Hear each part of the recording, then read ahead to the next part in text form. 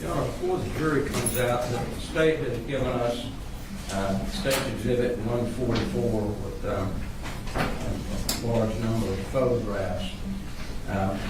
We've gone through those photographs. Rather than taking them up in front of the jury, I thought we could deal with them before they get in here. Okay.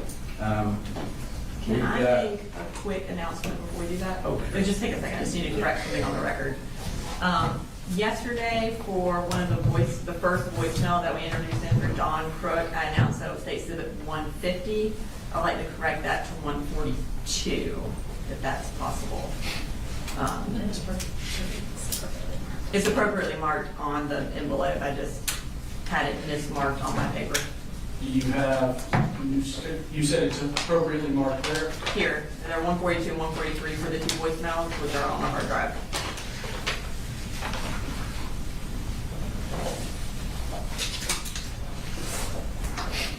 We were going to try to rearrange things, but that was going to be really difficult, so I just... So I have the first one that was played is 150. The second one is 143. Tell me what. 150 should be 142. Okay. All right. What were we saying, Mr. Berry? Sorry. Thank you, Your Honor. I don't know whether the state wants to look through these after I read these numbers out, see if they want to pull any of these or not. After seeing Mr. Berry's list last time, in anticipation of this, with the court's permission, we'll pull them up electronically. That just seems a lot more seamless if it's more than a couple. Can we just make a copy of your list? Would that be possible? Sure. Would you like a copy of it too, Your Honor? Yes, please. And these are about to be introduced? Is that right? Correct. I can do it over here. Copy of the copies. Yeah. Instead of having to write it. Yeah.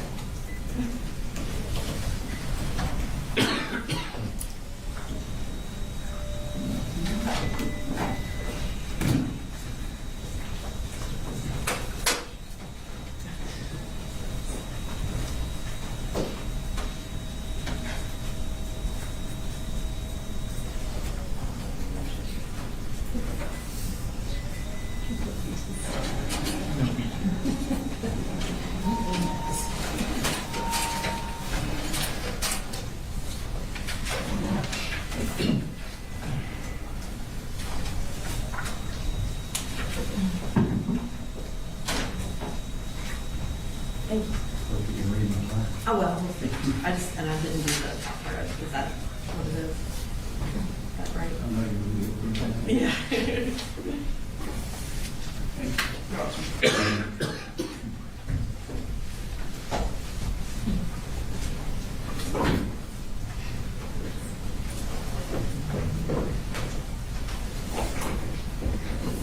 So, Mr. Berry, I'm looking at your list. Next to certain groupings of numbers, it says okay. Does that mean there's no issue with those? Right. I was just making those notes myself. Okay. So there's an issue with 145.38. I'm asking you that's a question. Up to that, the first series of photographs are just of the interior of the home. There's no probative value for those. There was nothing found in those areas that the state plans to put into evidence. I don't see any reason to put in the condition of the home, whether they've got clothes scattered on the floor or not. I don't think that has anything to do with the case at all. So anything that just shows a condition of each particular room, I don't think would have any probative value. We're reviewing them, Your Honor. And you said 145.18 through 145.38? Is that? There's about 20 of them, I think. That's 18 through 35. And Judge, do you want us 38. to display these for you first and then me argue, or me to argue continuously, or? Well, it helps if I see you miss those. And we can display them on the Screen. Okay.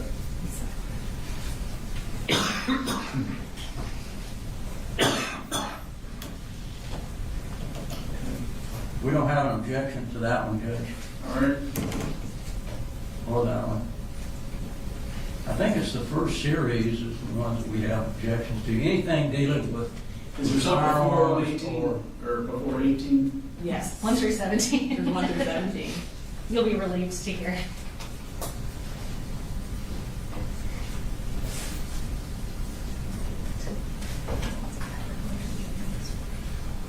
I'm just gonna do a walkthrough.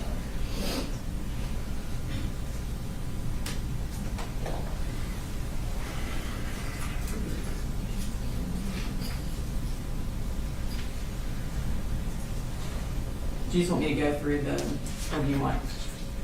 I think they have several of the home. I don't know what purpose the number of vehicles would be at that particular location. I don't think it has any probative value, doesn't add anything or subtract anything from the case. And Judge, I'm just going to go ahead and kind of blanket address that in no case that I've ever tried have I not been able to show pictures of the crime scene or pictures of relevant aspects of the case. We just came off a day of testimony about the conditions of the home, about the living situation of this family.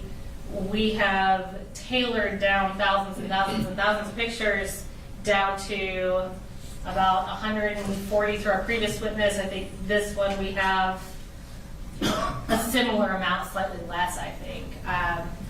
The pictures that he's challenging, and obviously we'll show them for the court for you to make a ruling, but these are contextual pictures. The state has to be allowed to present our case how we want to present our case. And in this situation, we are providing context, providing orienting photos both for the witness and for the jury. We are providing photos of the home that this family was living in, similar to the oral testimony and evidence that was presented yesterday. For example, this first picture shows the address of the home that was testified to yesterday. This is showing this is the home at the address that was talked about. Sure. And do you want us to just kind of flip through? I think so. Just tell us if you'd like us to stop or slow down. These are just the different sides of the house. Obviously, none of those are cumulative. That will be for context. That's not an exhibit itself.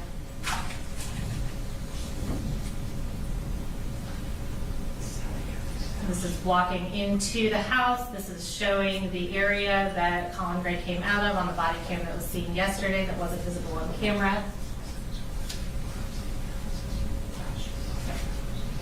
And Judge, it also helps the crime scene technician explain how she walks through the house, how she does her process.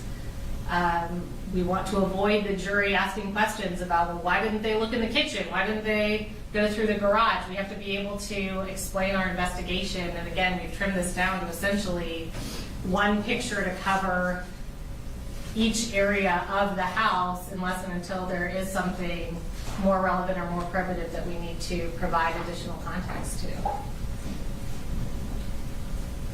And my argument, Judge, basically is you just don't take a whole lot of pictures unless it shows something of value.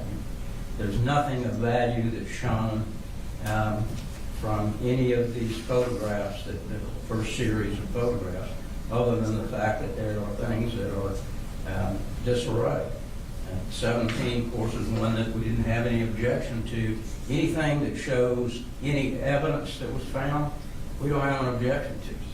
And Judge, there was no evidence found, and there's been no testimony about the condition of the house up to now that I know of. So trying to show the condition of the house, does that put his character into issue?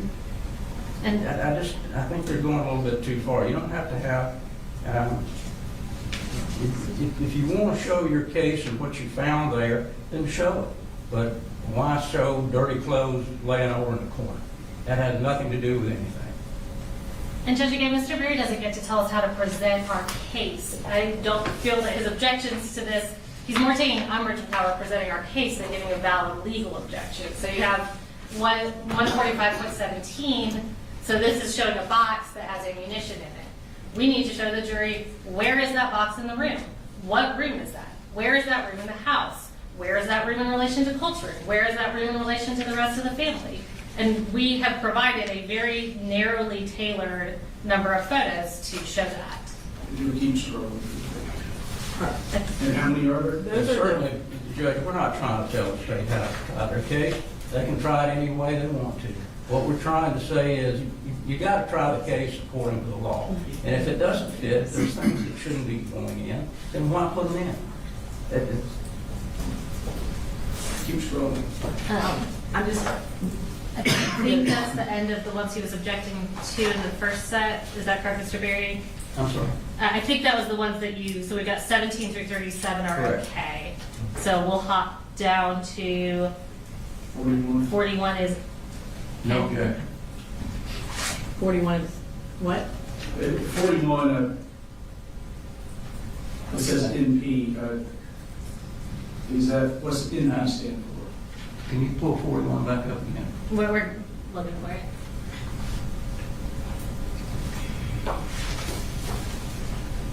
That's 36. Okay. On one slide. Okay. 41, this is a photograph of a bag.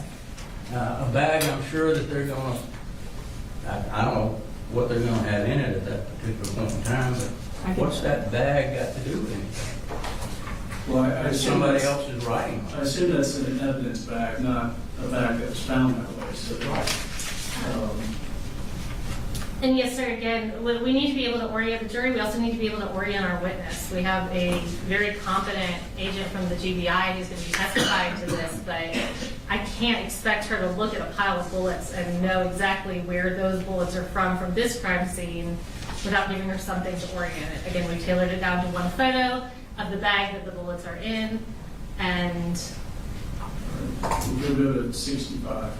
Well, I'm sure if she's a competent agent, she's going to have those bullets in the bag. So when I take a picture of the bag, and then when I have the bag up there, we generally don't send the bag writing out.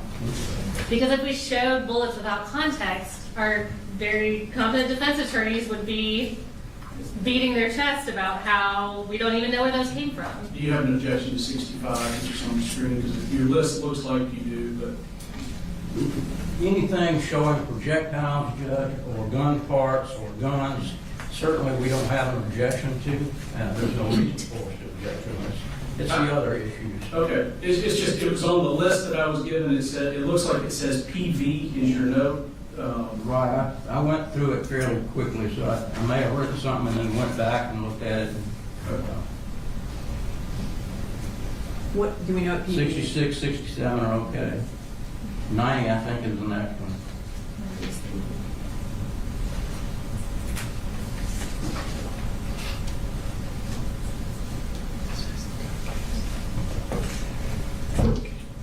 I just don't know what possible value that would have. It doesn't orient anybody to anything. Nothing was found there. Why?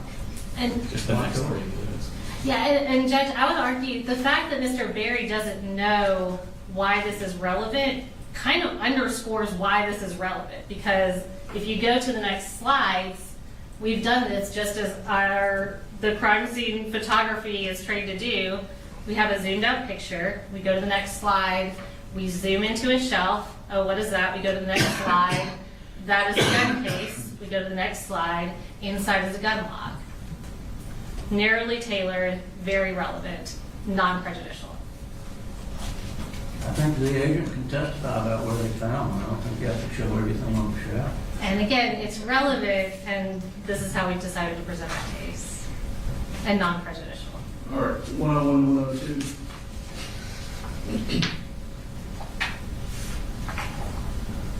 This is 101, Your Honor.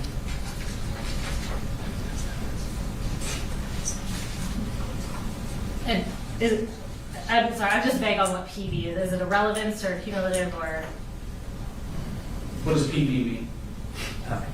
It's a closet with clothes. I can't I'm tell. asking what your note PV means on your list, so we know what the objection is. Probity value. I'm sorry. That is helpful. I assumed, but I didn't want to assume. And the ones that I had NP, that's not null cross. That was no property value. Okay. And Judge, yeah, this is an orienting photo. It shows a room, it shows a closet with a gun sling on it. And it shows where that closet is located in the room, in the context of the room. And- 107.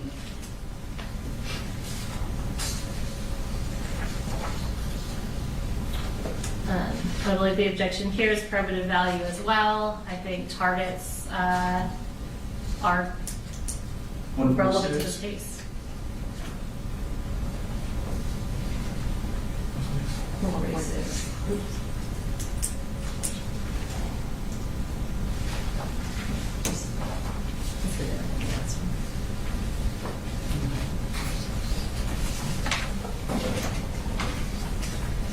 We only go to 116.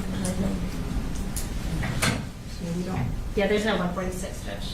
There's a 116, that, Mr. Berry, what's the last one on your list? Is that 146? 146, 107, and 146.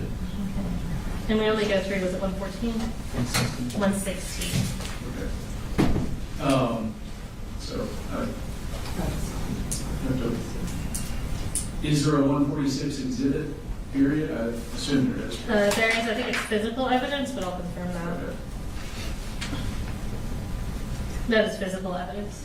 I think 146 is the third photo of what was on the wall.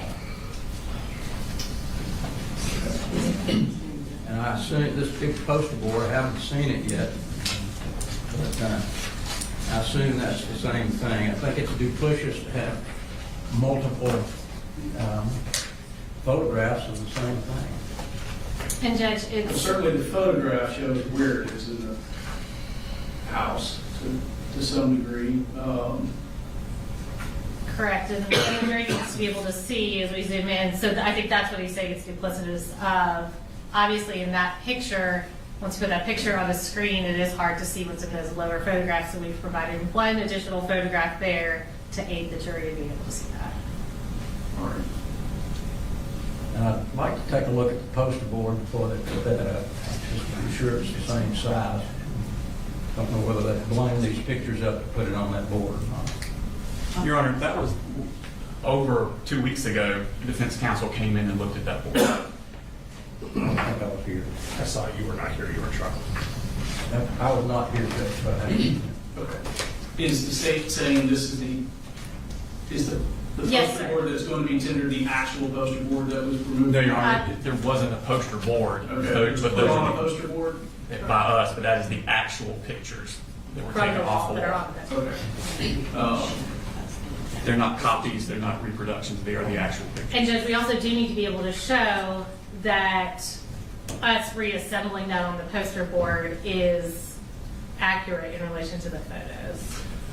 Well, they don't have to show they've got 4 pictures of the same thing, plus they got a poster board. That, to me, is about as duplicitous as you can get. So in general, just kind of taking these as a whole, some of the photographs are highly probative, some of the photographs are a fair bit less probative. But in order to keep them out, I've got to find that the probative value is substantially outweighed by unfair prejudice, or being needlessly cumulative. I'm not able to find that it's substantially outweighed as to the exhibits that we just reviewed. And that's the standard for keeping it out. So the objection's noted for the record, but we're Thank you.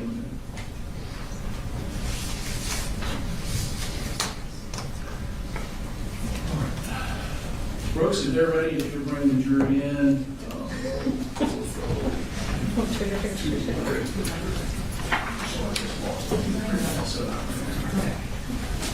And these are in the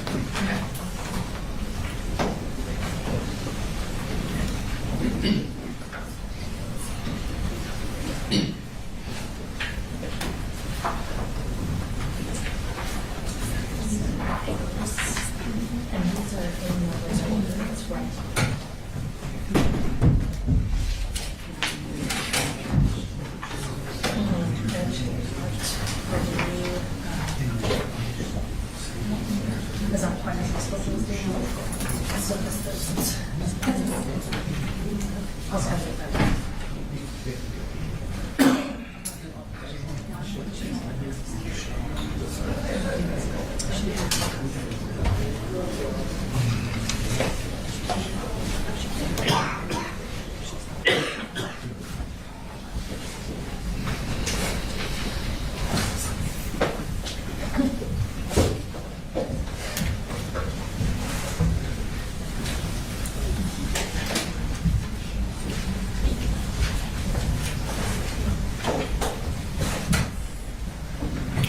Thank you.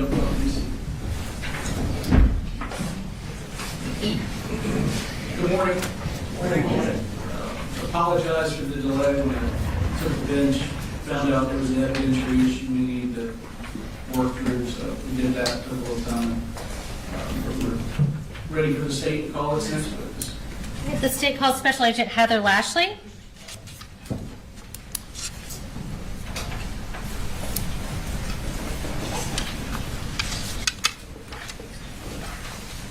Okay, you want to go ahead and raise your right hand. Do you swear or affirm any testimony you're about to give in the matter now pending before the court is the truth, the whole truth, and nothing but the truth, so help you God? I do. All right, you can have a seat. And if you want to go ahead and just introduce yourself to the jury and tell us where you're employed. Yes, ma'am. My name is Heather Lashley, and I'm a special agent with the Georgia Bureau of Investigation out of the Atlanta Regional Office. Okay. And how long have you been with the GBI? Just over 3 years. And what's your role in the Atlanta division of the GBI?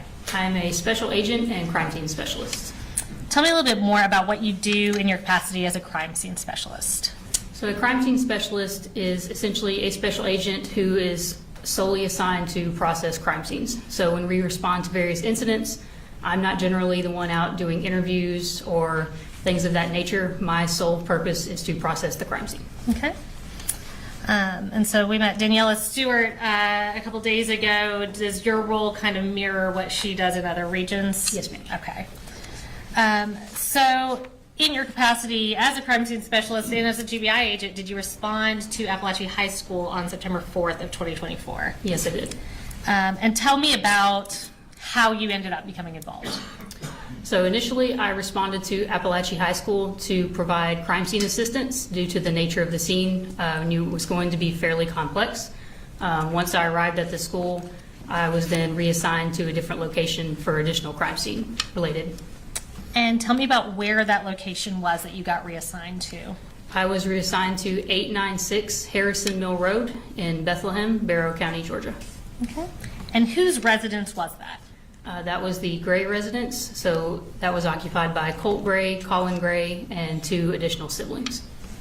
And what was your role going to be at that location? My role was to process the residence as a crime scene, so taking photographs, locating any items of evidence, collecting any evidence that I found there. And around when did you arrive at 896 Harrison Mill Road in Bethlehem? Approximately 2 p.m. on the same day, September 4th. All right, and give us kind of a general description of this residence at this property.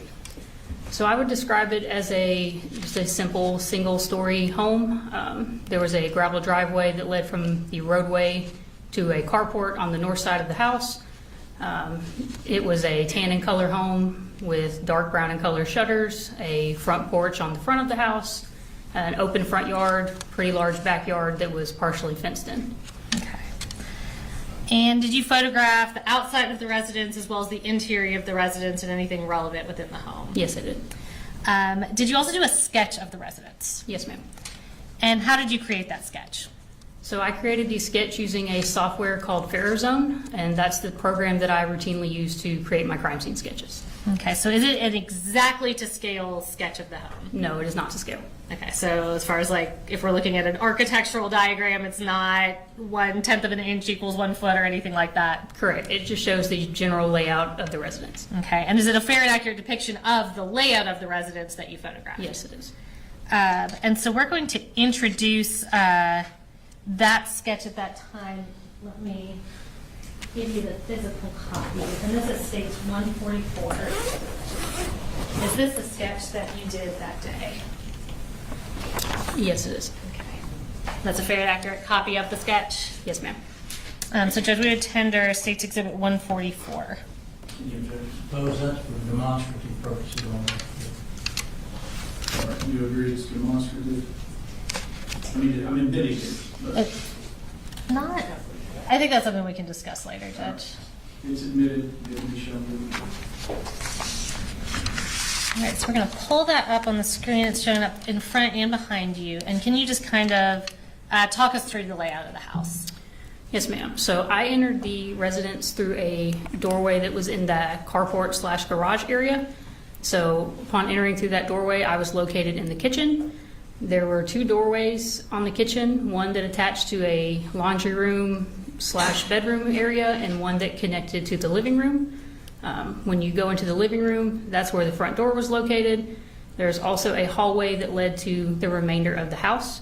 There were 2 doors located on either side of the hallway that were a combination of bedrooms, a bathroom, and then just a general room. Okay. And you referenced that you took photographs of the residence both outside and inside. I'm going to show you a stack of photos that defense counsel has already gone through. You don't have to go through everyone if you don't feel like you need to. Have you previously reviewed those photos of the crime scene or of the scene? Yes, I have. Okay. And are they fair and accurate depictions of your photographs at that residence? Yes, ma'am. And Judge, we would tender State's Exhibits 145.1 through 145.114. All right, any objections, Mr. Chairman? Previous objections, All right, just ask for a standing objection. yes, sir. Prior objections noted, overruled, 141.1 through 145.1 through 145 point, did you say 114? Yes, sir. Or noted? All right, so we're going to kind of go through these one at a time, and I'll just have you sort of talk me through what we're looking at. We will start with 145.1 and tell me what we see here. So this is just an overall photograph of the house. In this photo, I'm standing farther down the driveway, closer to the road, so you can see the address as well as the actual house in the background. Okay, and let me go ahead and ask you, we see, are those law enforcement vehicles and law enforcement officers, a few that we see in that picture? Yes, ma'am. Okay, so before you arrived, you said you got there about 2 p.m. Was this residence secured and maintained in the same condition as before law enforcement arrived? Yes, ma'am. Okay. So we'll go to 145.2. What do we see here? This is just another overall of the house. I've just moved a little farther up the driveway. Okay, and point 3. This is the north side of the house, showing the carport, part of the driveway, and part of the front and backyards. And point 4. This is the back of the house. Okay, with point 5. The front of the house. Okay, and would the driveway be to the left when we're looking at it that way? If you're facing the house, yes, the driveway is to the left. Okay. We'll go to the next slide. So the next few pictures we'll talk about are going into that carport and garage. Can you tell us what door appeared to be the door that people used coming and going from the house? So there's a doorway in the carport. As I said, that was the one I entered to go into the residence. That was the door that appeared to be routinely used to go in and out. Okay. So we'll go to the next slide, which is 145.6. This is an overall of that carport and garage area. Okay. Point 7. A closer up photo. At this point, I'm partially in the garage, and you can see the doorway there in the corner. Point 8. This is a close-up of the stairs and the doorway. And going in, was that the kitchen that we were looking into in that open door? Yes, ma'am. All right, so let's look at pictures of the kitchen. This is one of my overall photos of the kitchen. At this point, I'm standing in that open doorway. All right, and that was point 9, so we'll go to point 10. This is another overall of the kitchen. At this point, I've moved to a different corner of the room, and I'm making my way around the room taking photos. Okay. And point 11. Again, another overall. This is from that same corner, and I'm moving to my left, taking photos. All right, and with that door to the garage, oh, there we go. So point 12. You can go ahead. Yes, ma'am. That's the door that leads to the garage. Sorry, I got ahead of you. Point 13. This is another overall of the kitchen. You can see the doorway that leads to the carport and also the doorway that connects to the living room. All right, so that's the living room we see there to the left of the carport. Yes, ma'am. Let me use your pause for just a second. Council, you want to look?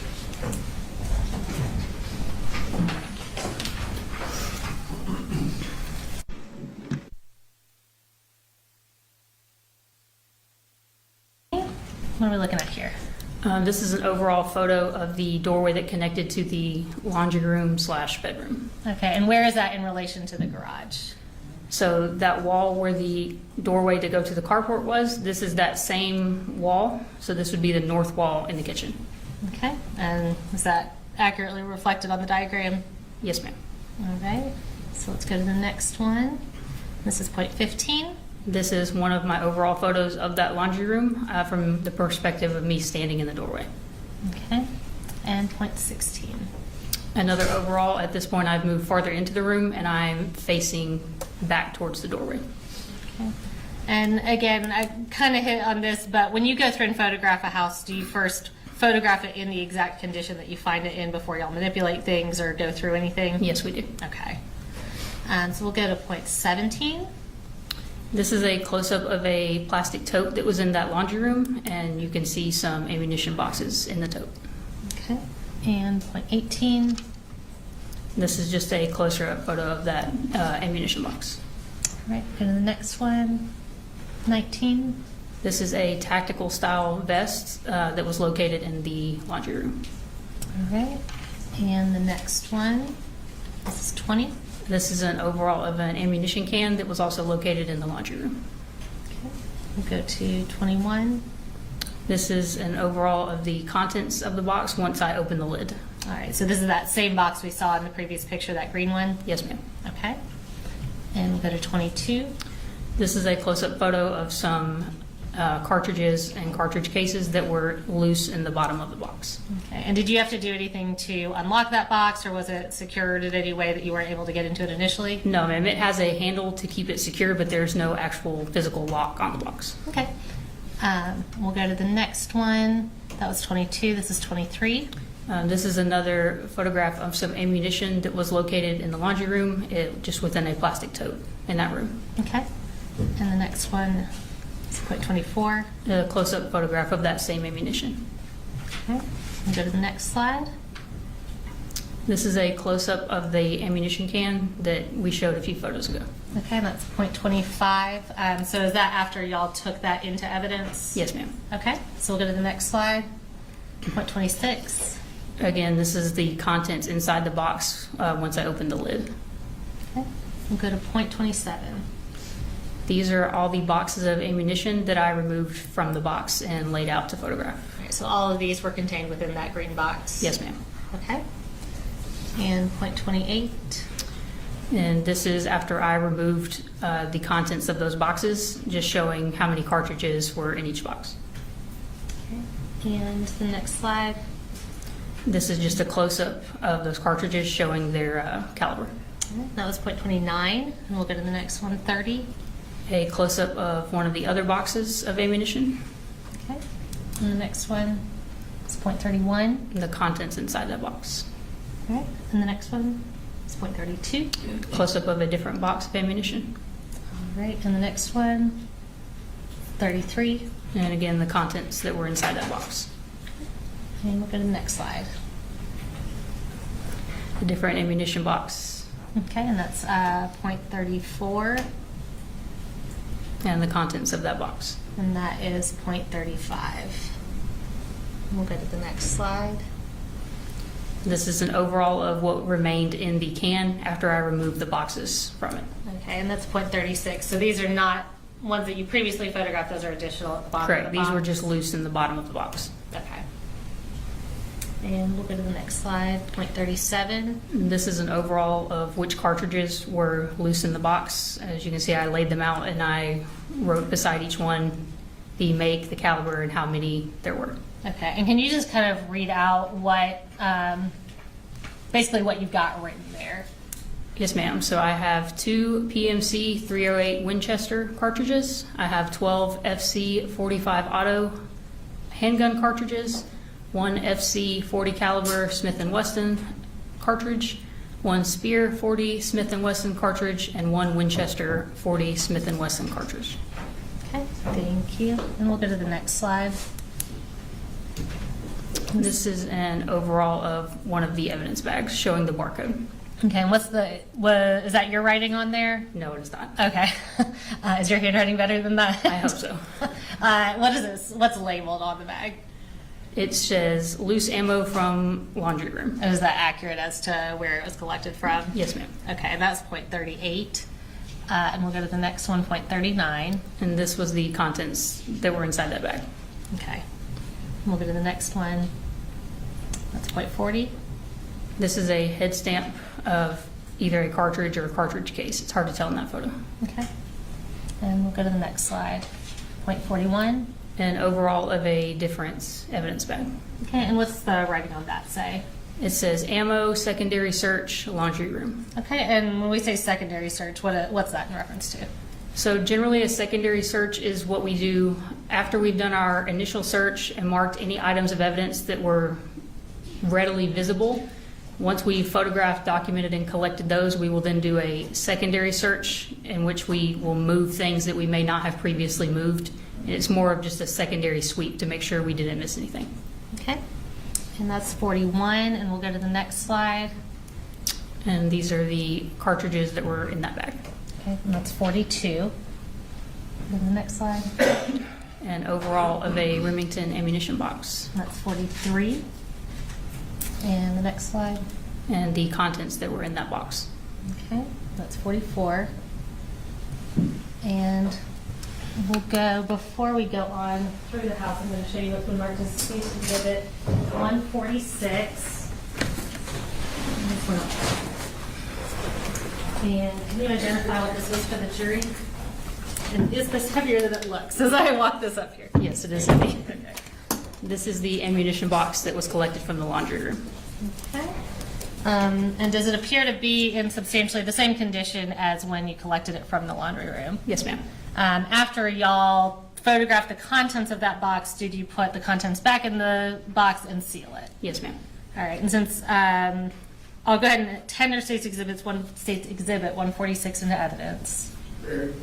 No objection. Does it have the bullets in it? Is that what this is? Yes, sir. Everything that was contained in it at the house is back in it now. All right, 146 is admitted.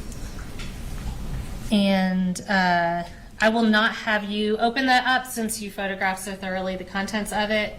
But I do have one more from that room. This is State's Exhibit 147.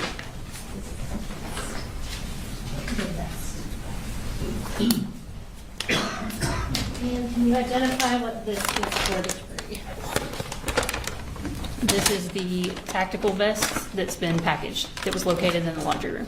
Okay, and is that bag and seal and everything in substantially the same condition as when y'all placed it into evidence? Yes, ma'am. All right, and I'm going to have you open that up and show that to the jury. And Judge, we would tender State's Exhibit 147. Fair. All right, 147 is admitted.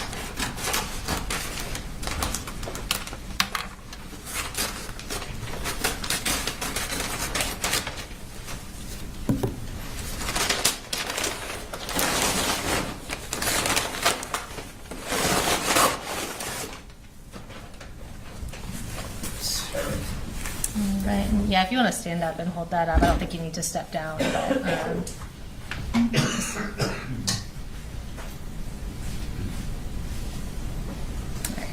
thank you. All right. Do you want me to put it back in the bag? And yeah, sure, whatever's easiest. If you need me to get it out of your way, let me know.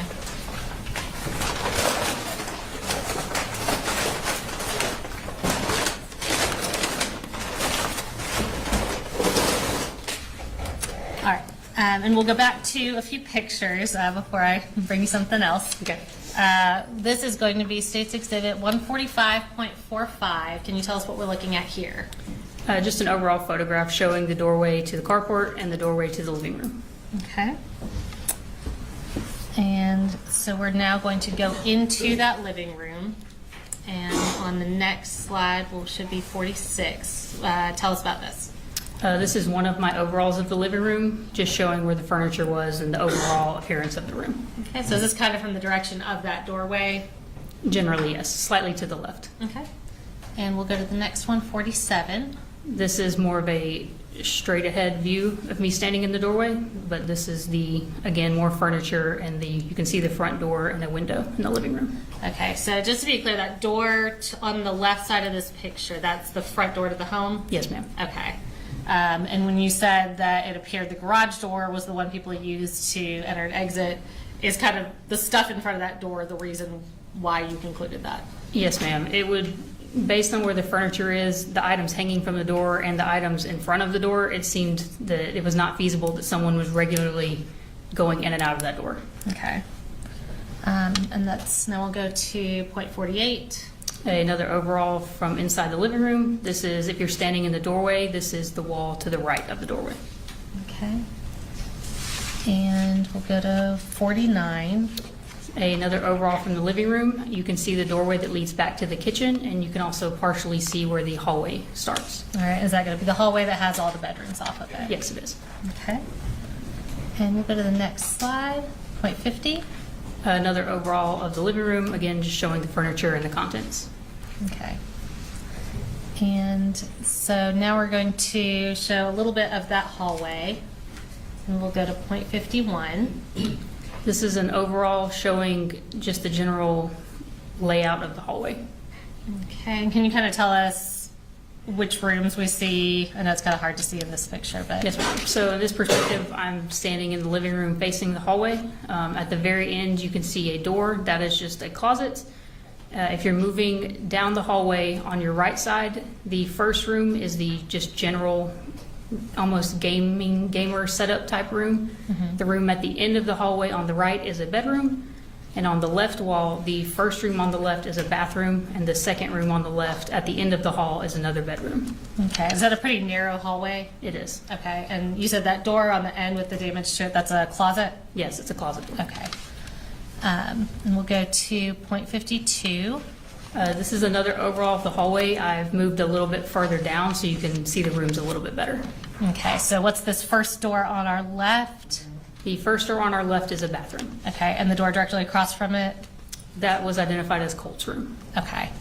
And that was point 52. So now we're going to look at that first bathroom that was on the left, and we'll pull up point 53. This is one of my overalls, just showing the condition of the bathroom. Okay, and how many bathrooms total were there in the house? 2. Okay. We'll go to point 54. This is a perspective of me standing in the bathroom doorway. I'm taking a photograph of the doorway directly across from the bathroom. Okay. And you said that's what was identified as Colt's room? Yes, ma'am. Okay. And the next slide is point 55. This is an overall near the end of the hallway. You can see that same closet door, and on the right and left are doorways to the bedrooms. Okay. And we'll go to the next slide. So next we're going to talk about, was that last room next to the bathroom, was that identified as Jenny Gray's room, the daughter? Yes, ma'am.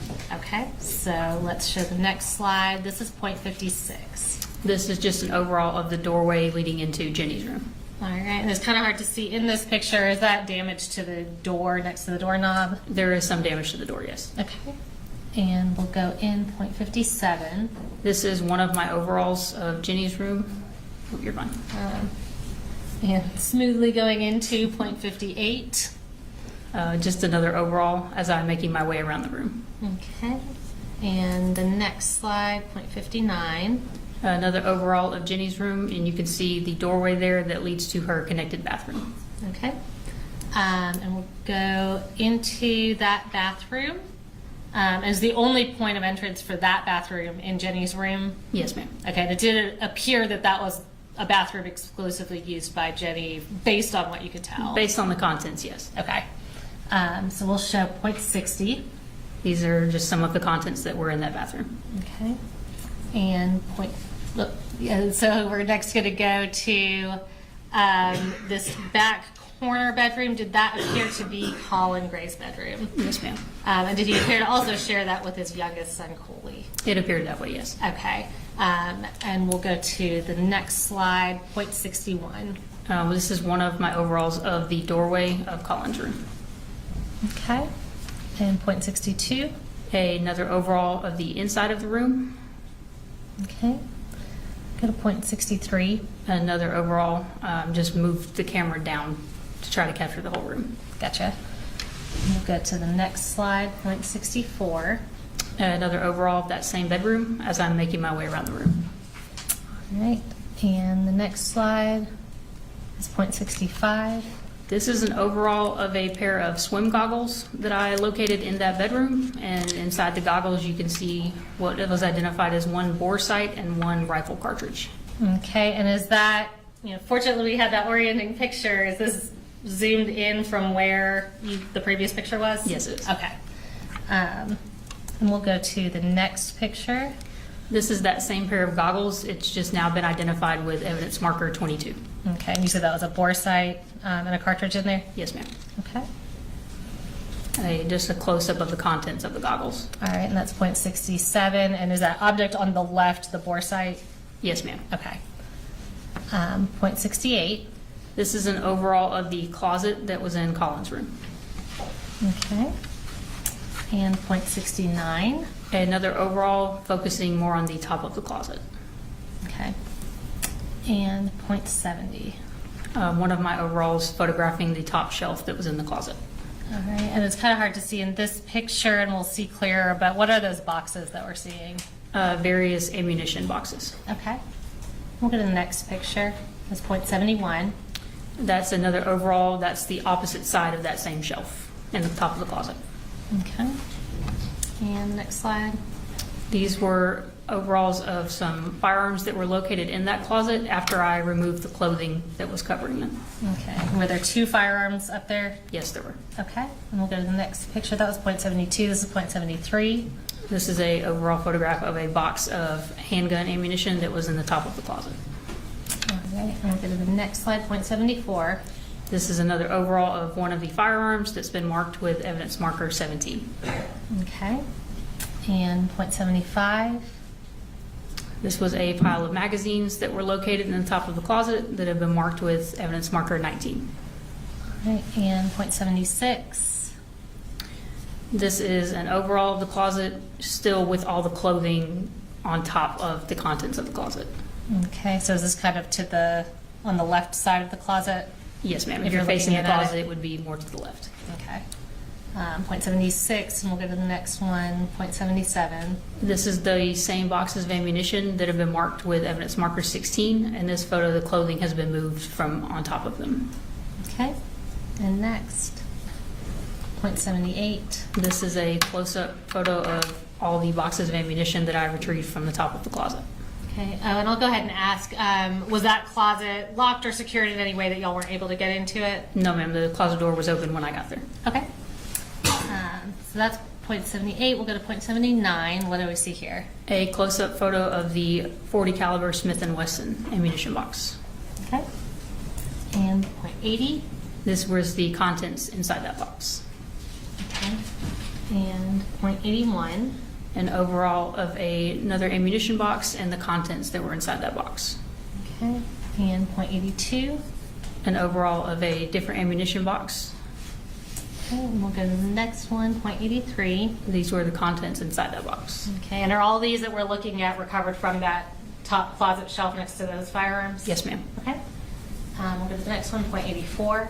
An overall of a 12-gauge shotgun ammunition box. Okay.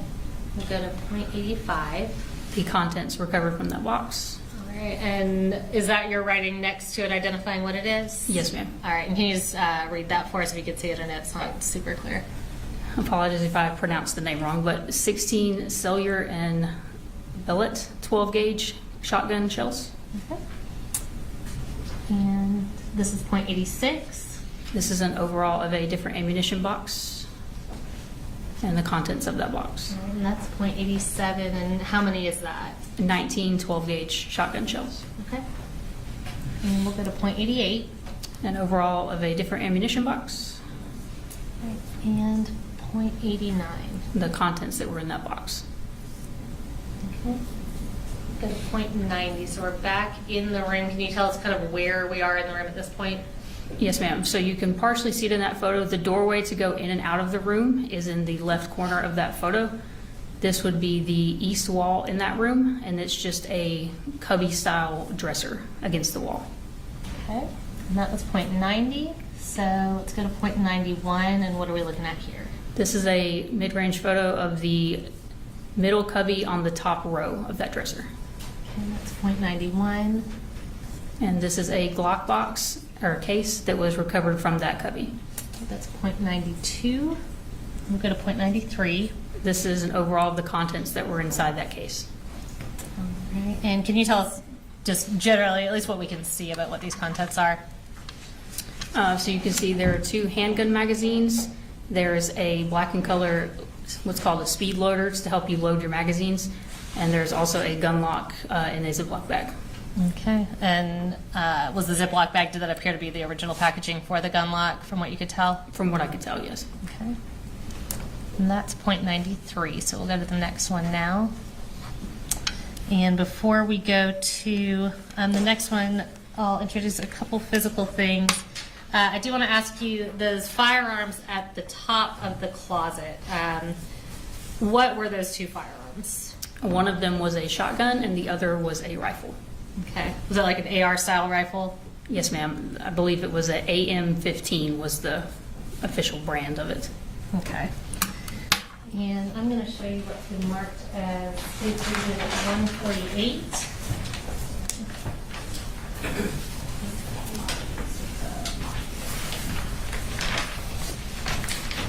Can you just identify what that is? Yes, ma'am. This is the Glock case that was recovered from that cubby in Colin's room. All right. And does it appear to be in the same condition as when y'all took it into evidence?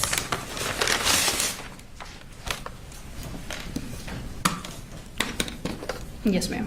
All right. And Judge, at this time, we would tender State's Exhibit 148. Okay, good. All right, 148.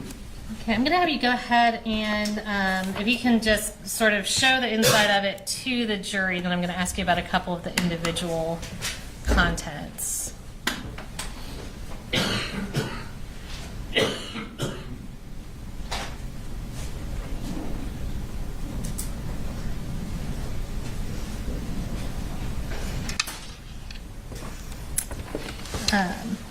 So if you could pull out the gun lock in there and hold that up, is that a pretty basic gun lock? Yes, ma'am. Okay, and what's that paper that's inside with it? Have you reviewed that? I have, yes, ma'am. So this paper is provided by Glock. It's essentially just a safety form. It provides instructions on how to properly secure the gun lock. It also provides warnings on how to do so safely. And there are also photos depicting what the gun lock should look like when it's properly installed on various types of weapons. Okay. And does it include like safety tips and that kind of thing as well to sort of explain that to the owner? Yes, ma'am. Okay. And what's the envelope that is also inside that Glock case?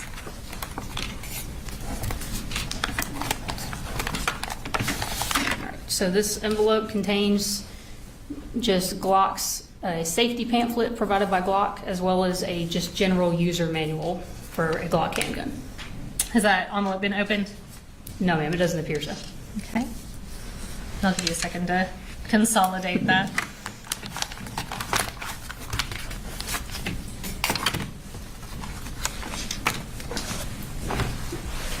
All right, so we'll go back to the pictures.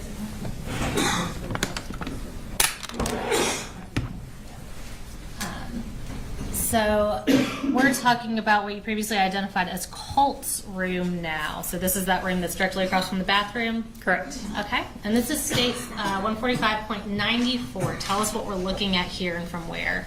This is one of my overalls of Colt's room. In this perspective, I'm standing in the doorway and I'm facing generally the west wall. Okay. And we will go to, is that a like computer screen right there that we see? Yes, ma'am. There's a desk with a computer monitor, some video game equipment, and just some other assorted items on the desk. Okay, and that, so we see that a little clearer in States 145.95. Yes, ma'am. Just another overall showing the desk and the chair and some contents that were in the floor. All right, and is that still kind of from the doorway? Yes, ma'am. Okay, so this is a pretty small room. Yes, ma'am. It's not very big. Okay. So this is 145.96. Tell us what we see here. This is an overall photograph of the west wall. You can partially see the desk, and you can also see some things affixed to the wall. Okay, and you say some things affixed to the wall, so we see what's right in front of us. We'll obviously be coming back to that. Was there really anything on the walls other than what we see in this picture, that skull and these items on the back wall? There was one shelf mounted to the east wall, which is the wall where the doorway was located, but the only thing on the shelf was an empty shoebox, some loose papers, some push pins, nothing of relevance. Okay. So we'll go to 145.97. Another overall, just making my way around the room, this would be partially the south wall and part of the west wall. Okay, and is that door right there, is that the door to the room or a closet door? That is a closet door. Okay, so that's 0.97. We'll go to the next one, 0.98. Another overall, just a little bit lower photograph. You can see some more video game equipment and some assorted items in the chair and on the floor. Okay, and we'll go to 0.99. An overall facing downward, and you can see the broken computer and some tools on the floor. Okay. And again, was this all the same condition as when law enforcement came into the house? Yes, ma'am. Okay, so this is 145.100. This is a photograph of a wire shelf that was in the room for some notebooks on the top shelf. Okay, so we'll go to 0.101. This is an overall of the closet that was in Colt's room. Okay, so we'll go to 0.102. Just another view of the closet. Okay, and is this door on our left side, is that the entrance to the room? Yes, it is. Okay. And this is 0.103. This is an overall of a black and color rifle sling and a tan soft rifle case that were located in that closet. They were both folded over the bar that's used to hang clothing from. Okay, and I'm going to go ahead and provide to you State 149.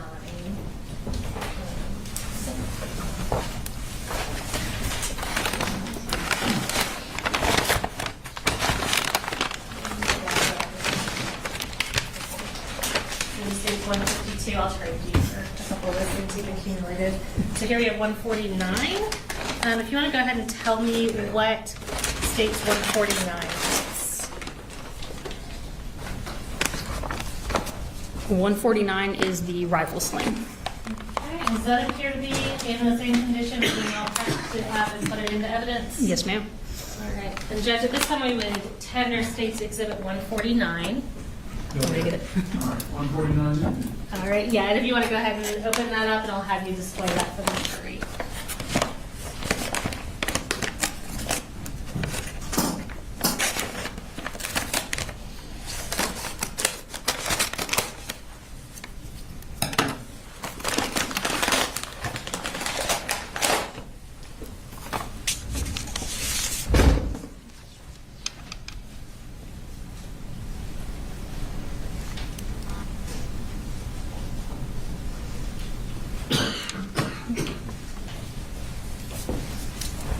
And so that is the rifle sling. Can you identify for us what State's Exhibit 150 is? A 150 is the soft rifle case that you can see in that photo. Okay, so is that this brown object that we see here? Yes, it is. All right, and is it in substantially the same condition as when y'all packaged it up and put it into evidence? Yes, ma'am. Judge, we would tender State's Exhibit 150. All right, 150. All right, I'm going to have you do your best to get that open and pull it out and display it for the jury.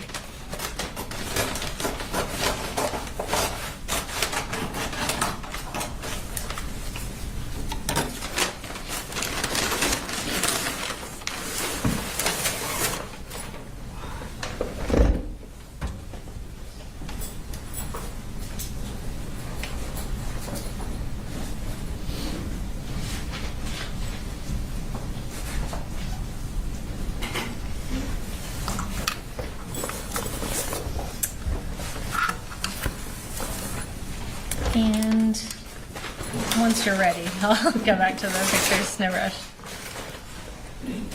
All right, so we'll now go to, so the picture we have up now is 103. We'll go to 145.104. This is a close-up of the rifle sling. It has been marked as evidence marker 7. And that's the rifle sling you just displayed for the jury? Yes, ma'am. Okay, and we'll go to the next picture, 105. This is a photograph of the rifle case after I opened it, just to show that there was nothing inside of it. And that's the inside of that rifle case that you just displayed? Yes, it is. All right. And we'll go to 106. This is an overall of the top shelf inside that same closet, just showing the contents. Okay. And we'll go to 107. These are some targets that had been wadded up, and they were located in the bottom of the closet among some clothing and other assorted items. Okay, and we saw some of those as well in 106 and 107. Can you tell us, when you say targets, what are those specifically? These are shooting targets. Okay. And we'll go to the next slide, 108. This is an overall of a sight box, red dot sight, that was located in that same closet among some clothing. Okay, we'll go to the next slide, 109. This is a close-up photo of the box showing the brand information and a photograph of the site. Okay, and we'll leave that up, and I'll go ahead and show you what's been marked as State's Exhibit 151.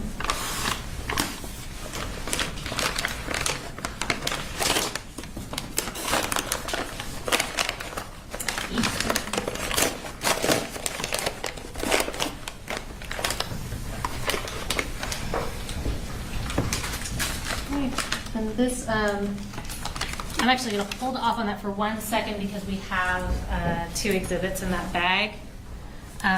So you go to 110.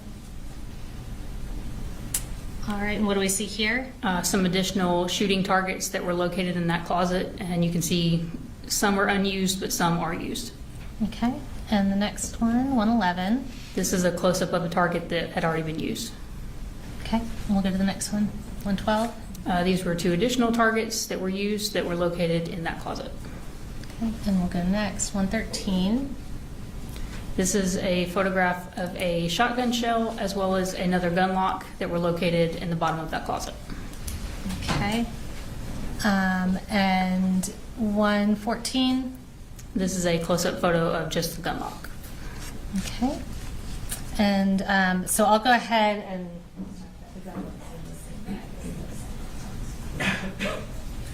so you've got that bag in front of you. It's labeled, I believe it's 151 and 153. Is that correct? Yes, that's All correct. right, and what are the contents of that bag? This is the box for the red dot sight as well as the gun lock that is on the screen right now. All right, and do those appear to be in substantially the same condition as when you took them into evidence? Yes, ma'am. All right, Judge, we would tender State's Exhibits 151 and 153. You go check. 151 and 153 are admitted. All right, and if you can just hold up the site mark box for the jury. I won't have you open the box or anything. All right, and then moving on to 153. If you can hold up that gun lock. All right, and the other gun lock that was recovered from the house was in kind of a Ziploc bag. Is this one in a bag that has not been completely opened? Yes, ma'am. Okay, so do you feel comfortable saying, does it appear that is an unused condition? Yes, ma'am. There's a rip in the bag, but it's not nearly large enough that the gun lock could be removed without tearing the rest of the plastic. Okay. And I'm going to circle back. I have my numbering a little out of order. So this is 152.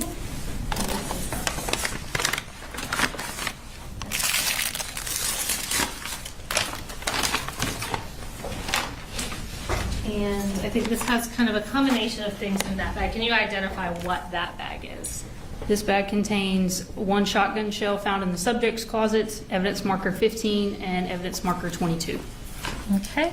And those appear to be in substantially the same condition as when you took them into evidence. Yes, they do. All right, and Judge, we would tender State's Exhibit 152. You know, no. All right, and I think you have I'm sorry, you have a couple individual bags within there. Can you just tell us what each of those are? Yes, ma'am. So each of the items that I just read off are packaged individually within their own coin envelope, and each coin envelope is then in this bag. Okay, so will you just identify each one really quick? Yes, ma'am. So each of these envelopes contain a shotgun shell. One was recovered from evidence marker 15, and one was recovered from Colt's closet. Each of these items are the 2 items that were previously observed in the swim goggles. One is the cartridge, and one is the bore sight. Okay, so, and just order-wise, because I bounced around a little bit, so the bore sight, a couple of the shells were from Colin's room, and then another shell was from Colt's room. Yes, ma'am. Okay, and just to kind of clear up something that the jury may notice, was there a bed in the room that we're referring to as Colt's room? Was there a bed? Yes. I'm sorry. No, there was not. And what is your understanding of where Colt would actually sleep? It was my understanding that Colt was sleeping in the laundry room that also was serving as a bedroom. Okay. And at this point, we can go on to the next slide. So this is State's Exhibit 145.96. We're just going to kind of use this for reference. Tell me about what we're looking at here. We are looking at the west wall in Colt's room. You can see the same desk that we discussed earlier, as well as a series of photographs and articles that were affixed to his wall. Okay.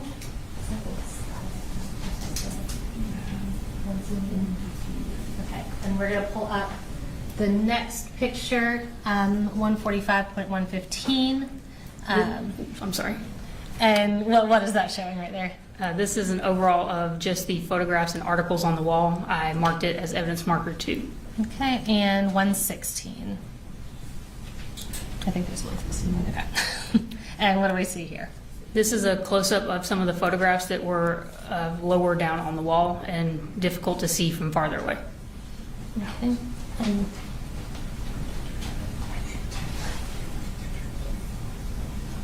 All right. And Judge Mr. Smith pointed out that I have a numbering error. So I tendered 145 through 114. There's 116 photos. So I would tender State's Exhibits 145.115 and 116 at this time. They were previously reviewed and discussed with defense counsel. I just had my number wrong.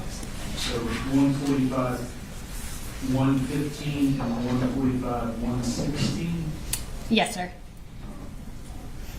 I just, in my aggregate numbering, left those out. The same objection that we made earlier. All right, so overruling the objection, 145, 115, and 116 for the Thank you. All right, so I want to talk about, let me go back to, I want to talk about what we're looking at here. Did you collect these photos and news articles on the wall into evidence? Yes, I did. Okay. And were those affixed directly to the wall?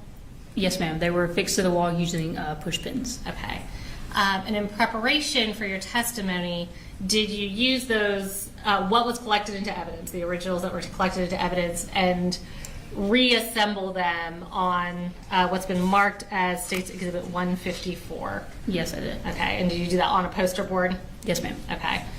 Just kind of in place of a wall? Yes. Okay. And did you use your crime scene photographs as reference to make sure that the way you affixed it was as close as possible to exactly how it was affixed in size and order on that wall? Yes, I did. All right, and Judge, at this time, have you reviewed today State's 154 to make sure it's in the same condition as when you assembled that? Yes, I have. We attend our State's Exhibit 154. We would object, Judge, under the duplicious aspect of photographs. All right, and as I understand it, these are what was actually removed from the wall? Yes, sir, Judge, we're tendering the original shrine into evidence, reconstructed on the poster board, as obviously we couldn't take the whole wall. All right, so the photographs, 154, it's admitted over objection. So I'm going to bring this over and display it for the jury, and then we're going to talk about what we are looking at.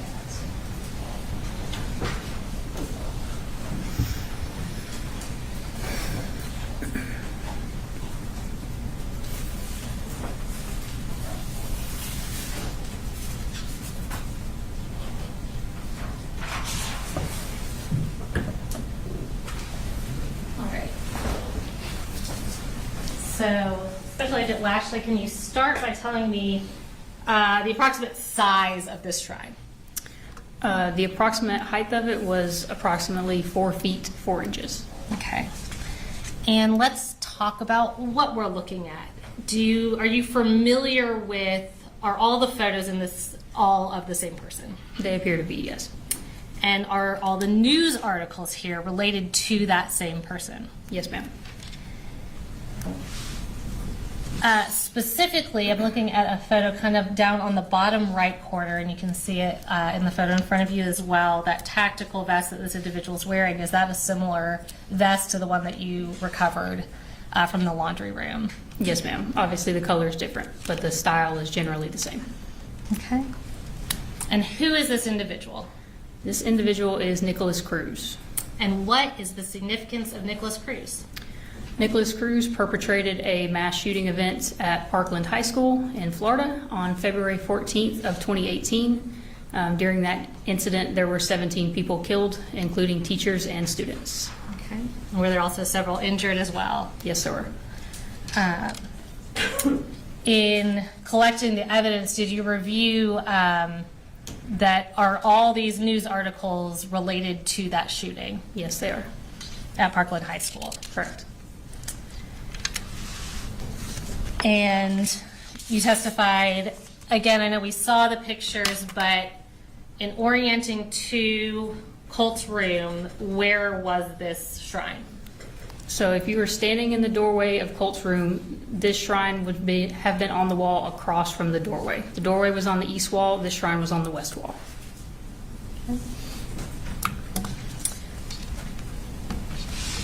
And I'll ask you, before I sit down, just as you recovered all the evidence, did any of the firearms that you recovered have a gun lock or any other safety mechanism on them? No, they didn't.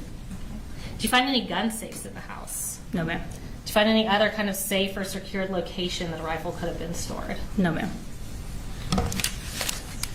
Nothing further from me, but Mr. Berry or Mr. Hawks may have some questions for you. Thank you. Cross?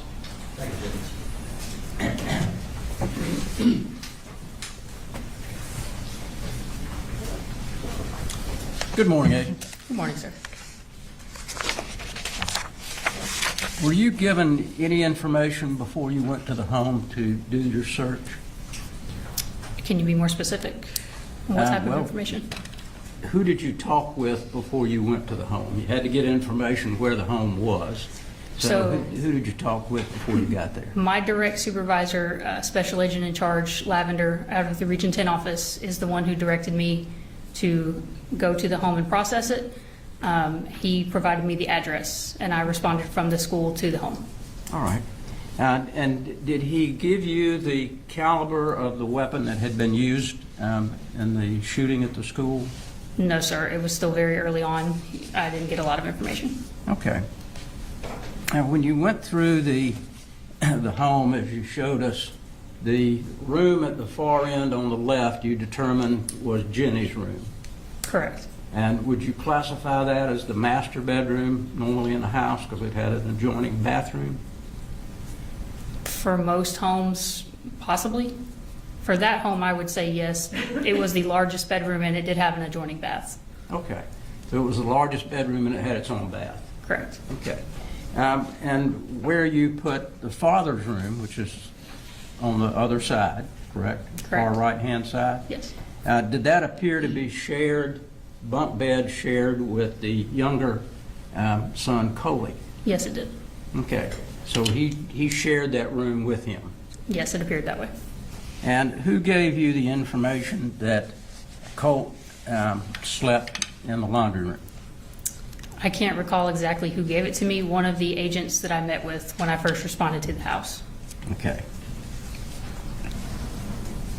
Did you find a photograph in that laundry room where a bed would be? There was a bed in the laundry room, yes. Okay. And, excuse me, going through some of the cartridges that you found in this box, I think the, let's see.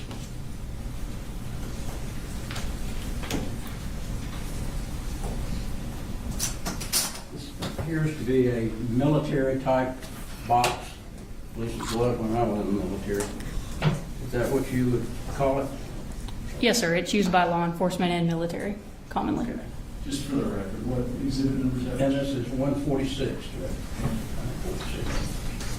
146. And you went through that box and told us all the ammunition. Did you find any weapons in the house that matched the cartridges that you found? I found a shotgun in the house as well as multiple boxes of shotgun shells, so yes, those would match. And I also found multiple different calibers of rifle ammunition. The rifle in the top of the closet, I'm not positive which caliber it would be, so I can't confirm or deny that. Okay. Well, you told us that you found 2 308s, correct? Boxes or just cartridges? In the box that I just showed you. Yes, I think found you- several 308s. Okay. 12.45 caliber. Yes. And Smith & Wesson, different makes, but 4 Smith & Wesson type bullets. I found multiple types of handgun bullets. Yes. Okay. And did you find a handgun? Not in the home. In Mr. Gray's vehicle, yes. Okay. And you searched his vehicle also? Myself and Special Agent Andrew Still did, yes. And was there a Smith & Wesson found or a 45? Neither. It was a Glock 43X. Okay. So you didn't find a 45 nor a Smith & Wesson? No, sir. How many Glock bullets did you find in this case? So generally, you will not find a cartridge that has Glock imprinted on it. Glock is the manufacturer of the handgun. Right. It's 9mm though, right? Yes. Okay. How many 9mm did you find? I don't recall, sir. And you indicated that you found an AR-style weapon in the top of the closet where Colin Gray slept, correct? Correct. And did any of the bullets in this case fit that particular firearm? I'm not sure, sir. I did not attempt to load that firearm. Okay. You didn't check to see what caliber it might be? I examined the exterior of the rifle, and it was identified as a multi-cal, which means it's capable of firing more than one type of caliber. There was not one specific caliber listed or imprinted on the rifle. Okay.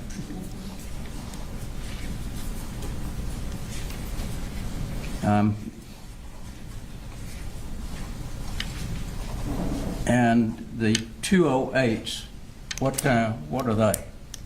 Caliber 208s that you testified to, I think. I don't recall testifying about a 208, sir. Okay. Or Were there- testified about 308s. Were there any found there? 308s, yes. Okay. You remember how many? No, sir. Multiple boxes. Okay.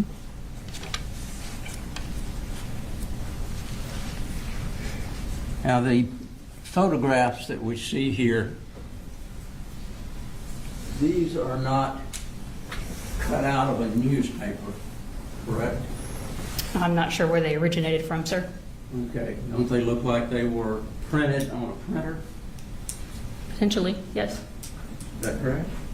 They could appear that way. Again, I'm not sure where they originated from. Okay. But they don't look like a newspaper where you cut it out of a newspaper, do they? The physical photos, no, they do not. Okay. Do you know when those were printed? No, sir.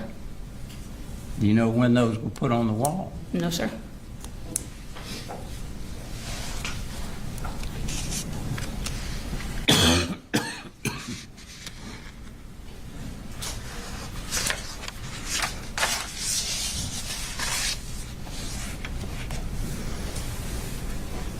The site mark box that you saw, did anyone give you any information that there was corresponding site mark on the weapon that was used at the school? No, sir. I never saw any of the evidence that was collected from the school. Okay. So primarily your duties was to go there and photograph everything pretty much that you saw.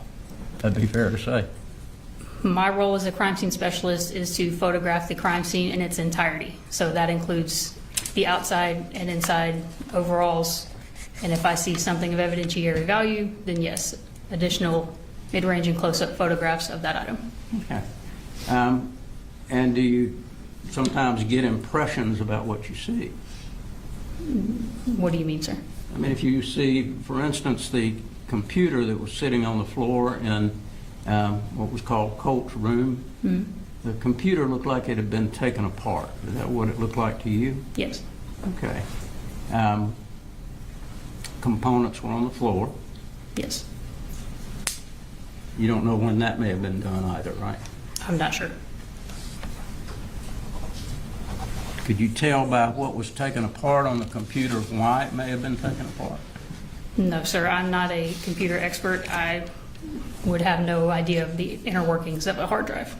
Did anyone collect that computer to your knowledge? I collected it and turned it over to the GBI's digital forensic investigators. Okay, and which agent did you turn it over to? Danielle Murphy. All right. Thank you, ma'am. Any redirect? No, sir. All right. Thank you, ma'am. You're free to go.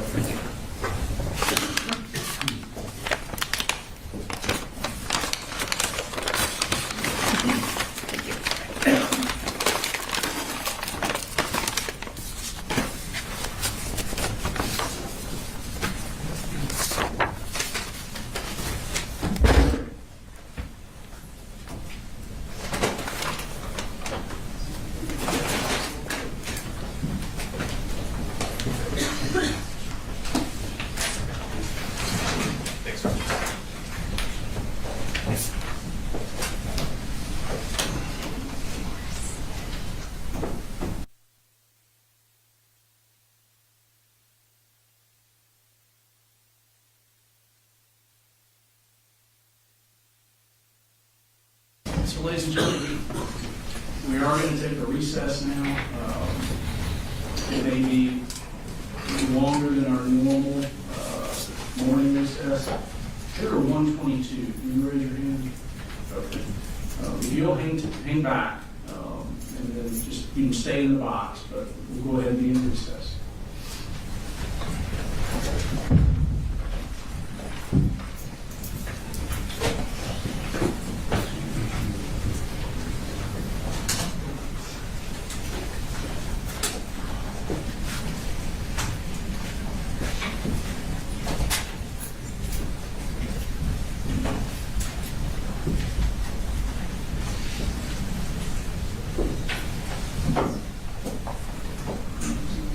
Good morning. My bailiff has informed me that you mentioned to a bailiff that you knew someone at Mike's gun room. Is that right? That's correct. And I believe yesterday some certified business records were tendered from Mike's gun room. I don't think we've gone through them, but they were admitted into evidence yesterday. Correct. So can you tell me, just tell me when it came to your attention that maybe you know somebody involved? Yesterday. When that was tendered? Yes, sir. Okay. Can you tell me who you know at Mike's gun room? Right. The owner of Mike's gun room? And what is the nature of your relationship with him? I've shot there quite a bit, and just, chatting with him and stuff. Okay. It also has a gun range? Did you say you've shot there? I said shot. Shopped, sorry. Okay. Ballpark, how many times have you been in there? In the past couple of years, probably about 5, but before that, we used to have an office where I worked in Winder, and I probably went in there 15 or 20. Okay. Have you ever been to dinner with him? No, Ever been to lunch with him? no, sir. Has he ever been to your house? No, sir. You ever been to his house? No, sir. You ever done anything social with him other than encountering him in his shop? Just chatting with him in the shop, that's it. Okay. I'll let State, do you have any questions? I have no question. All right, defense? Just one. Good morning. Just the fact that you have shot there before, you don't believe that's going to No. impact you really in any way in the case? No, I just brought it up because of having shot them. Great, we appreciate that. Thank you very much. Okay. So I'll address it further with the jurors, with the attorneys, and let you go take your recess. Just understand in general, don't talk to the jurors about knowing Mike at gun, and I don't know if he's testifying or not. Right. I But don't believe that's, wow, that's my yeah, problem. but just don't discuss the fact that you have been in there, shopped with him, anything like that with the other jurors, okay? Yes, sir. All right. Take your recess, sir.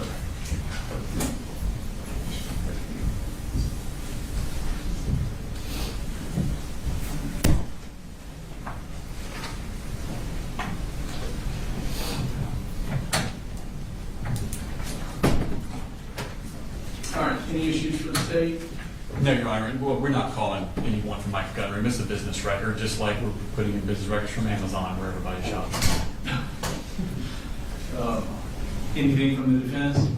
No, Your Honor, the court asked most of the questions that I would have, so I don't think you will issues. Very good, we'll be in recess, call it 10:45.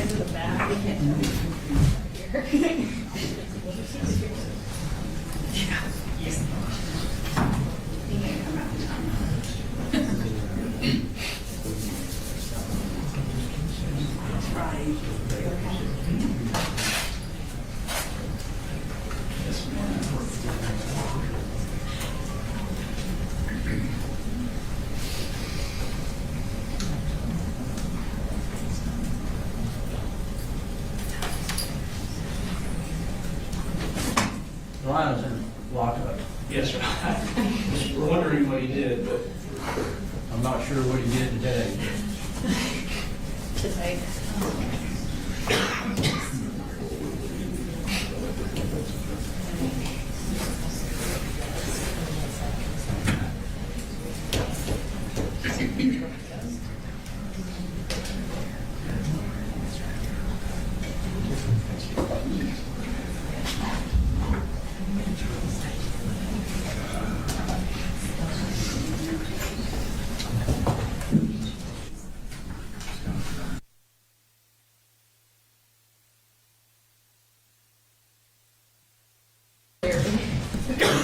we got unruly. All right, y'all ready for the jury? Yes, Your Honor. All right, bring them in.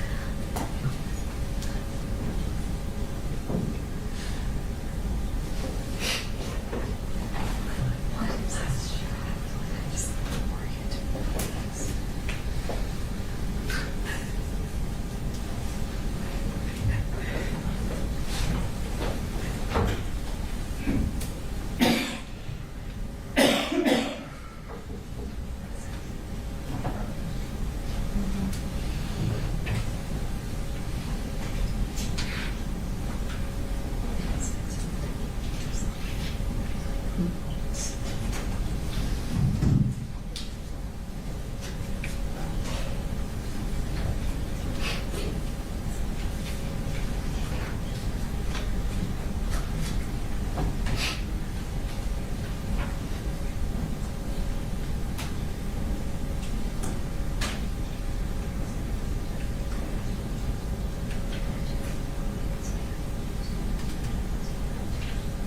guys don't have to stand me. Been sitting all morning, all right? You know, as soon as we sit down, they're gonna come out.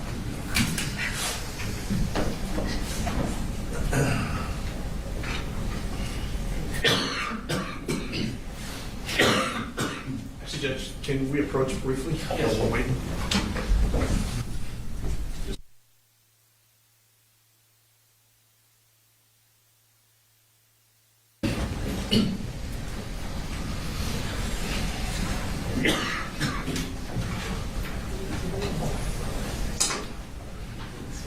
Is 15 minutes extra or? 20, can I say 20? Thank you. Okay.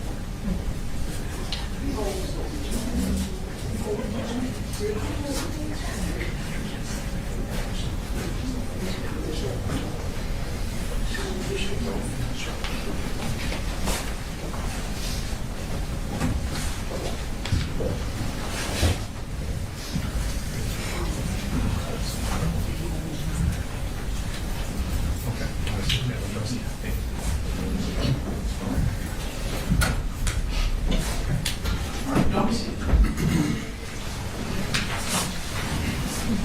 So, ladies jury, we sort of have this standard format where we take a good morning break,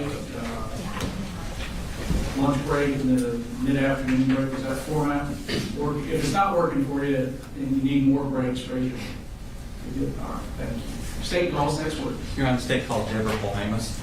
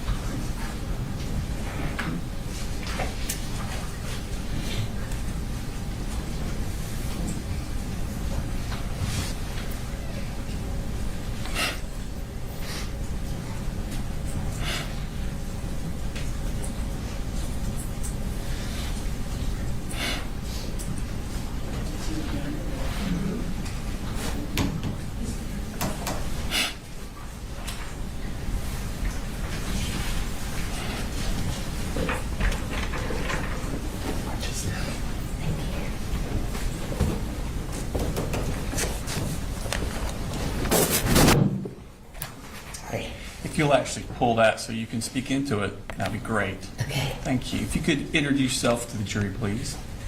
My name is Debbie Polhamus. And could you spell your name for the court reporter? Debbie Polhamus, Polhamus.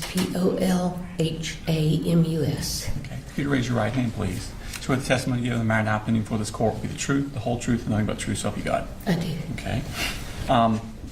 Tell us about yourself. Who are you? I'm Colt's grandmother, Okay. Jimmy's grandmother, Coley's grandmother. Okay. And your daughter is who? Marcy. And that is Colt's mother? Yes. Okay. And what do you do? I'm a retired educator, Okay. And how long were you an educator? 43 years. Okay. And where do you live? I live in Fitzgerald, Georgia. Okay. And how far away is that from here? About 4 hours. Okay. And so you said you were Colt's grandmother? Yes. What did he call you? Mamu. Mamu? Okay. Is that spelled a certain way or just? Mamoo. Okay.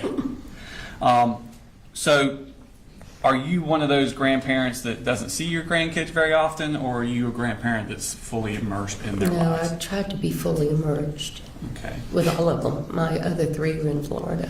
Okay. I was about to say, do you have other children? Yes. Okay, and where do they live?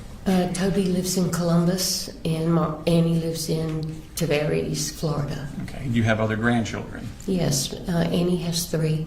Okay. Toby has 2. Okay. So, in the hierarchy of your grandchildren by age, where does Colt fall? Colt is the 3rd grandchild. Okay. And in this family, where does he fall? In his family, he's the oldest. Okay. When Colt was younger, did he have issues with impulsivity, having a short fuse? Impulsivity more than a short fuse. Okay. Do you remember talking to a GBI agent by the name of Agent Maddox back in, I believe that was September of 2024? I guess. I mean, I talked to a lot of them. Okay. I don't remember all their names.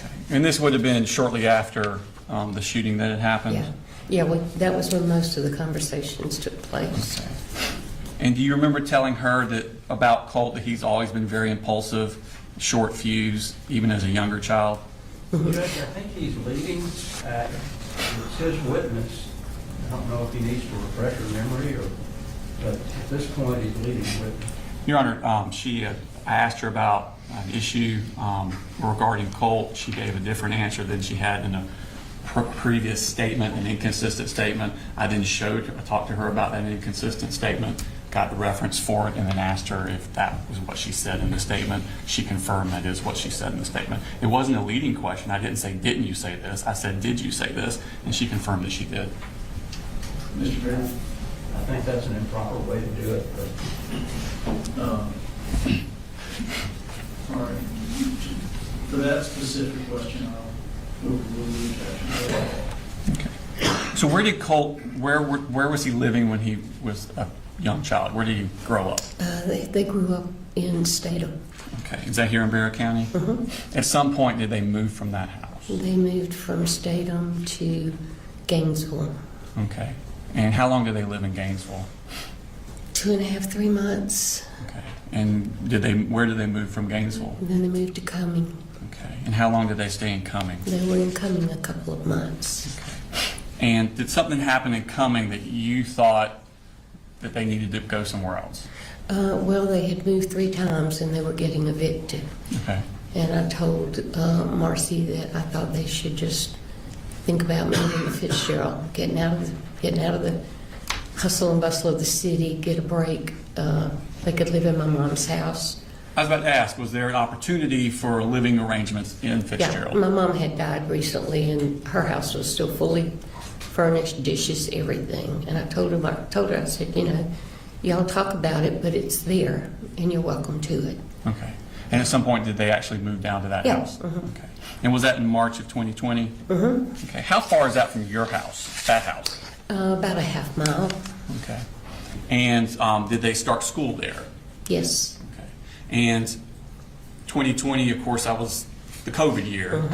Tell me about the situation with schooling and how that worked. Well, they went to school for less than a week. Okay. And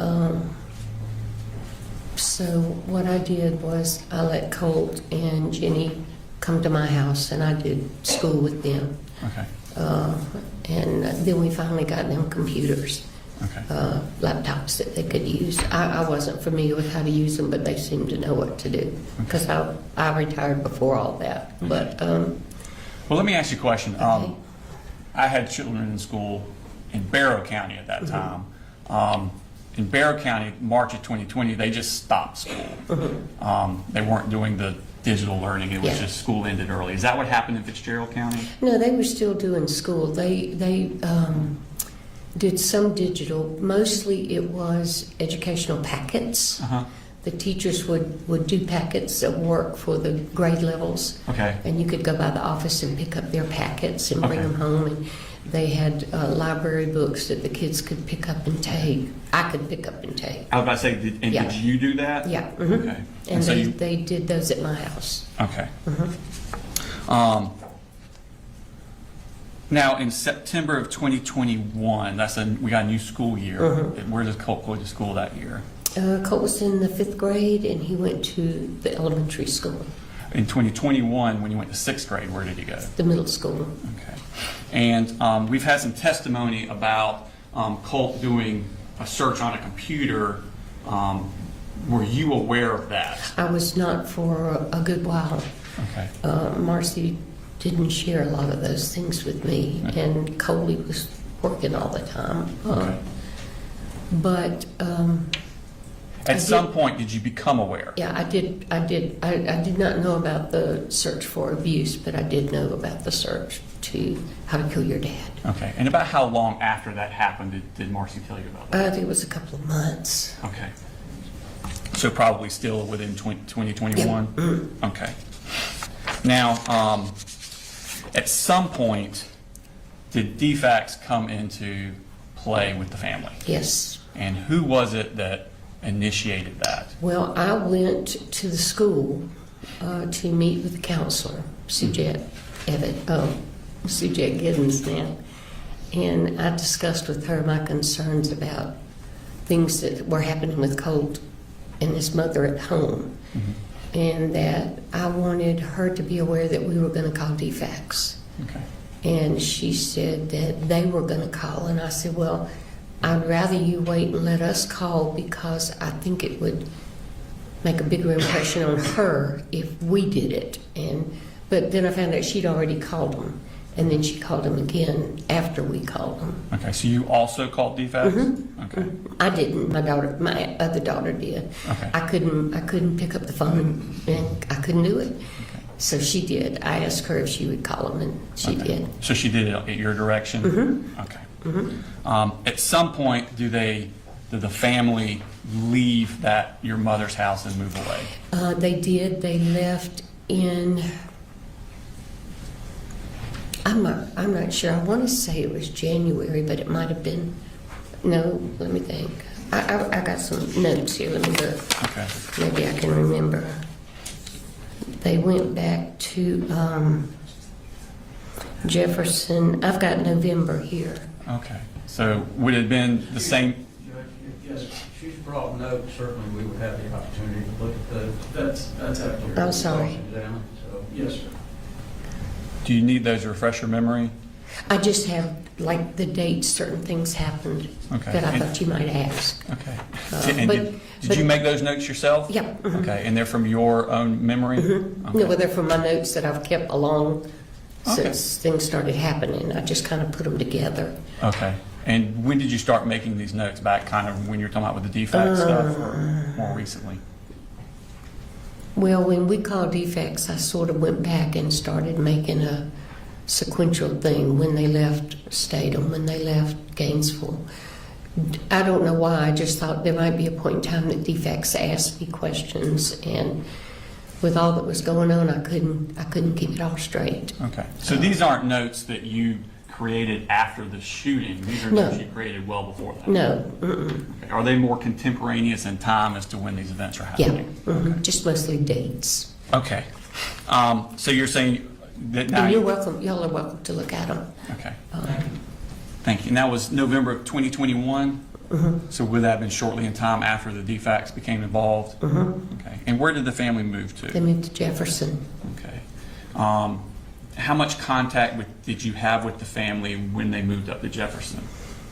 I still tried to go up about once every 6 weeks. Okay. They And were a little farther away, so I didn't go quite as much. okay. At some point, does Marcy, Jenny, and little Coley move back down to Fitzgerald? Do you remember when that was, or is that in your notes? That was in November, a year later. A year later? Okay. And where did Colt go? Colt wanted to stay with his dad. Okay. I told him he was welcome to come, but I think he wanted to stay with his dad because his mom and the other two would not be there. Okay. You know, it'd be a little calmer. Okay. So, At least that's what he told me. okay. So in November of 22, Marcy and the other two kids come back down to you. They move back into your To my mother's mom's house. house. Okay. and then Colt's up here. How much contact are you having with Colt that period of time? I was not having a lot because Marcy was really strong on the drugs, and I finally moved them to my house Okay. because I needed to be able to take care of the kids without running back and forth. So they moved to my house, and When you say they, did all three? Or all just three the of them. kid? Okay. Mhm. And Marcy, for the next 6 weeks, pretty much stayed in the bed, Okay. getting clean, withdrawing. But it was easier for me to be able to take the kids to school, pick them up, all that. And so they stayed with me for maybe 6 or 8 weeks, and then they moved back to my mom's house. Okay. So because of this, you weren't able to. And I was going to say, to answer your question, I was not able to go up and down a lot with Colt. I bought Colt a phone, and I got him a card that he could use to call me. And I said, put it up, and if you need me, if you want to talk, call me. Okay. And he did call me some, but not a lot. So during that time, did you find out, or were you told about law enforcement coming to the house about an FBI tip? No. Okay. Colt didn't share a lot with me. I asked him after he went to the detention center why, and he said, I just didn't want to bother you. I didn't want to worry you. Okay. So I honestly didn't find out about that for quite a while. Okay. During the time that Colt is up here with Colin, are you also communicating with Colin? Yeah, we would text back and forth. And what types of things? He would text me, well, more of the texts that we had were later, but he texted me to let me know that he was getting enrolled in school, and he texted me to let me know that they were settled and he was doing good. We didn't have a lot of communication during that time. Okay. Most of ours was after they moved to Winder. Okay. Did he ever tell you about the law enforcement coming to the house? I honestly do not remember who told me about it. Okay. Did you find out about it before or after the shooting at Apalachee High School? Before. Now, at some point, Colt, then Colin moved to Winder, Georgia. All right. And Colt actually leaves to come to Fitzgerald. He came to Fitzgerald during the summer and stayed for a while. Okay. About how long did he stay there? 5 or 6 weeks, I would guess. I was in Florida a lot during that time because my other daughter was in Michigan in training for her job, so I was down there keeping the kids. And Did Colt get in trouble down there with you guys? he did. Tell us about that. I was not there. Colt, I know that Marcy was still doing a lot of drinking, and Colt just could not handle that. And I know that started it. I know that she called my husband and had him come over. He called the police. What was the purpose of calling the police? What had happened? Well, I think Marcy told him that Colt had hit her, but I honestly, I'm not sure about that. But something happened with them. They got into an altercation. Was Colt damaging property in the house? He did, apparently. He cut holes in the couch. But I have to tell you, this all took place while I wasn't there, so I never saw any of it. Did you see the happen. damage to the couch? I saw the cuts to the couch. Okay, and what was he cutting the couch with? I don't know. I would assume a knife. It looked like slit marks. Okay. Marcy and I were not on the most conversational level at that point. Did you have tensions with you and Marcy? Okay. Did Colt ever do anything to hurt himself while he was down there? He did. I did not know about it, and I did not see it until Colt showed it to me at the juvenile center. And what did he show you? He showed me the places that he had cut himself. Okay. And that happened down there in Fitzgerald? Down there. Mm-hmm. Okay. So I'm sorry, so he came and stayed with us for a few days, and then I think, if I remember correctly, Coley and I met halfway, and he got him. Okay, so at some point he goes back to live. Now you say Coley. Do you refer to Colin Gray as Coley? Yeah. Okay. I'm Just want- sorry. No, not your. Yeah. Whatever you call him is fine. I just want everybody else to know who Yeah. you're referring to. Yeah. Okay. So you took Colt halfway up to Winder. Mr. Gray came down and met Yeah, y'all. I think that's what happened. Okay. I know at one point we did that, but I'm not sure if that was the time we did it. Okay. Moving your attention further to October 13th of 2023, what happened then? That was when DFACS tested Marcy Okay. for drugs. Where were you at that time? My husband and I were in Virginia. Okay. I called DFACS and told them that we were going to be out of town for a week. Mm-hmm. And it was the first time I'd left the kids for that length of time. And I asked them if they would please do a check just to make sure the kids were okay. Okay. And they did. And So- they tested her for drugs? Mm-hmm. Okay. Yeah. When you got back, how long was it before you got back after that day? That was the 13th. I can't think we came home like the 15th. Okay. Coley had just come and gotten the kids. I was about to say, the kids were already gone by the Yeah. time you got back? Mhm. Okay. And as far as you understood, the kids had moved up to Winder with Mr. Okay. How did Marcy take that? Well, she was not happy about it. Okay. And did that come to a head in November? Yeah. Tell me about what happened there. Marcy I don't know what she was taking, but I had been at Annie's with the kids. That's and your I- other daughter? Yeah. And I was coming home, and when I got home, she asked me to walk outside with her, and I did. And she said, "Get in the car." And I said, "Where are we going?" And she said, "Just get in the car." I said, "No, I'm not getting in the car." And I said, "Where do you want to go?" And she said, "I'm going to Winder." When she refers to the car, whose car is she talking She about? was talking about my car. Okay. Does she have a car? She did, but I found out later that hers didn't have any gas in it. Okay. So I told her no, that I was not going to get in the car and I was not going to Winder. And she said, "I'm going up there and I'm going to kill him." I said, "No, you're not. You're not going up there. You're not going to kill him. You're not going to traumatize your children. You're staying here." And I turned around and went back in the house.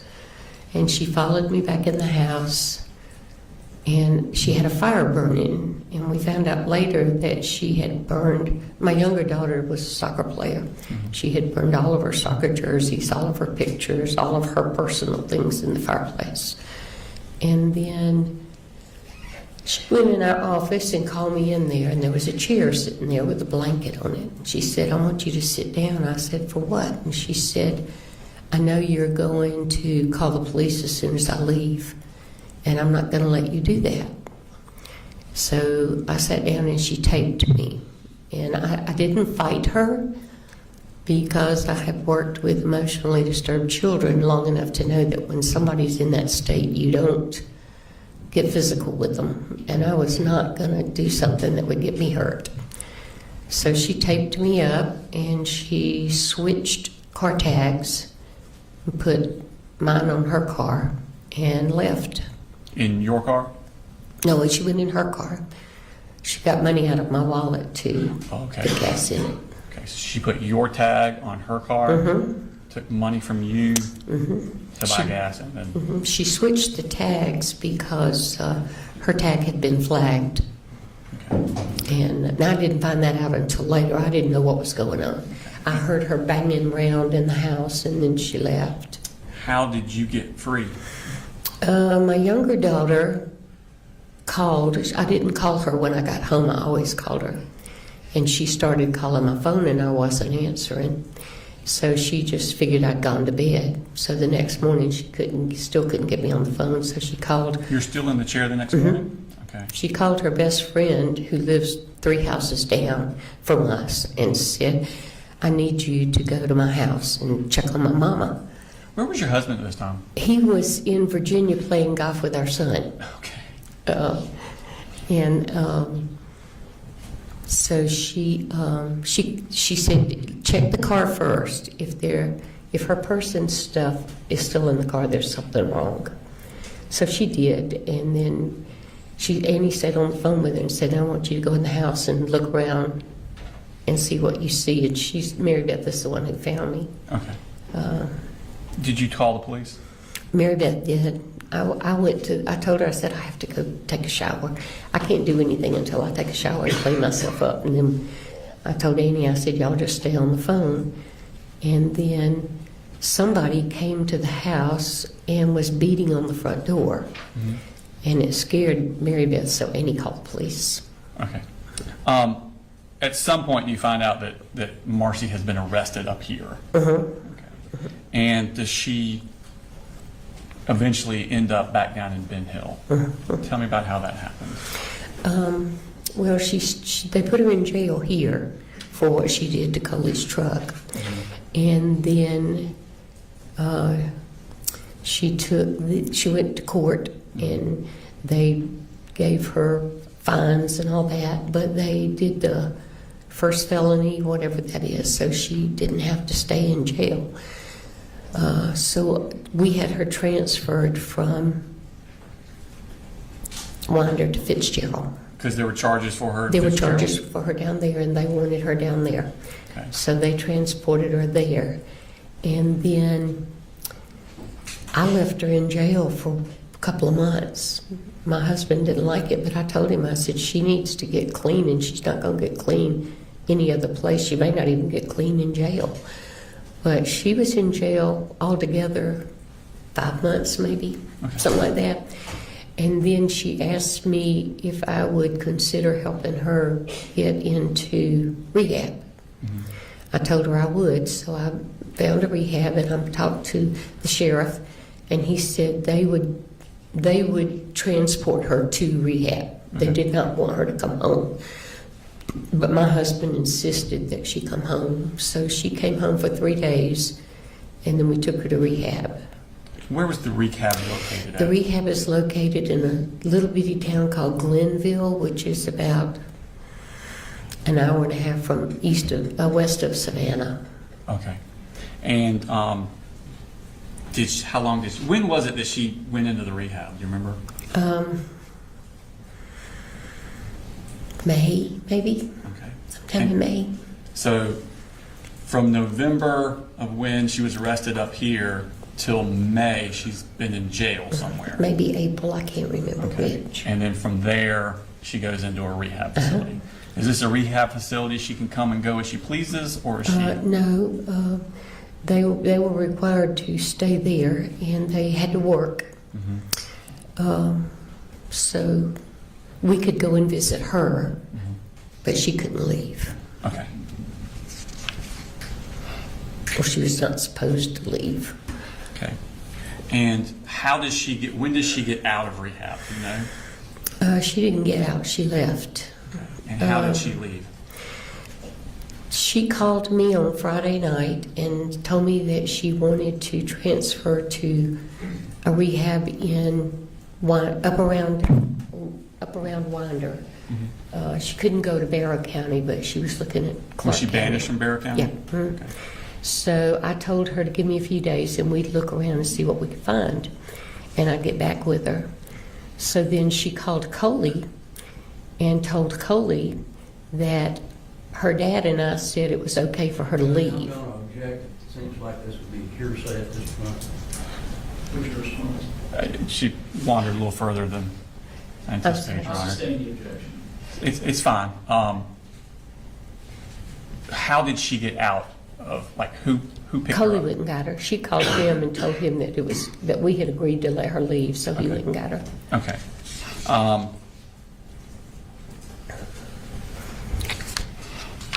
And where does she go at that point? She went back to Winder. Okay. Is this the house that Colt and Mm-hmm. Jenny and little Coley and Colin Gray that you referred to as Coley also? Yeah. Okay. I want to take you back in time now to Christmas of 2023. So this would have been after Marcy has duct taped you and stole your car, stole your money, and she's in jail. Okay. Do you go visit the kids in Winder with Colin around Christmas I time? went the day after Christmas, I think. Okay. And I'm going to show you. Do you have the diagram from Heather Ashley? I'm going to pull up the diagram that we used with a prior witness. And I know this isn't to scale, but is this kind of accurate as to what the house looked like? Yes. Okay. Was that your first time visiting that house that No. Christmas? You'd been before that too? Yes. Okay. So we have things listed. You got the carport in the garage, the laundry room, kitchen, living room. Where it says subjects room, they're referring to Colt. Was that Colt's room as you remember it? Yes. Okay.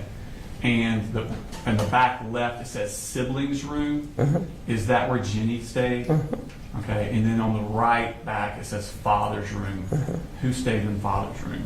He and little Coley. Okay, so Colin Gray and little Coley both stayed in that room. Okay, thank you. Did Colt talk to you about a Christmas present he had gotten? Sure. Okay, and what was that Christmas present? There was a gun. Okay, and was it a rifle? Yes. Okay. Who did you get the Christmas present from? From his dad. Okay. While you were up there, how long did you stay up there at Christmas time?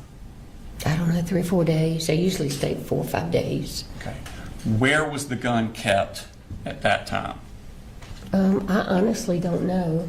He came out into the living area with it and went back down the hall, but I didn't follow him, so I don't know if it was in his room or in Coley's room at that time.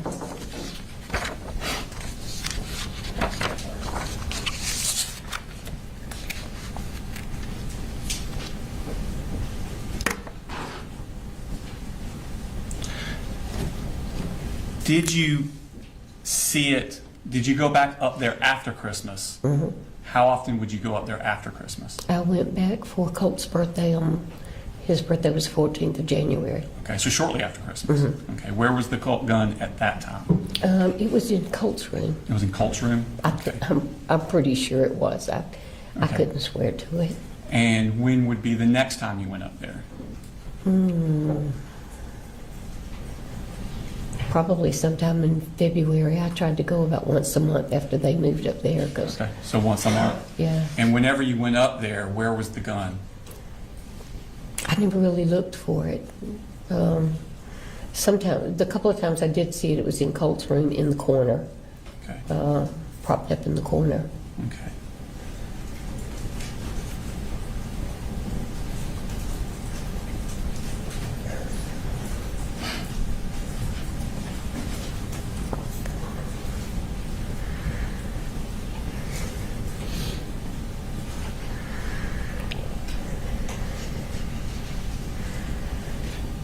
Do you remember giving a statement to an investigator with the Bexar County Sheriff's Office on September 9th of 2024?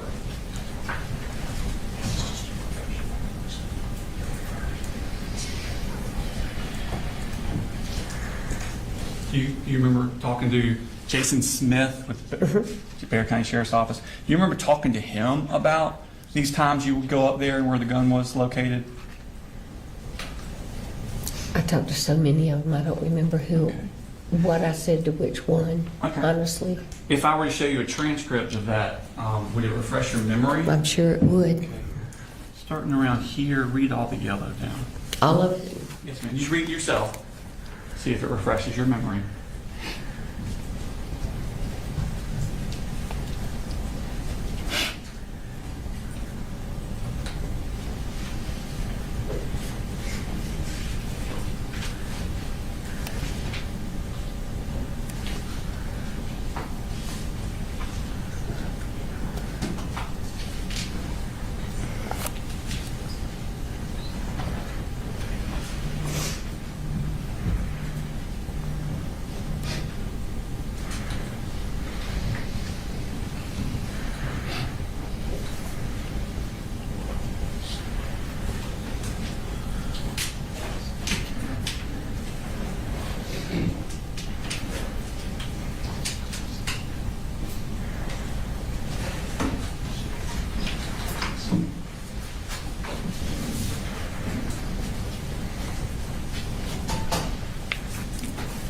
Does it refresh your memory? Yeah, Okay. And so when you would go up there once every month or so, where was the gun kept? it was in his room. In Colt's room? Mm-hmm. Was it in Colt's room every time you went up there?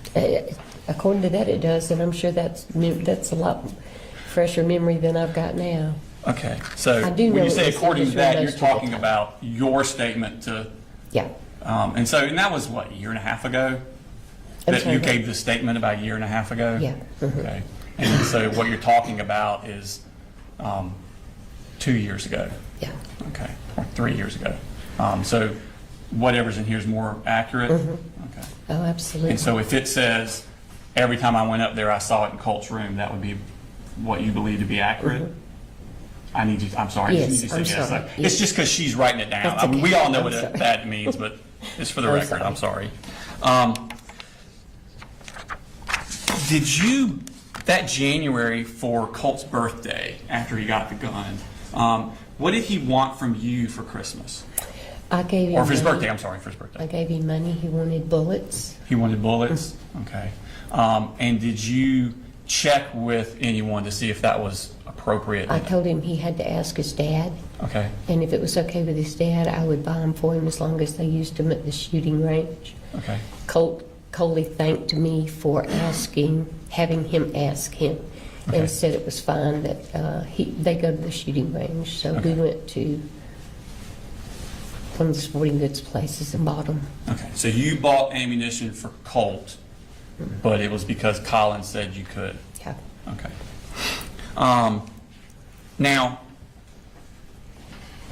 we're going to skip forward again now. So, no, that's the same time period. So now, Colt has been removed from Marcy. All the kids have been removed from Marcy. They're up here in Winder. You have that Christmas. You have his birthday in January 14th, is that correct? So now we're in 2024. Colt's 14? Okay. Is Colt going to school? No, Are any of the kids going to school? Jenny and Coley were. In January? Oh, I don't know. I think they got registered and started in February, if I remember correctly. And how did that process happen, them getting registered? Who did that? My daughter did a lot of it. Okay, and that would Coley by your helped. daughter, you have two daughters. Annie, which- I'm sorry. Annie, the Yeah. Colt's aunt? Okay. She's a computer whiz, and I just get bogged down, and Coley was working. So I called her and asked her if she would help get it all done, and Okay. she did. All right, thank you. Now, so when Annie's registering, she's registering all three kids? Okay. Does Colt ever actually attend school? No. Okay. Were you helping the family financially at this time? When Coley needed me to, I did. Okay, so if he needed, and by Coley you mean Colin Gray again? I'm sorry. No, you're fine, you can do that, I'm just making Yeah. sure everybody understands who we're talking about. You just talk like you normally talk, I'm not trying to correct you. But you're talking about Colin. If he needed something money-wise, food for the kids, light bill, rent, anything, could he ask you? Yeah. And did he routinely ask you? He asked me several times. Okay. Yeah. And did you always come through? Okay. But I'm sorry. That's fine, thank you. So, now, let's fast forward to, we've gone through the summer. Marcy is now up here. She's left rehab, she's up here. How did Colt get enrolled in school that time? He was already enrolled. You mean for the For ninth grade? Apalachee, Oh. that school year. I don't know. I just assumed that the paperwork from the middle school would transfer over to the high school. So you're not aware of how that happened? Okay, that's fine. Now, I want to take your attention to Thursday, August 15th. And just to set the stage, and Marcy's up here, right? Is that correct? Okay. Do you get a call from Colt about Marcy? Do you know what I'm talking about? I do. Okay, tell me about that. Colt called me, I want to say it was during the night, and he said, Mamu, I don't know what's wrong with my mother, but you need to come and get her. We'll have to object unless they plan on bringing Colt in to testify. All right, so there's a hearsay objection. What's your response? Your Honor, it's not for the truth of the matter asserted. He's asking her to come get his mother, and so it's why did she do what she did next? Well, Judge, the truth of the matter asserted is it doesn't cover everything. We can't get into everything just because they're not going to say it's not truth. There's got to be some limitations.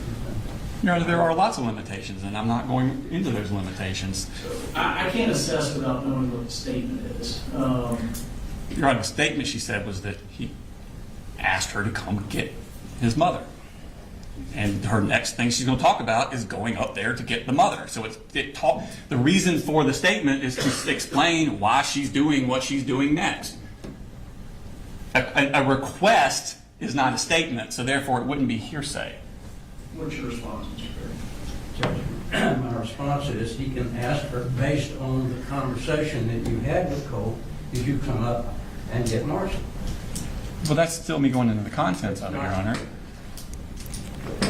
She's saying what Colt said. That makes the difference. Yes, except the value here are the words that are being spoken. It's what he said to her caused her to do something. It's not being offered to. He didn't give a reason. That you're not asking for a reason why. Is that right? Just that he called and said, "Come get her."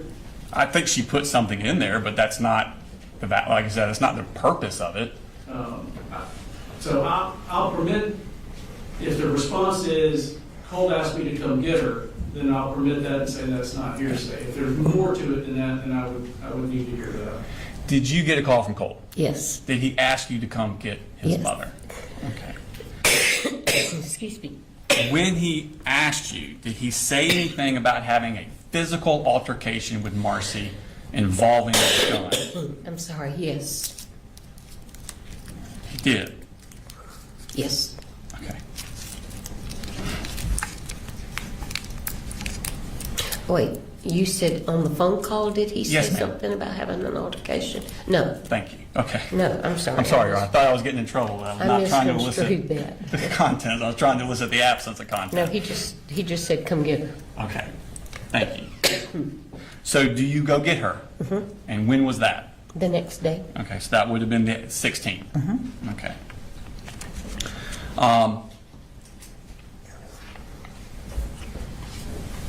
Had Colt texted you that morning while you were coming up? He did. Based on that text, where did you think Colt physically was? At school. Okay. When you arrived, who was at the house? Colt was, but we did not know it. Okay. Thank you. Who else was there? Marcy. When you say Colt was there but we did not know it, do you mean we did not know he would be there, or when you got there you still did not know he was there? I still did not know. I thought he was in school. Okay. What did you do when you got there? What were y'all doing? We went in the house, told Marcy to get her stuff together. We were going back to Fitzgerald. Okay. And did she begin packing her stuff? Mm-hmm. Okay. Did y'all help her pack? Where were you standing while she was We were packing? in Coley's room. I was sitting on the bed. Charlie was just walking around. And is that where her stuff was, in Coley's room? What she was getting at that time. Okay. Did you see Colt at all? No. You have any knowledge that he was in the house at No. that time? Okay. No, I thought he was in school, so we didn't even look. Okay. He didn't come out and say, "Hey, Mamu." Okay. Was there damage to the door to Jenny's bedroom? Okay. And I'm sorry, I'm gonna need you to say that loud. So Yes. Thank you. Was there discussion between you, your husband, and Marcy about the damage to the door to Jenny's room while you were in the house? Marcy and her daddy talked about it. Okay, thank you. When you were leaving, did you see Colt? Yes. Tell me about that. We were getting in the car and he opened the door. The door of what? The back car? door. The back door of the house? Mhm. Okay. He had overheard a conversation she and her daddy were having, and it really upset him, and he was just yelling, "Don't come back, you lied to me, you're making all this up, don't you call defects on my daddy." What was his demeanor like? He was just upset. Okay. Was he furious? I would say probably yes, he was. Okay. And did he threaten to kill you all? I honestly don't remember if he said that or not. Okay. If you had said it at one of these earlier interviews, would that be? Oh, yeah. It would be more accurate? No, it would be accurate, yeah. Okay. Did you tell Colin about this, what he said? I can't remember if I did or not. We talked to him and went by to see him to take some medicine. And I figured that Marcy probably told him. I don't remember if I told him or not. Okay. I don't But you remember if I were- talked to him during that time. This was upsetting to everyone that Colt's come out yelling. Oh, yeah, it was to them. Okay. And so y'all leave at that point? Yeah. Are you in communications with Colin during that drive, or someone in the car in communications with Colin during that drive after Colt was out? Marcy was. We went by to see him, and Marcy, they talked for a while. Okay. I honestly don't remember if I talked to him or not. Okay. And At that where was point. he? You say you went by to see him. Where did you go? He was at work. Okay. And did you give him anything for Colt when you went to the work? Marcy gave him some medicine, What kind of medicine? Zoloft. And whose medicine was that? Marcy's. Okay. And what was the purpose of giving it to him? Because Marcy had been giving it to Colt. Okay. And so what was the instructions to him about that Zoloft? I assumed to continue giving it. Okay. I wasn't in on the conversation. Now, at this point, would it be safe to say that Colt's mental and emotional health is kind of spiraling? Mm-hmm. And again, I'm sorry, just yes or no? Yes, I'm Thank sorry. you. It's okay. And even before this, had he routinely had violent outbursts? Yes. Okay. And you and Colin had actually spoken about Colt's mental health? Mm-hmm. And again, yes? Yes? Yes. Okay, sorry. It's okay. It happens to everybody. Did you talk to Colin about Colt needing professional help for We this? did talk about it. Mhm. Okay.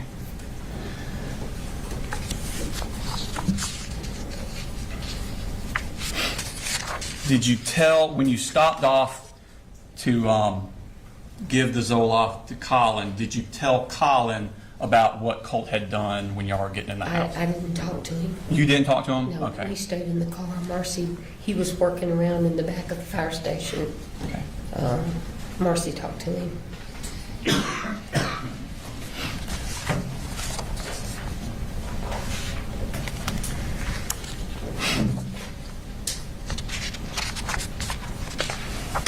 Did you get, after you left, did you get text from Colt during this time that on the 16th?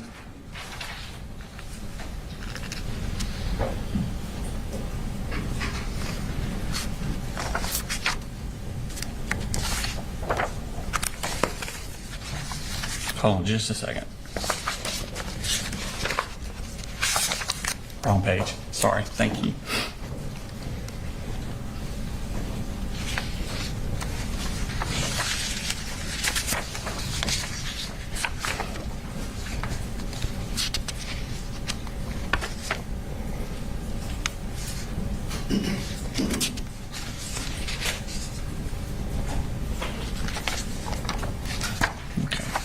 I'm going to show you what's already in evidence in State Exhibit 158.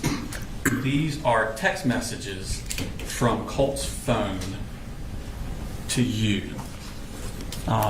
Colt would be where it says owner in the green, and then your grandma in the blue. Before those are published, we're going to object to those. These are text messages Colin was not part of that text chain. They are between Colt and his grandmother. The statements that are made, we don't have an opportunity to have Colt come in and testify about what was going on, why he was saying these things.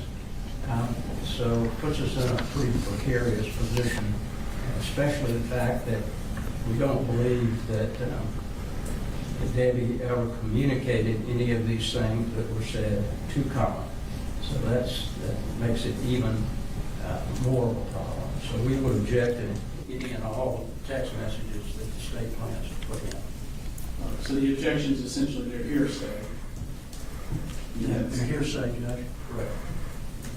Smith. Your Honor, if I could, I would like to lay the foundation for their accuracy, and then I will let you look through them. And once you've looked through them, then I will explain the relevance of them before I post them to the jury. Okay, so, yeah, presently don't go through the content or publish it to the jury. Have you had a chance to look through them? Do they accurately reflect the conversation you were having by text with Colt as you're on your way up and leaving the house? I'm sorry, yes? Yes. Okay, thank you. So at this time, Your Honor, you can flip through those, and then we'll go through the contents of them.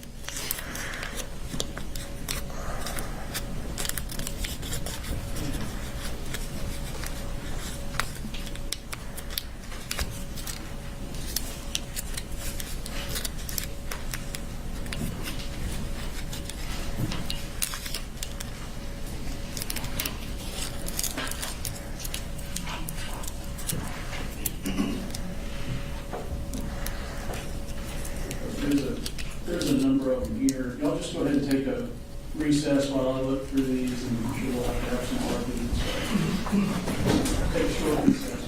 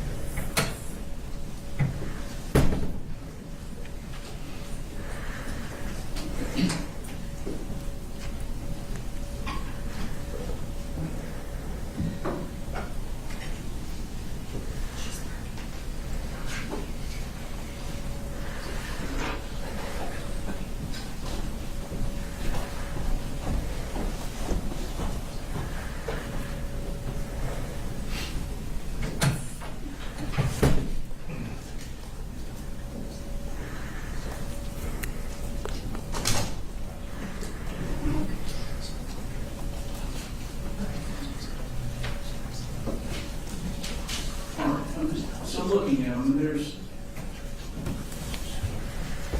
let me ask a question. Is the witness going to testify just in general that she told any of these things to Mr. Gray? Like specifically? So, Your Honor, she did say that they talked about his professional help.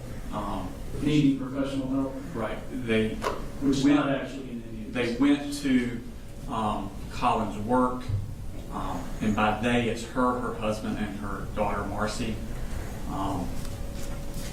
Things were discussed with him. She does not remember if she said or if anyone said.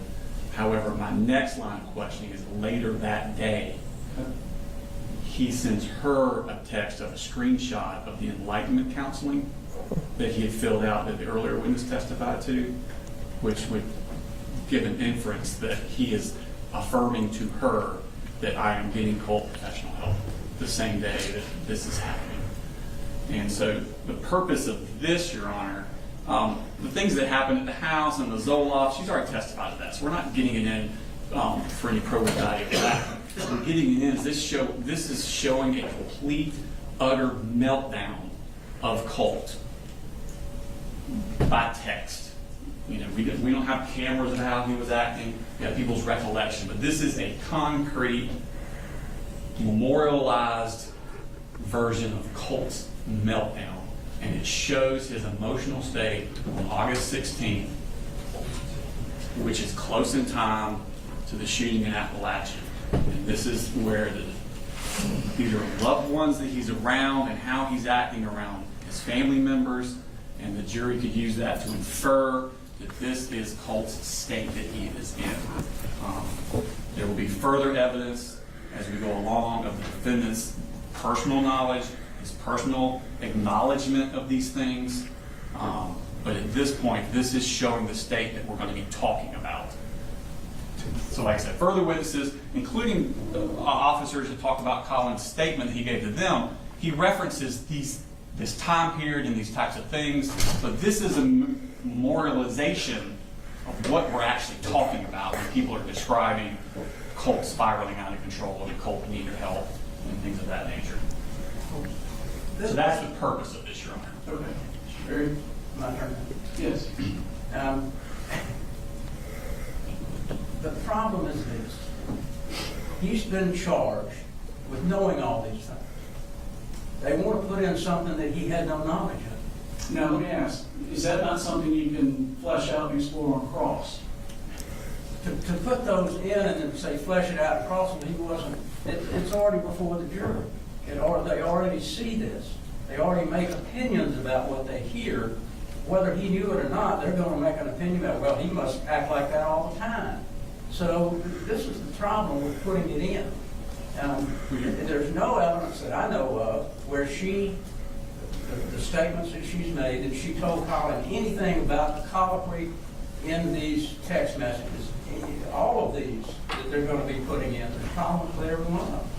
Because if there's any text messages between her and Colin, that's fine, because they're parties. But we don't get an opportunity to cross-examine Colt, and that's obviously a problem. It's hearsay. It's not an exception to the hearsay, because he was never told what these say.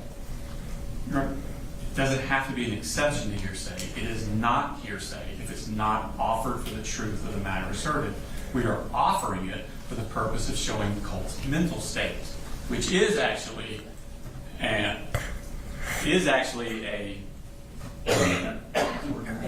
exception to the hearsay rule. Excited utterances, his emotional existing, this is 803.3, existing mental, emotional, and physical condition. A statement of declarance, then existing state of mind, emotion, sensation, and physical condition. That's not hearsay. That's an exception to the hearsay rule. So while we would argue it's not only not hearsay, but even if it was, there's an exception to it, because the purpose is to show Colt's mental state on that day. We will put in evidence with other witnesses about his knowledge of it, But I can't put all the evidence in for the entire trial in one instant. It has to be a series, Your Honor. Well, I guess it's okay then for me to ask the detective who took Colt's statement, all of the hearsay from his statement. Only if there's an It's exception. the same thing. Well, so let me give you an example. So, is the statement being made by an out-of-court declarant to prove the content of the statement's truth? Okay? This text says, with the shit you pull, you'll rot in the deepest pits of hell, according to your God. I don't think that's being offered to prove that the witness will actually rot in the deepest pits of hell. So it's not being offered to prove that. It's being offered to show that it was said. You know, is it relevant? I think they win the relevance argument on they can use this to argue and infer what Colt's mental state of mind was at the time. If Colt says, fuck you, he's not saying it because he wants that to be true. That's not something he's actually going to do. It's the mere fact that he said it, and that's the value in it. Now, where he says, I've already told Dad everything. Well, I think potentially, the jury would need to be informed that that one arguably is, for the truth of the matter asserted. They can't prove that Colt actually told Dad everything based on this text. So, that text, I agree, there's an issue. Your Honor, I would argue that text he's referring to, I've already told Dad what y'all did at the house, not that I'm crazy. And I don't know what he just says that. Well, that could be brought up in cross, and I can clear that up also with the witness. And as to this just issue generally, there's Gates v. State, 298, Georgia Supreme Court, 324. There were text messages that were sent. The text message sent, along with the naked pictures, was not offered to prove that Gates' girlfriend could, in fact, call or had permission to call Wilson if she were lonely. Rather, the text message was offered to show its effect on Gates and his motive for committing the murder. An utterance may be admitted to show the effect it has on a hearer. For such a purpose, the statement would not be hearsay, as it was not offered for the truth of the matter asserted, but for the effect or lack thereof on the hearer. As such, Gates claims that the evidence was inadmissible because it was hearsay without merit. I would agree if Colt was on trial. But Colin is not a party to the crime. They didn't charge him as party to a crime. It's a separate and distinct thing. I agree, and I think that you get to explore on cross that she never showed, and I'm just assuming things, that she never showed Colin these text messages. You get to explore that. You get to argue in closing. Colin was never saw these text messages, so they can't say that he knew something based on text messages that were admitted. I do think that they can argue that there's an inference to be made about Colt's general state of health, which isn't mental health, which is an issue in the trial, through the text messages. So I understand the frustration, but things like a question, so what time? A question's not making an assertion. If somebody says, what color was the car? That's not an assertion. If someone says the car is blue or was blue, that is an assertion. I just, in reading these, I don't see that they're trying to prove the truth of the content of the message.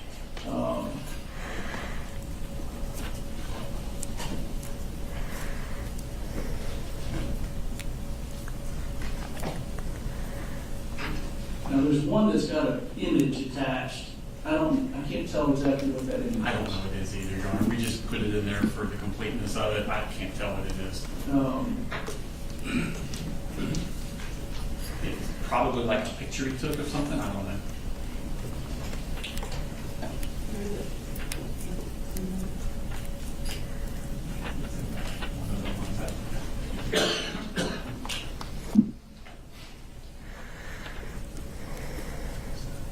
Again, we weren't looking for the truth of the matter, so I'm not interested in what the picture is.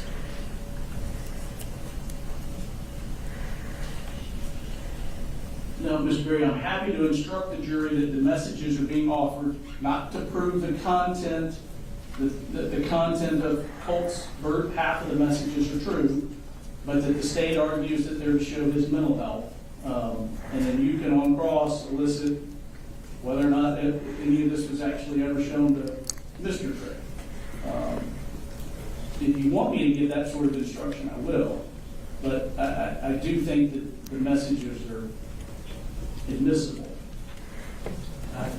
They've got a ton more. They make the same objection to all of them. So. Yes, sir, I was going to, it's not a ton more, but I have 2 more instances. I was going to go ahead and give them to your honor. You can be looking at them. It would be the same objections. And they're actually shorter than that one.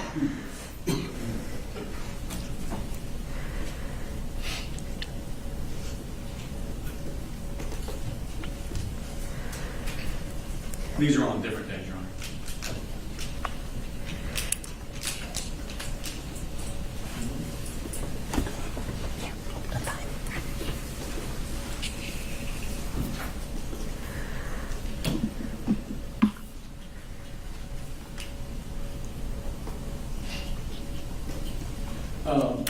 So let me ask, just starting into these.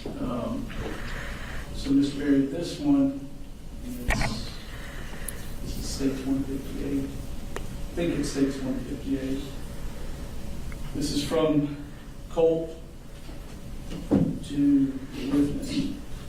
You're blatantly ignoring my calls, and so I'll just say this. Ask Mama why the fuck she was drunk that one to the point where she was literally passing out.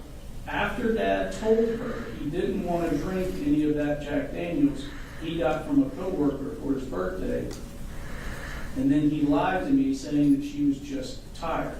Do you want that one out? I think, to me, arguably, that the content of that is more of the truth of the matter asserted than, I don't know if you think that one is good or bad for you, though. Well, I don't think any of them should go, but certainly if they. I'm trying to use a scouting these and play that one too. Here's one where Colt says, I have been going to school and I go to the library to do work. That's why I don't eat. I threw up last night, asked Daddy. He literally had me clean up.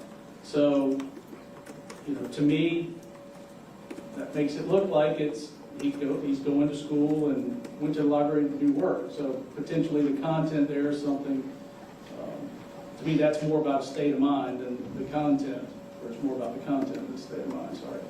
Do you want that one excluded, or do you want? If the court's going to allow the others, I think we ought to allow those as well. Okay.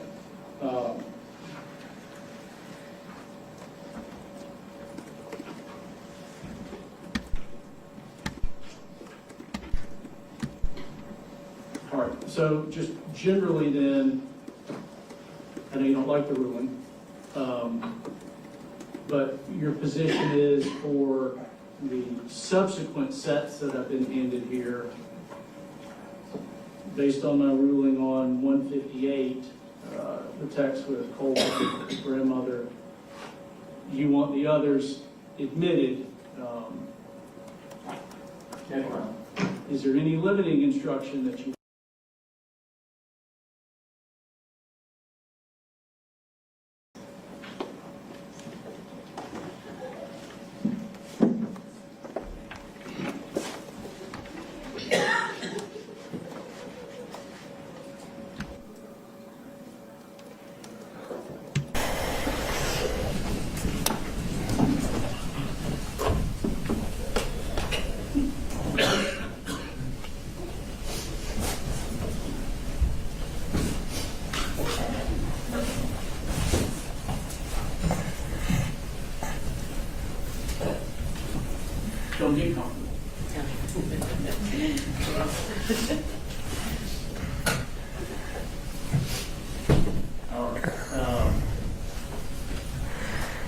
Much of the trial has been incredibly smooth, probably going quicker than people anticipated, but we're hitting points where we're having evidentiary issues that we're just having to work through. There's some more of those on the horizon that we're going to try and address at the lunch hour, which is going to result in just a longer lunch. So why don't you all plan on taking a lunch recess till 12:35? I'm sorry, 1:35. 1:35, and then waiting longer. Sorry. All right. So, be in lunch till 1:35.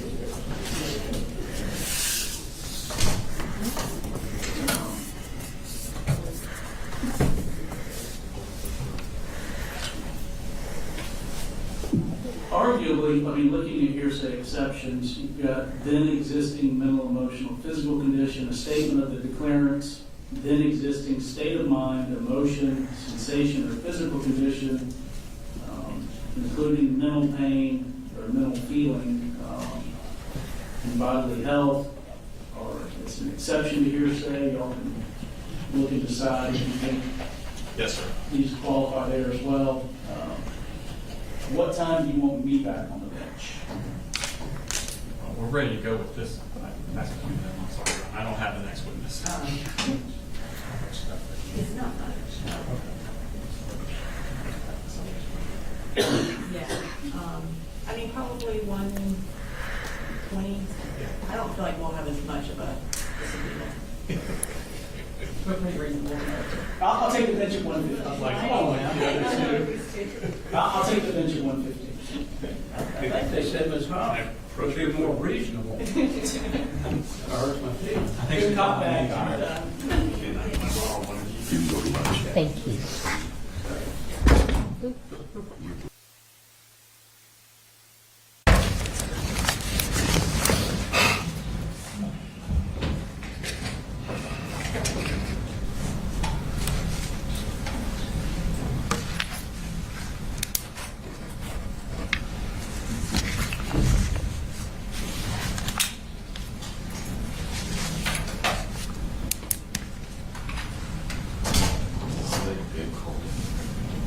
Pretty good, Nate. It was a little chillier today. I'm happy, yeah.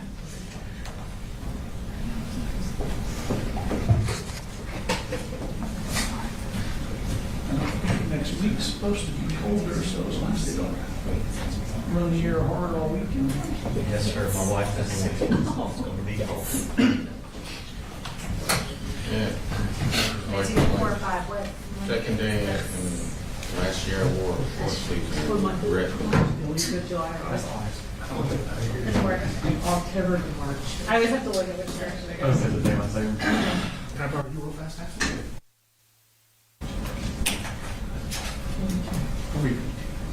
There's supposed to be.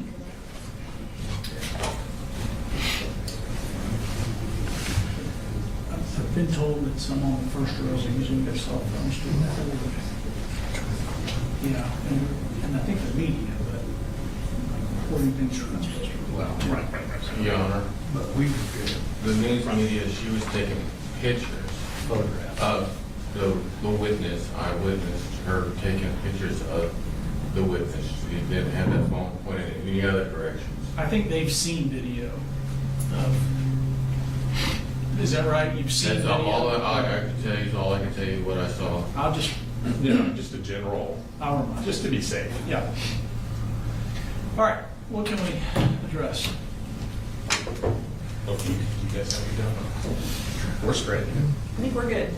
I did leave my shoulder touch there, so there is one I email. mean, they take pictures. Yes. Right. But I think they saw something online And I'll go that get was some recorded around their table. Your Honor, may I have you- was there anything else you needed to address, or can I be excused to run down and get it? something I need to show them. Is there anything we need to take up? No, I think we're all good. We went over everything, and I think we're all in agreement. I think we're okay. Okay. So we can be in recess for 10 minutes, is that Yes, where we're sir. at? That's where we're at. Is there anything that, You have anything? is there anything bad cop and Mr. Smith need to take up? I don't know the back cop, sir. I think we've already argued everything, Judge. Okay. I'll try to think of something else between now and then. Reserve till I see the email back. All right, we'll be in recess for about 10 minutes. Thanks, sir.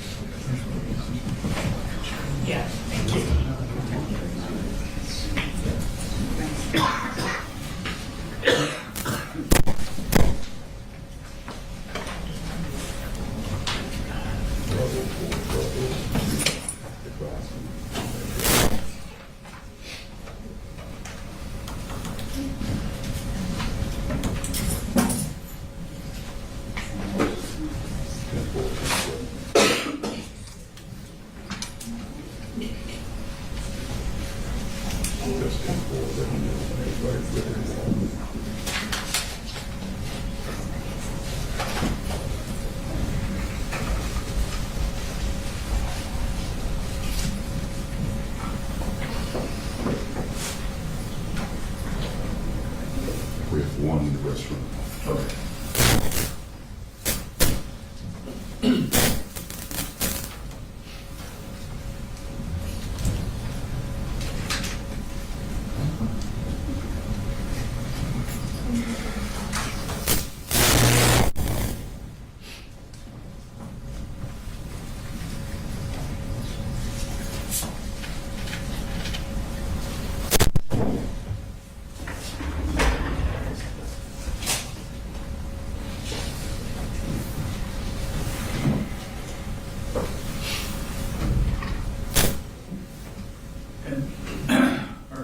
Remind me where we landed, Mr. Berry, you do want limiting instruction or not? I think we had agreed that we were. Okay. So my intention then would be to tell the jury that they're about to receive into evidence a series of text messages that are being offered either to simply to show the words that were being said or to the extent it may, the mental state of Colt Gray, and not for the purpose of proving the truth of the content of the messages. Okay. And then if there's a specific message that comes up that you want to address, just let me know, and we'll address it. Thank you. And then let me just remind, I know we don't have full media here, but let me remind, so for recording video, we've got a pool camera that WSB that shares with anybody that wants it. You can take photographs and stuff, but some of the things that you are not permitted to photograph would be things on council table, any of the records or documents or notepads or anything that council table have, or their private conversations. You can take a picture of that, but you can't record. All right, bring them in when they're ready, Brooks. Go ahead.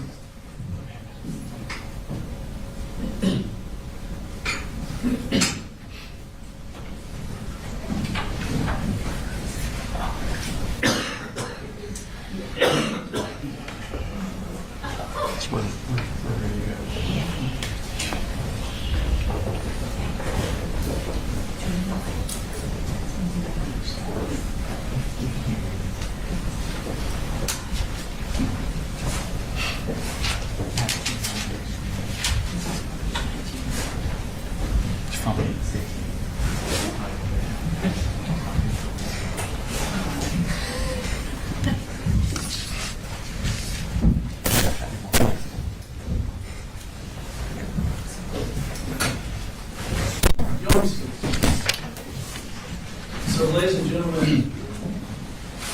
either presently or very shortly, you're going to receive into evidence a series of text messages. Understand that the text messages are being offered simply for the words that are spoken in the messages, or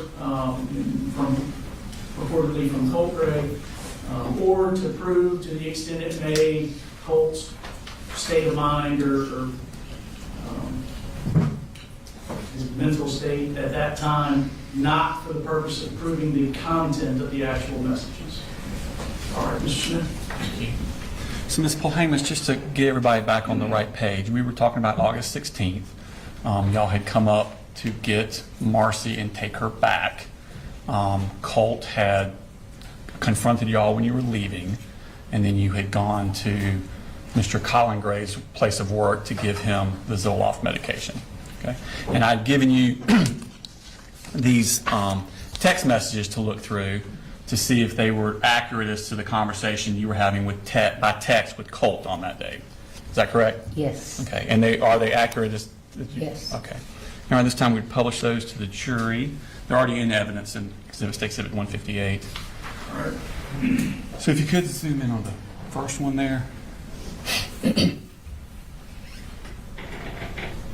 I'm talking to her, sorry. So this is the first one here. What I want you to look at the bottom right, where it says 10:57:08 a.m., and it says UTC plus 0. So what that means is that's the uniform time stamp. That is going to be 4 hours faster than us. So we would be UTC minus 4.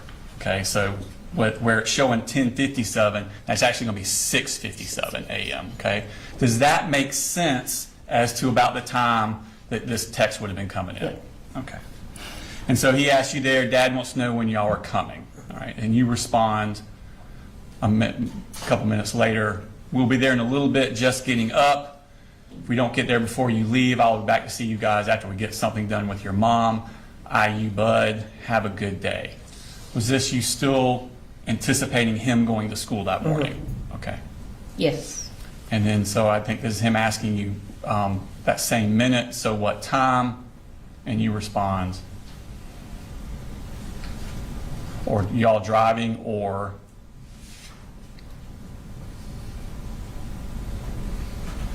and this is you telling him not to miss the bus, you need to go to school.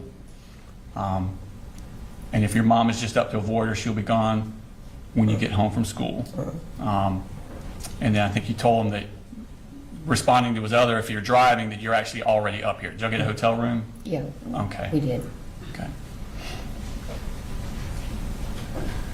And this is Colt asking you, I assume it'll be as simple as getting her in the car and going.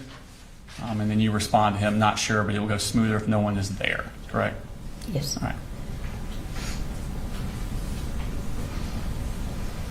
And then he responds, all good. I'm heading out around 7:45, so y'all should be good. So again, you think he's referring to school? Yes. Okay. And then you say, that's what I'm hoping. Just know that she'll be gone when you get home. And he writes back, love you. Is that pretty standard how he would address you? Okay. All right, so now we skip ahead. This is you telling him that y'all were all out, and he asks, and I'm sorry, this is him. All right, we're all out. So this is going to be 8:24. Where are y'all? At 8:25. And you're like, headed to the house, please relax, try to enjoy your day. And he responds, I will, correct? Yes. Okay.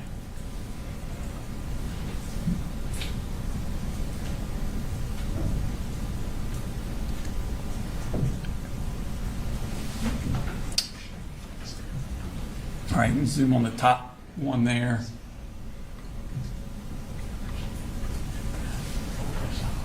And that's him sending you a picture, and that's a picture of the hallway at the school. Okay. Yeah.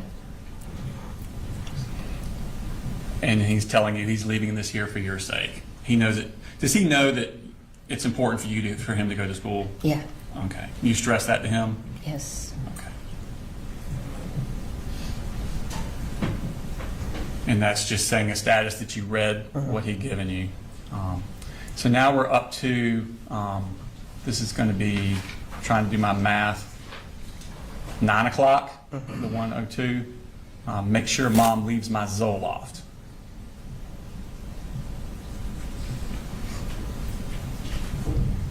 And then he tells you, if you don't leave it, things will turn really bad really quickly. Yeah. Okay. Now we're skipping ahead. It's going to be 9/11. And he says, I heard everything. What is he referring to there? Everything that they were talking about Okay, and that while we were would in the house. have been you and Marcy and your husband. Marcy and her daddy. Marcy and her daddy. Okay, so he's heard that and he's telling you this. Okay. And then he's asking, where is my Zoloft? And then he responds back, where the fuck is my Zoloft? Yes. And then he says, I will literally die without it. Yes. Okay. Is that what you want? Yes. And then he's quickly, this is a series of texts all right in a row. You just ruined my life.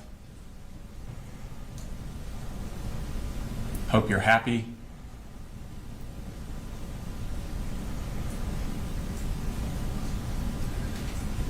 Why would y'all lie and say I threatened to kill y'all? Is this going to be after y'all have left and he came out and confronted y'all outside the house? Okay. And so he's, have y'all spoken to anybody about that? I had not. You had not, but somebody had? Charlie had not. Okay. So next slide. I didn't say shit close, remotely close to that. You ruined my fucking life. Fuck all of you.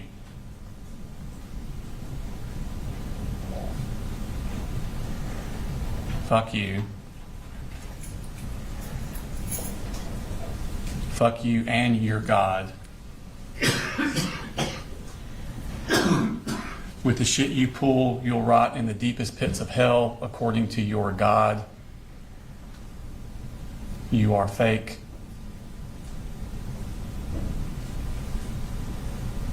A lying, two-faced rat. It is unbelievable how fake you are. A deadbeat alcoholic son who's been fired from his job and is now being sued, a schizophrenic daughter who is also an alcoholic and assaults her husband on a day-to-day basis in front of her own kids, and finally a daughter who chose meth, opioids, alcohol, and pills over her own children. Yes. Is he doing this to hurt your feelings? Yeah. And to get out, to vent the anger. To vent the anger. This is the way you would do it. You're truly a fucking waste.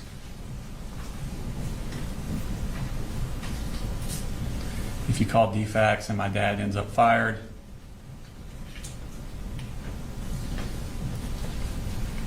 so that's the end. We're back at the...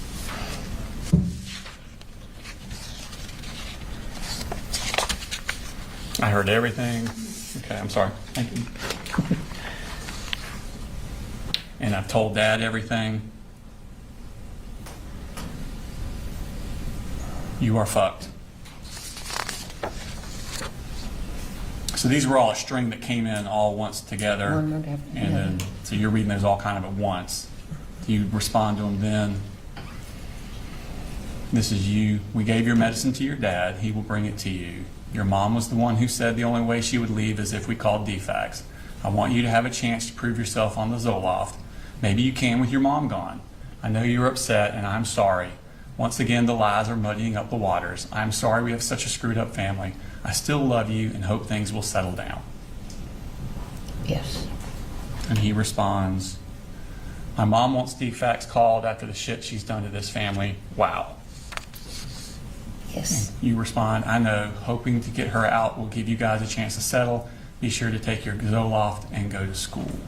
Yes. Did Colt often have outbursts like that? Verbal outbursts? Usually once every couple of weeks he'd blow off at me about something. Okay. Now, later that same day, and again, Colt is doing this, he's obviously in a specific mental state. Are you communicating this with Colin about Colt's mental state and you hoping that there can be some sort of like counseling for him or Well, treatment for him? Colin already knew it. Okay. But were you Just as I communicating, did. were you also communicating it We with had him? talked about therapy. Okay. And on that same date, I'm going to show you what's already in evidence in State Civic 156. This is a screenshot of the light. Now, this is from Colin's phone to you on August 16th. Do you recognize that? I have to tell you, it's very difficult for me to read. Okay. I have macular and I can't read I understand. off dark paper. Did he very send good. you a screenshot where he had signed Colt up at Enlightenment Counseling Yes. Services? He did. Okay. And he sent you that on that same day that y'all had this issue Yes. with Colt? Okay, so this is later in the day. And is that accurate? Yes. All right, this time I tendered that. Oh, it's already in evidence. I'd like to publish that to the jury. Which exhibit? It's going to be under 156. It comes from Colin's phone, Your Honor, but it's a text message from Colin Gray to her. Or This is from Colin to her, we would not have objection to that. All right, you may publish it. It's admissible. And is that a screenshot of the Enlightenment counseling service thing that he sent? And did you respond to him, thank you? Yes. Okay. And that's we pulled out the screenshot there. Yep. I think your text to him after that was, this is awesome, Coley, thank you. Okay. Now, moving on, I want to go to August 21st, so 5 days after this. When you take Marcy down on the 16th, which we were just talking about, did she stay in Fitzgerald throughout? Did she ever come back up to Winder? Yes. Let me think. change the dimensions there. Yeah. You take her down on August 16th. Yeah. Prior to the shooting in Apalachee, did she ever come back up to Winder? No. Okay. So she stays down there with y'all in Yes. Fitzgerald? Okay. Until after the shooting. Okay. Yeah. So on the 21st, which is August 21st, which is a 5 days after we just talked, did Colt talk with you about having urges to hurt other people? He talked to me about urges to hurt himself. Did he ever talk to you about urges to hurt other people? I really don't recall.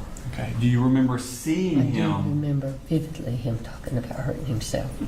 Do you remember seeing him when he had in one of these urges to hurt other people? Not that I'm aware of.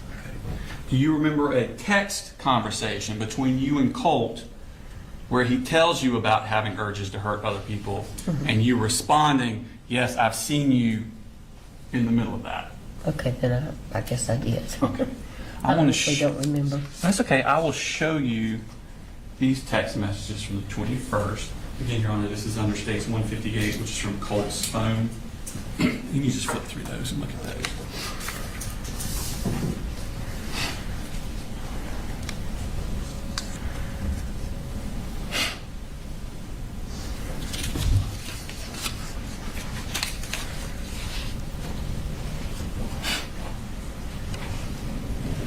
Yeah. Okay. Do you remember that now? Okay. Are those accurate text Yeah. messages? Okay. And did Colt talk to you about having schizophrenia? He did. And did he talk to you about having acute mania? He did. Okay. Did you share that information with Colin Gray? I don't recall. Okay. I should have if I didn't. Okay. Now, Colt wanted you to order a graphics card for his computer. Do you know what that is? I don't either. But you remember him specifically asking for that? Yeah. Okay. Were you going to use that graphics card as any sort of incentive for him? I told him I wasn't ordering it. Okay. He wanted to know why, and he kept going at it. And I said, you start going to school and doing what you're supposed to be doing, and then we'll talk about it. Okay. Would he have vulgar outbursts if he did not get this graphics card immediately? Well, yeah. Okay. So at this time, we're going to look at those text messages from August 21st.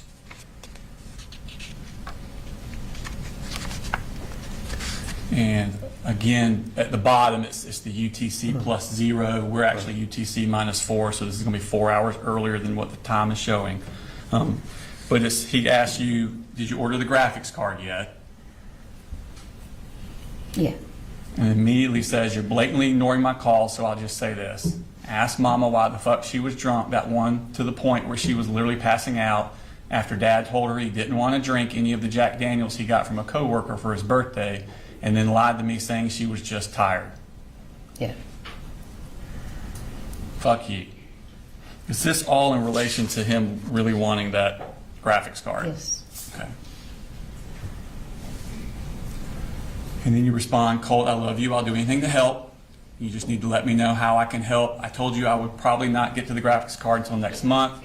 Are you going to school? According to your lunch account, you are not eating. If you are in school, you need to be eating. I set up a lunch account for you. If you're not going to school, you should be aware that your attendance record will be turned over to the truancy officer after 10 absences. Your dad will have to go to truancy court. If you continue not to go to school, he could go to jail.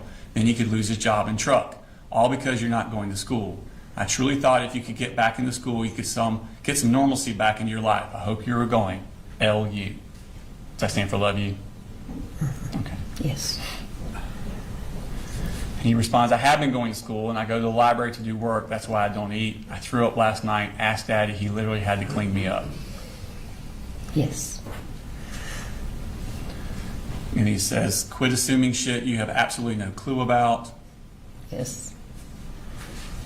Apologies. I felt a sudden induced feeling of mania. It's kind of like a surprise package that comes with schizophrenia. Yes. Do some research on it. It can help you a ton with understanding why it is I say these things at certain times. Yes. It's more leaning towards acute mania. Yes. And then you respond, I'm so glad you're going. I will keep money in your lunch account. You need to eat. Please know that I'm not assuming anything. I just don't know. Your mom and dad both blow V8 to fit their needs, so I don't know who to believe, except that I believe you when you talk to me. Have you talked to the crisis counselor your dad told me he was taking you to? If you were experiencing acute mania, you might need more than Zoloft. Yes. He responds, I know. I really do need something for it. I haven't gotten to a point where I've felt an instantaneous urge to hurt anyone, but I do have periods where it's heightened. These can last days to weeks for me. Yes.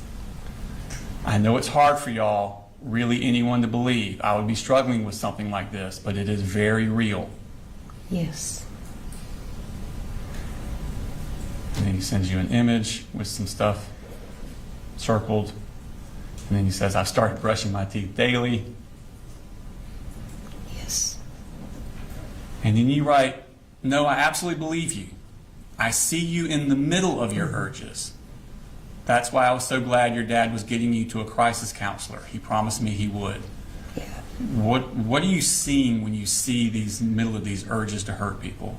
Well, one of the things that I see is him balling up his fist and just getting really tense, mostly when he would get angry with his dad or with Jenny, Okay.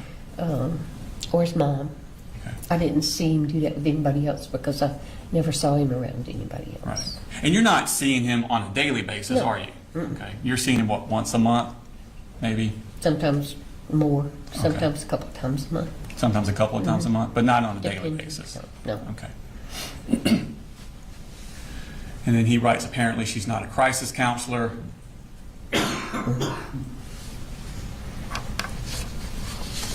I wish she was.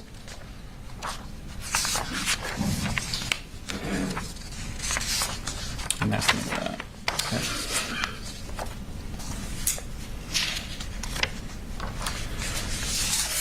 Now, going up to 5 days after that, on August 26, were you aware of Colt having an anxiety attack at school? Yes. Okay. Did you talk to Colt on the phone that night? I talked to him at the school. Okay. He called me from the school while he was Okay. having his anxiety attack. So he told you about it at that point. Did he also talk to you that night? Yeah. Okay. At some point during that conversation, does he ask you a question that disturbs you? Yes. And what was that question?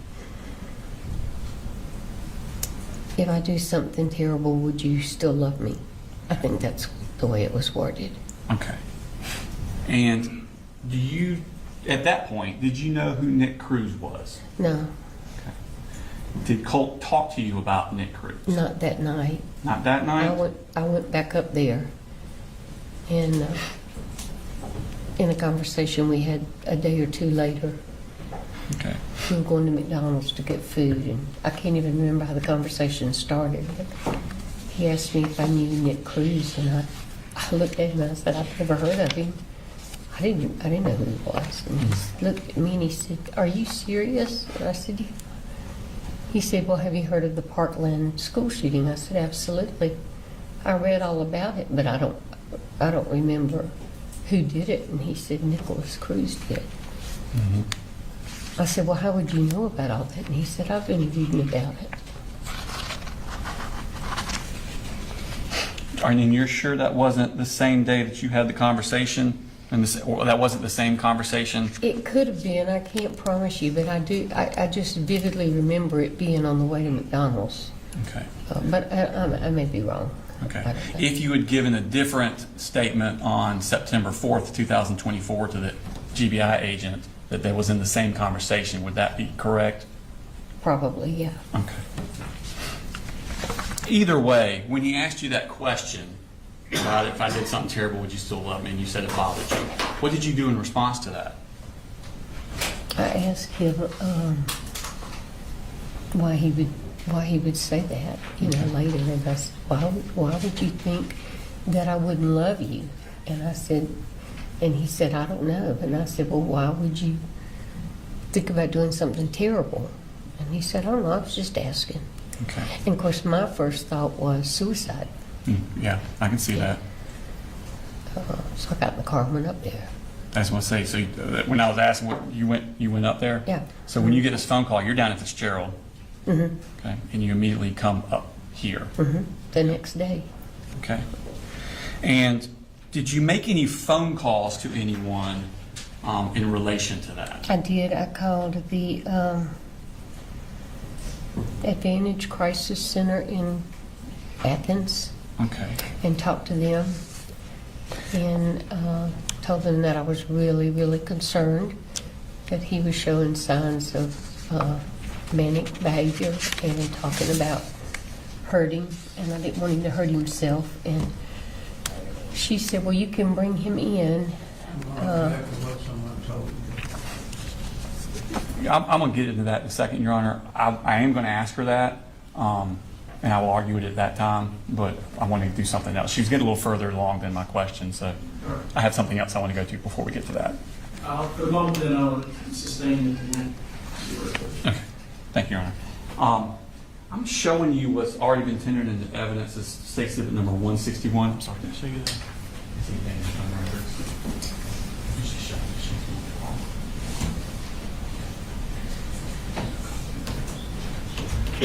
Showing you State Exhibit number 161. These are some already put in evidence. They're the phone records from Advantage, and it shows that a phone call was made on August 27th at 2:02 p.m. And I want you to look at the number from and tell me, is that your cell phone number? It is. Okay. And what is that cell phone number? 229-425-5704. Okay. So those records reflect that you were the one that called at that time, the Advantage case. Yes. Okay.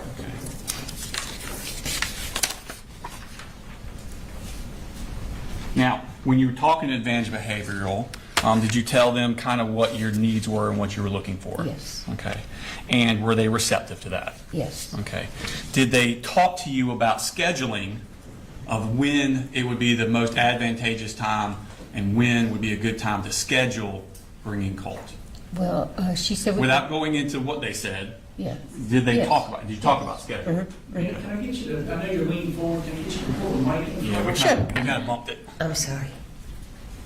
Yes, So they talked about that? yes. All right, this time I would tender what they said about scheduling, not for the truth of the matter asserted, but to show what she did next, because it's talking about appointment times and things like that.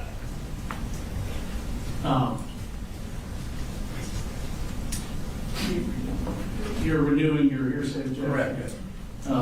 I don't know that we need to know what they told her. You can ask her if she made an appointment or, No, Your Honor, they told her something specific that then she went and told the defendant. And so it's what she did with that information that she got. It's not for the truth of the matter. It's what she understood the process would be to get Colt there, and then what she did with the information of how to get Colt there.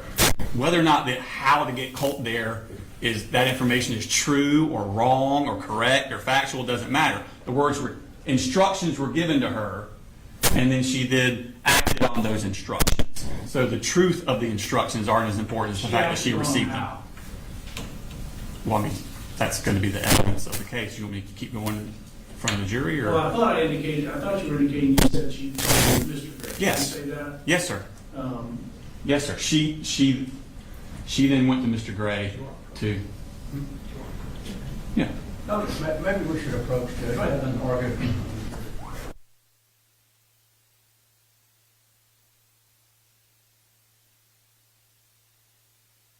The state's about to ask, and the witnesses, from what I understand, her response to you does not prove that what she was told by Advantage is true. It's just her testimony about what she says she was told. It doesn't mean that whatever this content is, that it's actually true. Okay. Go ahead. So you talked to somebody at Advantage. Did they tell you who could bring a child in? Parent. And they told you it was a parent. Okay. Did they tell you when would be the best time to bring She a child said in? Saturday morning, Okay. Did she give a reason? because there's very few people in the clinic. Okay. And Coley could go on a Saturday when he couldn't go during the week. Okay. Thank you.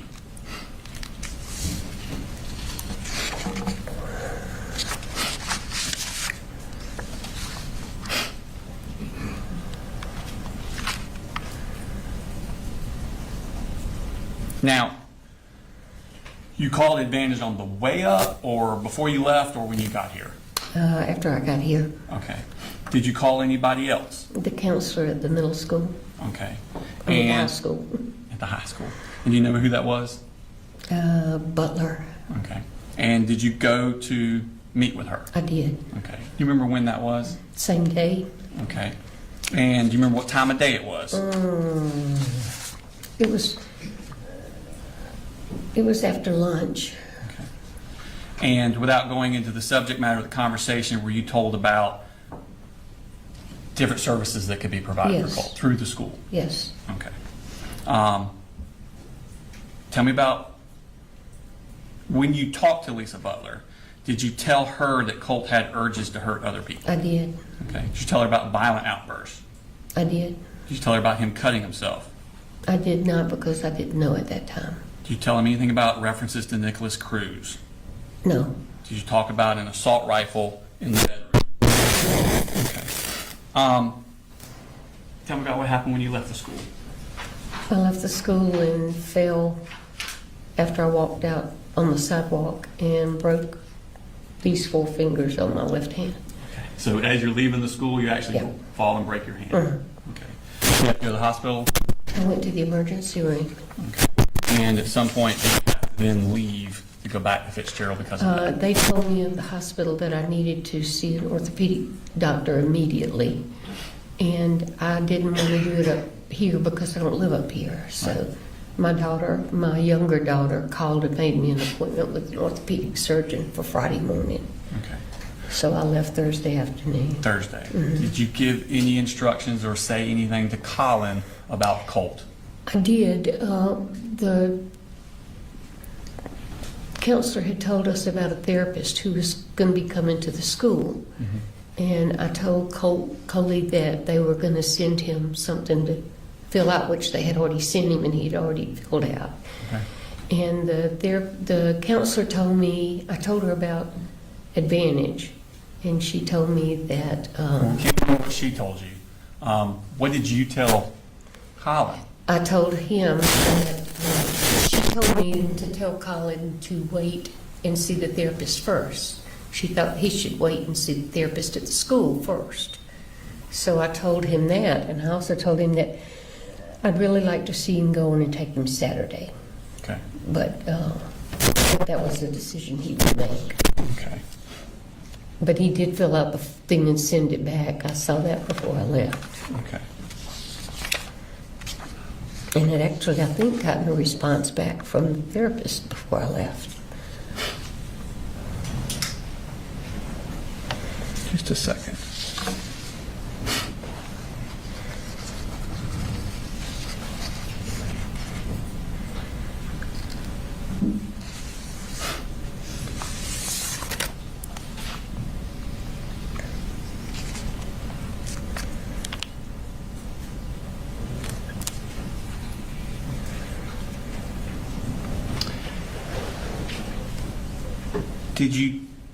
Did he tell you that he would take Colt on that Saturday? Yes. Okay. No, he said, when I told him about the therapist, he said, well, maybe I'll wait and do that. And I said, well, that's up to you. I honestly don't remember him saying that he was definitely going to take him.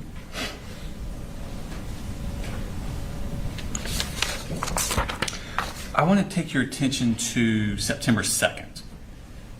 Okay. Do you remember that day? Did you have a conversation with Colt about the graphics card again?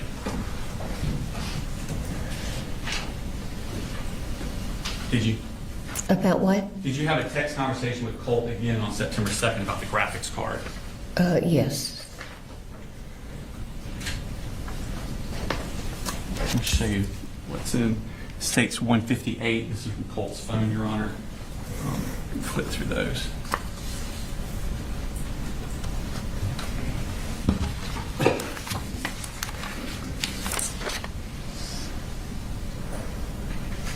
Yes. Yes. Okay. And are those accurate as to the text message you received? Mm-hmm. Yeah. Kind of time we'll publish those. Any objections? Same. All right. They're admitted to be published. Specifically, I don't know if I've seen these. As I understand it, they're not, Mr. Smith, are they being offered to prove the truth of the text? This is content? state of mind, Your Honor. Just these are shorter than the others.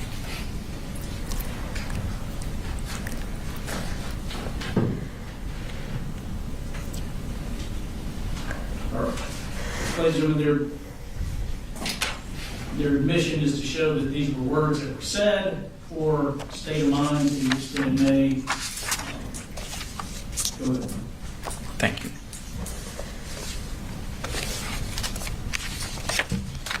So this is him again. Now it says UTC -4. So that is that time is accurate now because that is us, UTC -4. So at 12:49, he sends you the request graphics card. Yes. And you say, I know I told you I would get it after the first of the month. I was assuming you would be steady going to school and getting therapy, but you were not. I honestly cannot justify the purchase when you are staying home, not trying to help yourself. I know you're going to be angry and I'm truly sorry, but you desperately need to be in school so you don't wind up in trouble. School for 1 month and then you can have the card. I love you the most. Yes. Okay. And he responds, fuck you. Yes. You ruined me. Yes. All of you. Yes. And drop dead. Yes. Okay. Did you communicate any of this to Colin? No. Okay. Did you have any more communications with Colt before September 4th? I don't think so. I don't have any memory of it. Okay. Just say.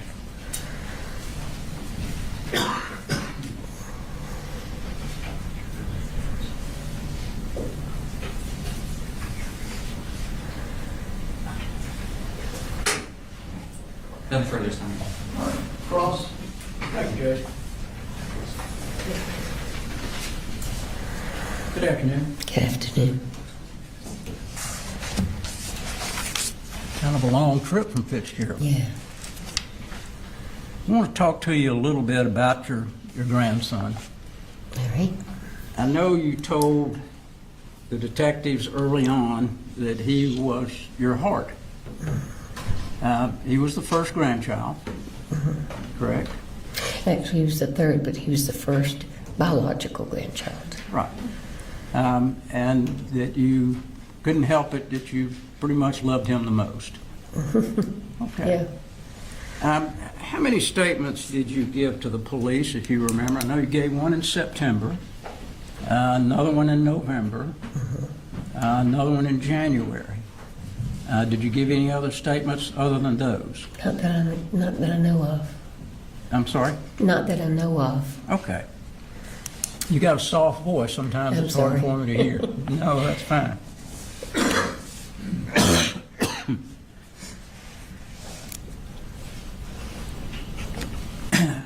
Now, when I want to talk about a particular time period, I know that that all of the kids lived with you for a certain period of time. And as you told us, Colin and the kids and Marcy moved out to your mother's home. How long did they live in your mother's home?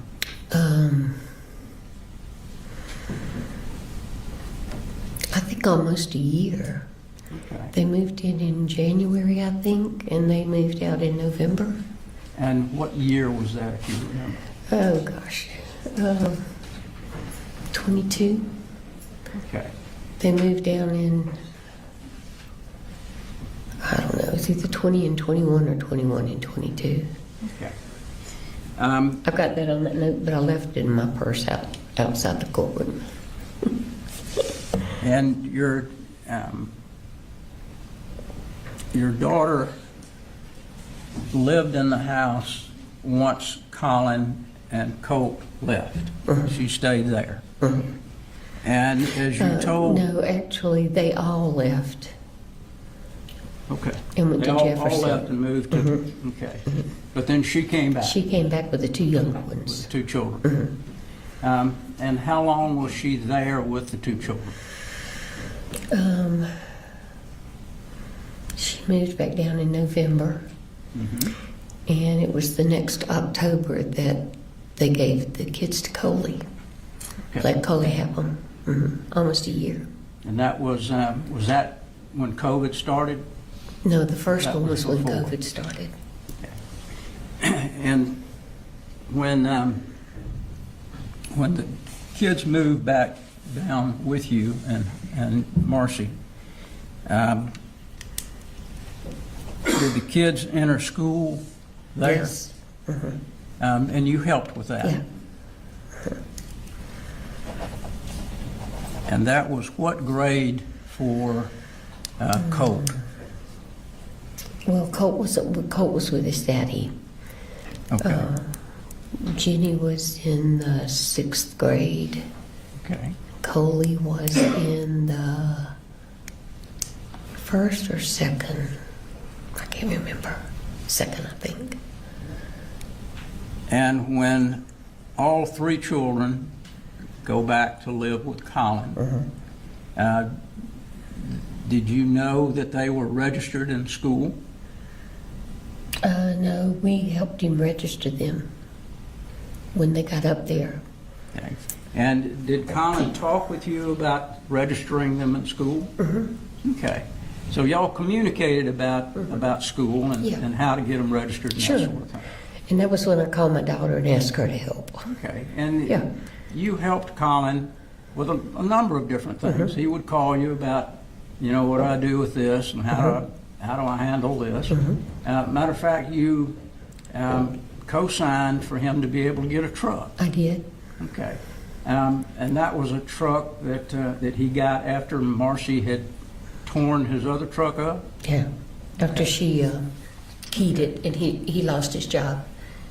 So when he found another job, he didn't have a way to go. So I co-signed with him to buy a truck. And when was that? What year was that she keyed his truck? 23 or 24. It was after she tied me up. It was that November. I mean, yeah, it was November. I think it might have been 23. I just honestly don't remember which at this point. Okay. And it was a work truck that she keyed, is that right? Yeah. Yeah, it was a company truck. Company truck. Brand new one. Now, when Colt was in the 8th grade, he was living back in Jefferson with his dad. Did Colin talk with you about how to get him homeschooling? Yeah. Okay. And did you help him with that? We did. We looked into it, but all of the homeschool programs that were offered were already full. And all they could do was put them on a waiting list. Jenny wanted to do homeschool too.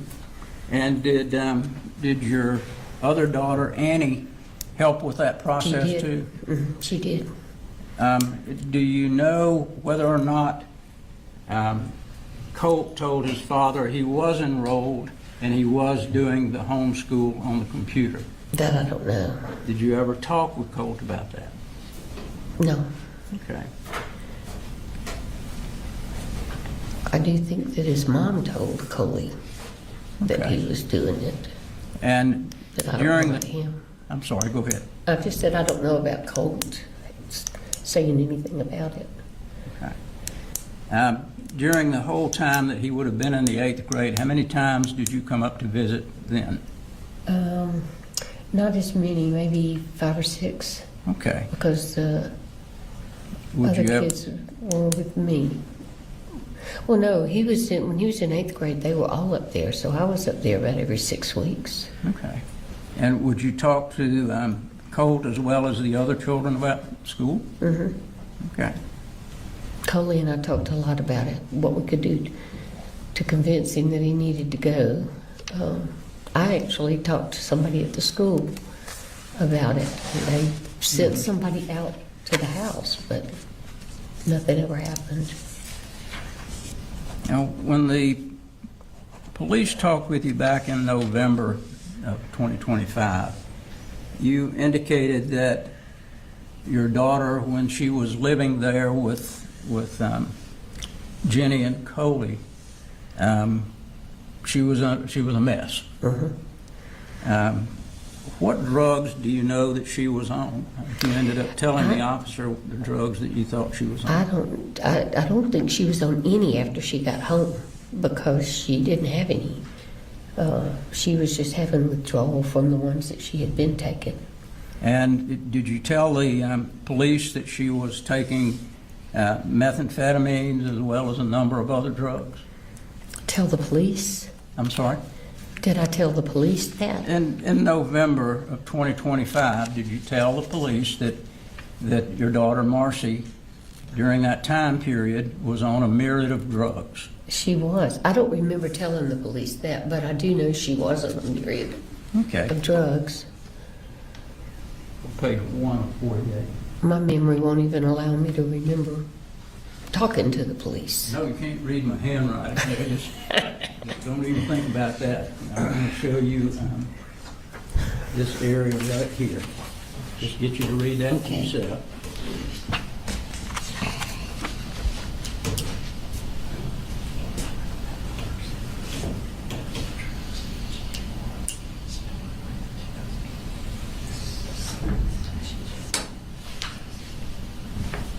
No, I said that. I just don't remember I don't remember talking to the police about it. Okay. But maybe I did. I just. Okay. It's been since September 25. Yeah. But I should remember that. September 25.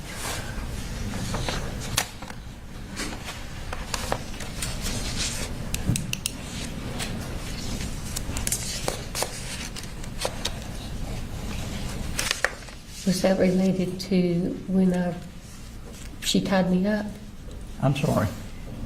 Was that a meeting with the police after she tied me up? Well, you met with the officers after the incident Okay, back in September? yeah, okay, You remember that? yeah. Okay, all right. And you told us earlier about the situation where Marcy tied you up. Did you hear the telephone conversation where Marcy called Colin and told him that she was going to kill him and Colt? No, she, once she tied me up, she left and went to the other end of the house. Okay. And she was in and out. I could hear her banging and breaking things, but I couldn't hear a phone conversation. You didn't hear did you hear that she was on the phone but didn't know what she said? No, I didn't even hear her on the phone. Okay. You told the police that she had, and this is going back to September of last year, that she had threatened to kill not only Colin, but Colt as well. Yeah, she told me that. She told you that? Yeah, I don't know if she told Coley or not, but she told me that. And she told who? Me. Okay. Do you know whether she told Colin that? I don't know. Okay. Do you know whether she told Colt that? He called me and was upset about it, so somebody told him, but I didn't. Okay. So Colt called you and was upset that his mother threatened to kill him. But it was not then, it was a few days later. I'm sorry. That's okay. That's pretty understandable, I guess. Yeah, Yeah. yeah. He was upset because she had threatened to kill him, and he didn't understand why she would want to kill him. And were you concerned about that? I was concerned about her saying it. I really didn't put a whole lot of merit in her doing it because she didn't have a gun. But we did call Coley. I think Annie called him and told him she was on her way up there. Or I did, I don't remember. I didn't because I couldn't find my phone. Okay. Annie must have. So he was called and told about what was said. Did any of the other children know that, Jenny and Coley? No, I don't know. Okay. You told us also, the state asked you about some incidents where Marcy and Colt apparently got into it, and she told you that he had stabbed a couch. Is that right? You were not present. Did Colt ever tell you that he did that, or was it just Marcy? Just Marcy. Just Marcy. So the only information that you got about him doing that was from Marcy. Marcy always tell you the truth? No.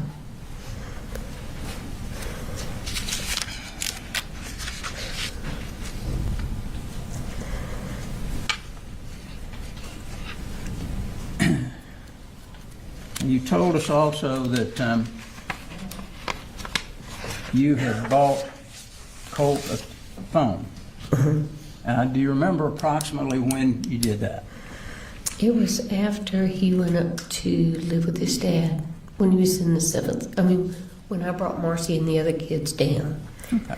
A couple of weeks after that, I bought him one. Would that have been in 23? Yeah. 2023? Yeah, Okay. yes. And you, as you indicated, you and he would converse on the telephone. You would text and also call and talk. How often would you talk with him on the phone? Not very often, maybe once a week. Okay. And how about texting? About the same. Actually, he called more than he texted. Okay. You told the police that that Colt was a bright kid. Yeah. Yes, Very sir. smart. Knew a lot about computers. Very manipulative. Because he knew how to get things out of you. And if he pitched Yes. a fit, then you were going to get it for him usually. Yes. Okay. So he would use that to manipulate. If he wanted something you weren't getting it, he'd act really angry. Yeah. Be fair to say? Yeah. Okay. Were you with him when he'd do that, or would he do that primarily over the phone? Mostly over the phone. Okay. Was there ever a time that he got angry when you were there about not buying him something? Not that I can recall, Okay, but that doesn't mean it didn't happen. all right. So the only times you remember are things that he would put in text messages or phone calls about the anger. Yes. Is that right?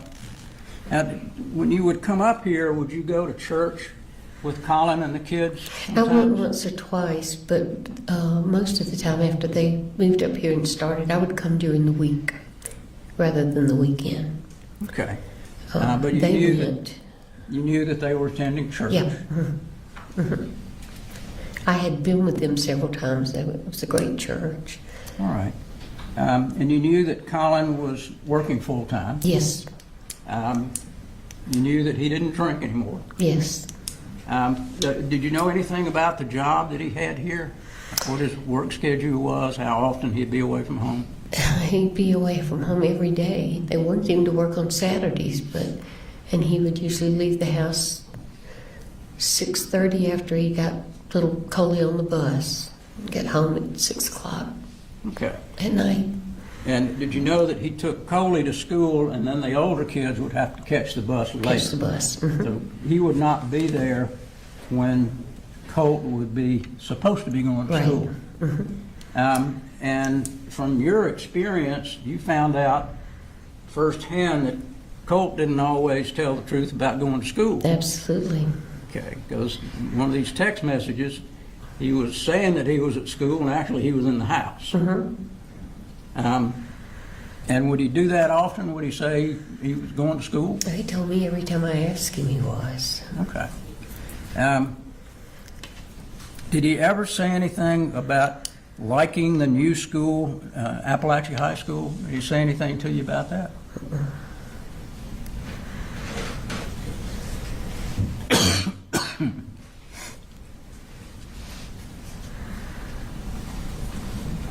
Now, some of these text messages are about Zoloft. Zoloft is for anxiety. And did you believe that he suffered from depression and anxiety? Absolutely. Okay. And so therefore, was it your idea or Marcy's idea to give him Zoloft? Well, Marcy brought it up, and I didn't necessarily support it, but I didn't fight her on it. I didn't try to talk her out of it. That was not something that Colin suggested. No. And how long had Marcy been giving him Zoloft? She started giving it to him after she went up, when she left rehab. August? No, she left sometime in July. Okay. I don't know July. how long after that she started giving it to him, but Okay. July or August of it was July 24? because it was around the 10th, I think, of July. All right.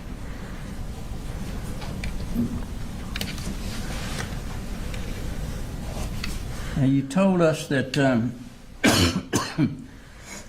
during the 20 years of 24 and 25, that you would come up at least once a month. I tried to. Mhm.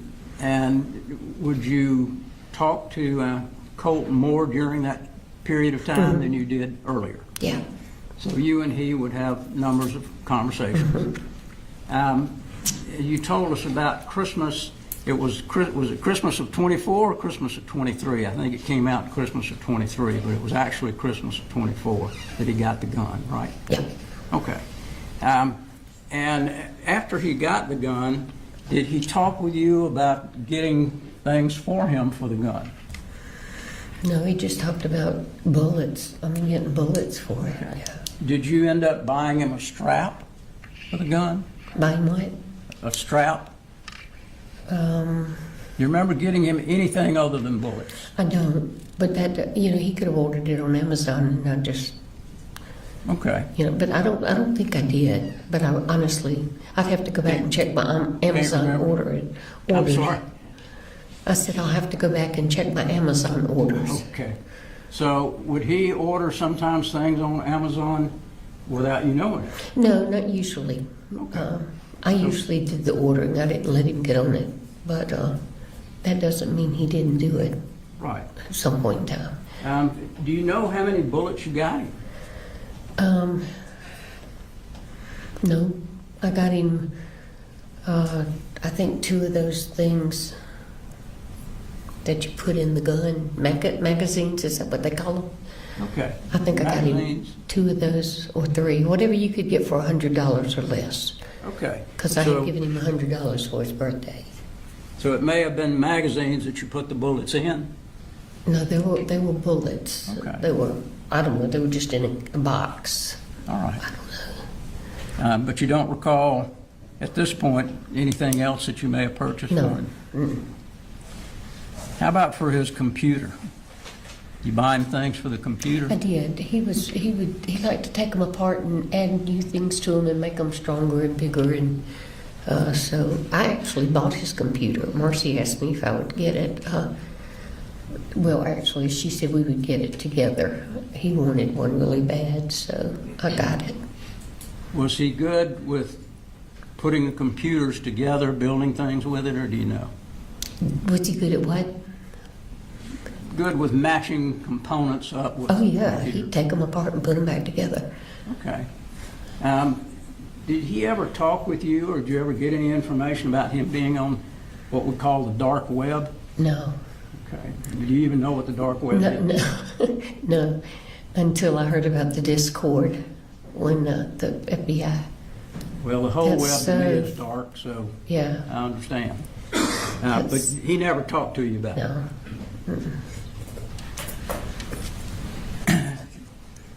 The police also asked you about, I think you told the police that you came down a couple of months before this incident, or maybe a little before that, and cleaned his room, And what? Colt's room. Cleaned his room? Mm-hmm. And I think you told him when you cleaned the room, you remember seeing the gun was in the corner.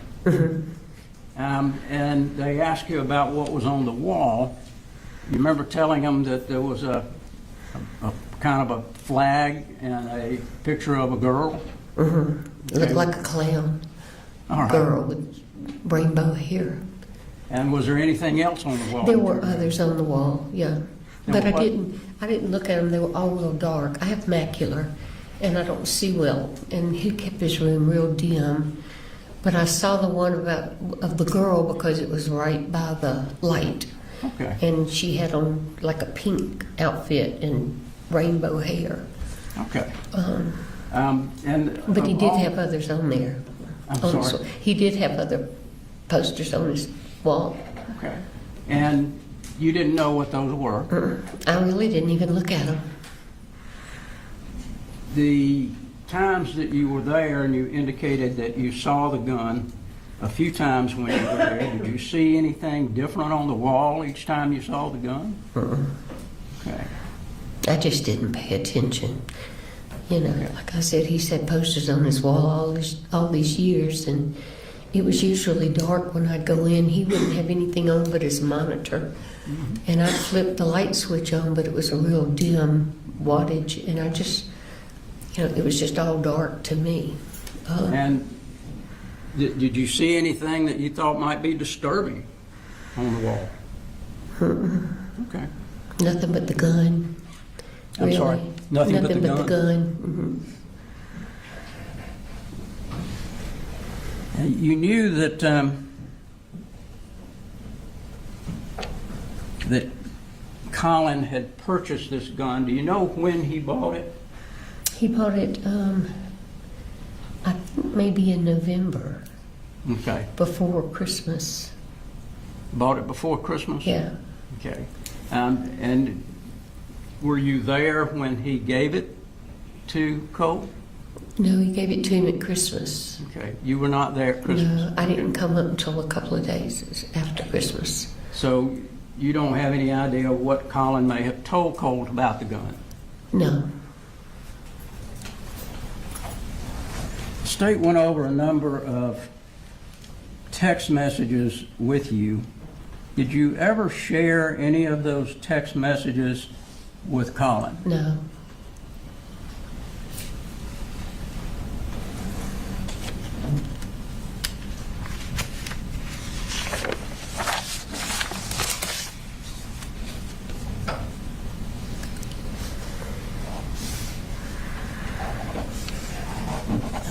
One of the text messages was Colt saying that she lied. I didn't say anything about killing you. That came from Marcy. Is that right? And Colt indicated that he did not say that. He would not what? Colt said he did not say that. Is that correct? Okay. Did you share that text with Colin? No.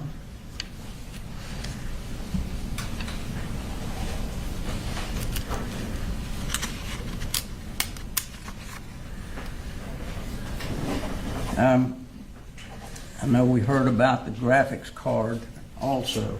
He got upset with you again because you weren't buying him what he wanted? Okay.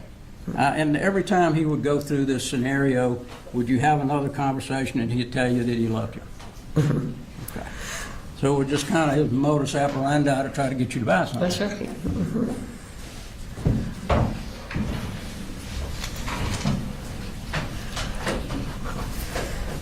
When he talked about hurting someone, did you tell that to Colin? I don't think I did.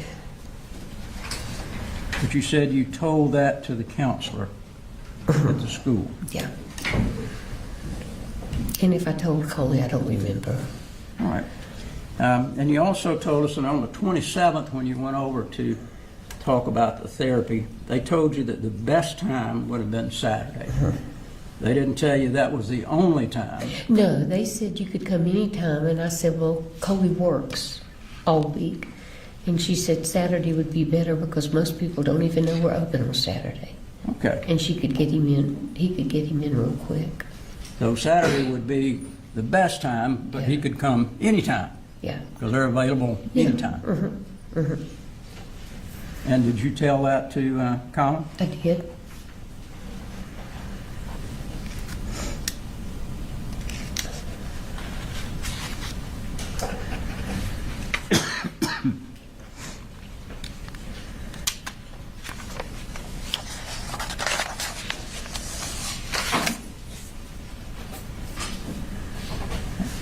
You never had another conversation with Colt after September the 2nd.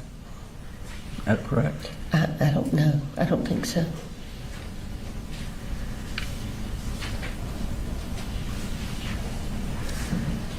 You also told us that you got some forms from the school, and you gave those to Colin, and he filled them out and turned them in. Actually, they emailed them to him. Email, okay. And did he tell you that he had filled them out? Yeah, he filled them out before I even left to go home. Okay, And so- I think he had gotten a response back from the therapist too. So he had done that quickly? Yeah, and he was supposed to, Colt was supposed to see her on Thursday. Okay.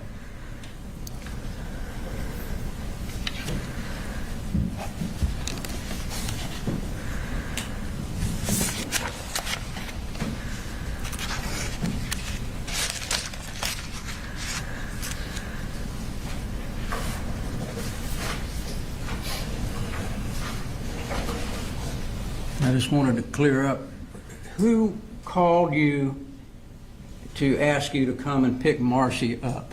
Colt. Colt. Okay, it was not Colin? No. It was Colt. No, I'm sorry, go ahead. And it was you and your husband and Marcy that came up? Oh, well, No. Marcy was already Yeah, here, Marcy I'm was sorry. here, yeah. But it was you and your husband to get Marcy. Yeah. And when y'all came in the house, did you go to his room? To Colt's room? Colt's? Mm-mm. I thought he was in school. Okay. And he always kept his door shut, so I never even checked. And where was Marcy? Marcy was in the living room when we got there. Okay. And Yeah. Marcy didn't even know that he had gone to school or had not gone to school? Apparently not. Or if she did, she didn't say anything. Okay. After that, when you went to pick her up, she wasn't real happy about that, was she? Did you and she talk at all after that much? About what had About happened? anything? On the way home, not much. And after you got home, did she discuss with you anything that Colt may have told her? Not saying what he told her, but did she discuss anything that Colt had told her? She told me that Colt had gotten angry with her and had shoved her and had gotten his gun and pushed her with the gun. Did she tell you that she had gotten the gun? No. Okay. So you weren't there, and that was just No. her statement? That's right, both of them. I wasn't there for any of it. Okay. And the question is, after you got back home with Marcy, did she ever discuss anything that Colt may have told her during any of the time period leading up to September the 4th?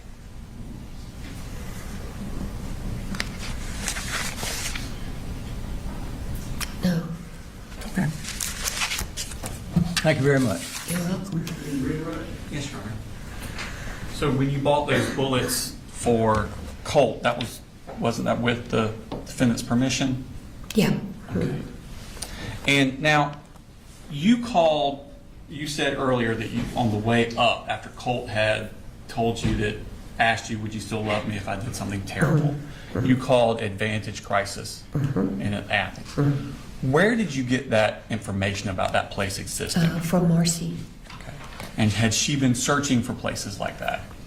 She had found that one. Okay. And she said she thought it was probably the best one for him. Okay. And why is that? What was special about this place? Because it was in-house. They would take him immediately. Okay. And they would keep him whatever length of time they felt they needed to figure out what was going on. So it was an inpatient kind of place? Inpatient, yeah. Okay. And were you in conversations with Colin during this time period about Colt needing to be inpatient? Yeah, well, I don't remember if we discussed being inpatient. We had discussed at length trying to find some therapy for him. Okay. But that's why Advantage was the place that you were looking for because of the inpatient it could take. And then when you talked to Advantage, did you describe to them Colt's symptoms and his issues? And did they tell you that they would be able to help him? I'm sorry, it's just the yes thing again. Yes, I'm sorry. It's fine. They said Coley could just walk in the door with him. Okay. And it didn't have to be that Saturday. No. It could be any day. Yep. And you told Colin that he could take him at any time. Well, I told him that Saturday was the best day for him to take him because there wasn't anybody there. I really didn't say you could take him anytime, but Okay. But you told him works Saturday. all week, so he worked during the week, so Saturday just sounded like a good idea. Okay. And you asked him to please take him that Saturday, did you? Okay. I told him I didn't ask him to please. I told him I thought it would be a good idea if he did. But if he didn't, to make sure that he went to school Thursday so he could see the therapist. Right, because the therapist at the school doesn't work if Colt's not at school. Yeah.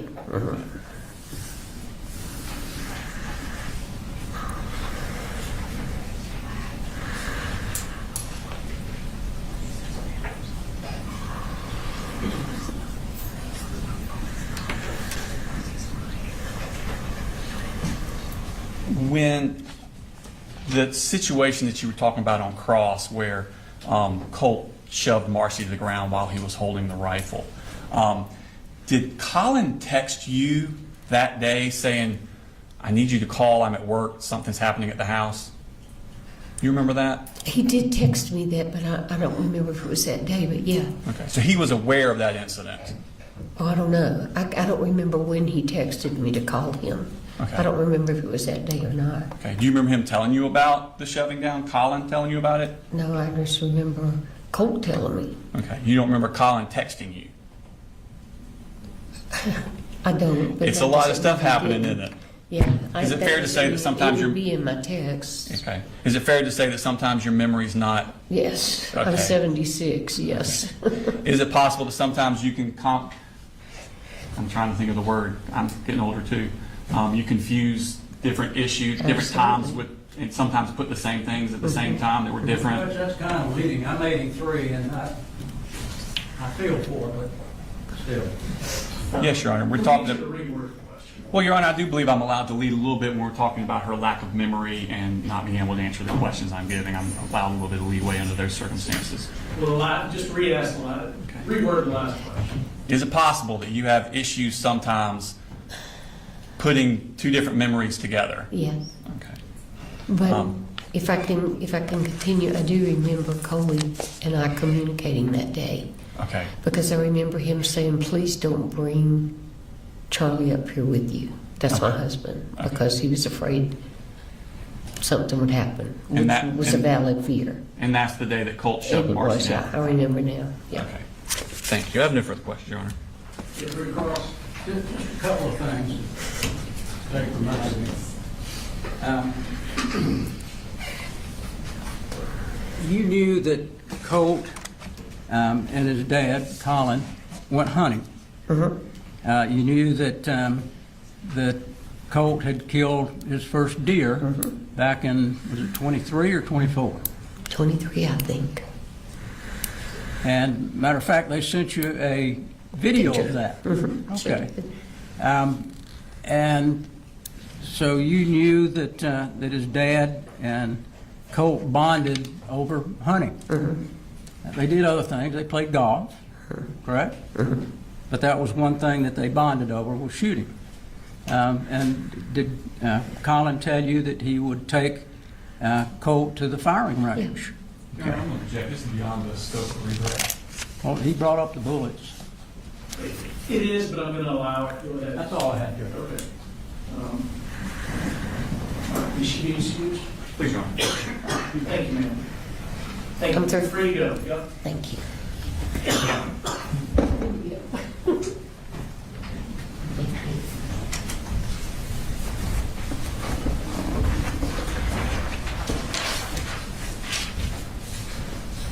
Who is the state's next witness?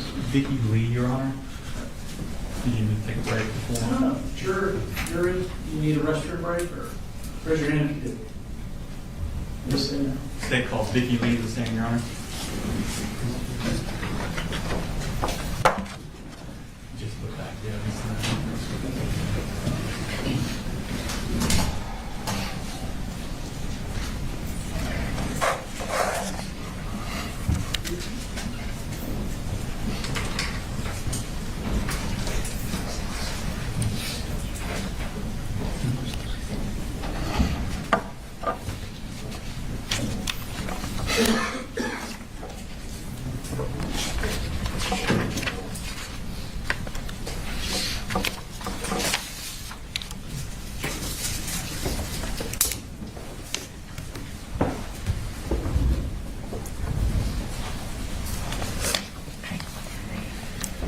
Could you raise your right hand, please?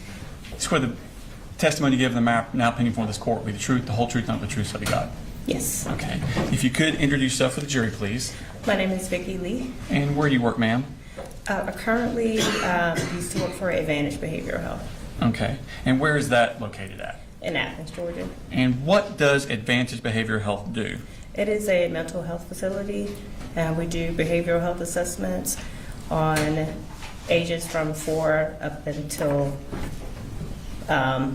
whatever adult age, but we do mental health evaluations there and also substance abuse evaluations. Okay.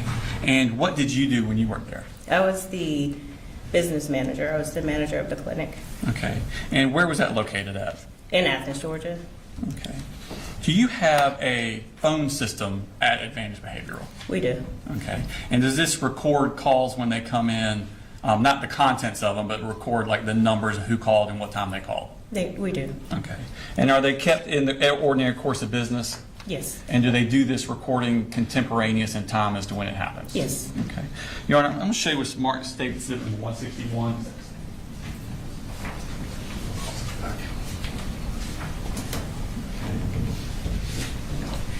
Yes, if you identify that. And I think what we're going to be looking for is page 3. Okay. Are those business records from Advantage? It is. Okay. And were those given out as a result of a subpoena from Yeah. our office? Okay. Yes, they were. And was there a phone call made on August 27th? Excuse me. No objection, 161? No objection. It's already in evidence, Your Honor. Sorry. Yes, there was a phone call. That was me. Okay. And what was the phone number that it came from? I can see on here, but I don't remember specifically, but there's a number here. If you wanted me to read that one, but I Please. don't know specifically. Yes. The number that it came from was 229-425-5704. Okay. Thanks. And I know you don't know the contents of that, but let's talk a little bit about advantage behaviorals. Are y'all open on Saturdays? Yes, we are. Okay. If someone was to bring in a child of 14, what would be the procedure for that? Typically, what happens is we get all of their information. We always do, every child that comes in, we always do a behavioral health assessment. Okay. So that's the primary thing that comes in. If there's anything else that happens after that, we will make that decision at that time. Okay. Do they have to be brought in by a parent? They do. Okay. If someone were to bring in on a Saturday, or do they need an appointment to come in? No, we don't Okay. need, you don't need an appointment. Okay. For this behavioral assessment, what would happen if someone, if a child around the age of 14 came in and presented with symptoms that they were cutting themselves with a knife?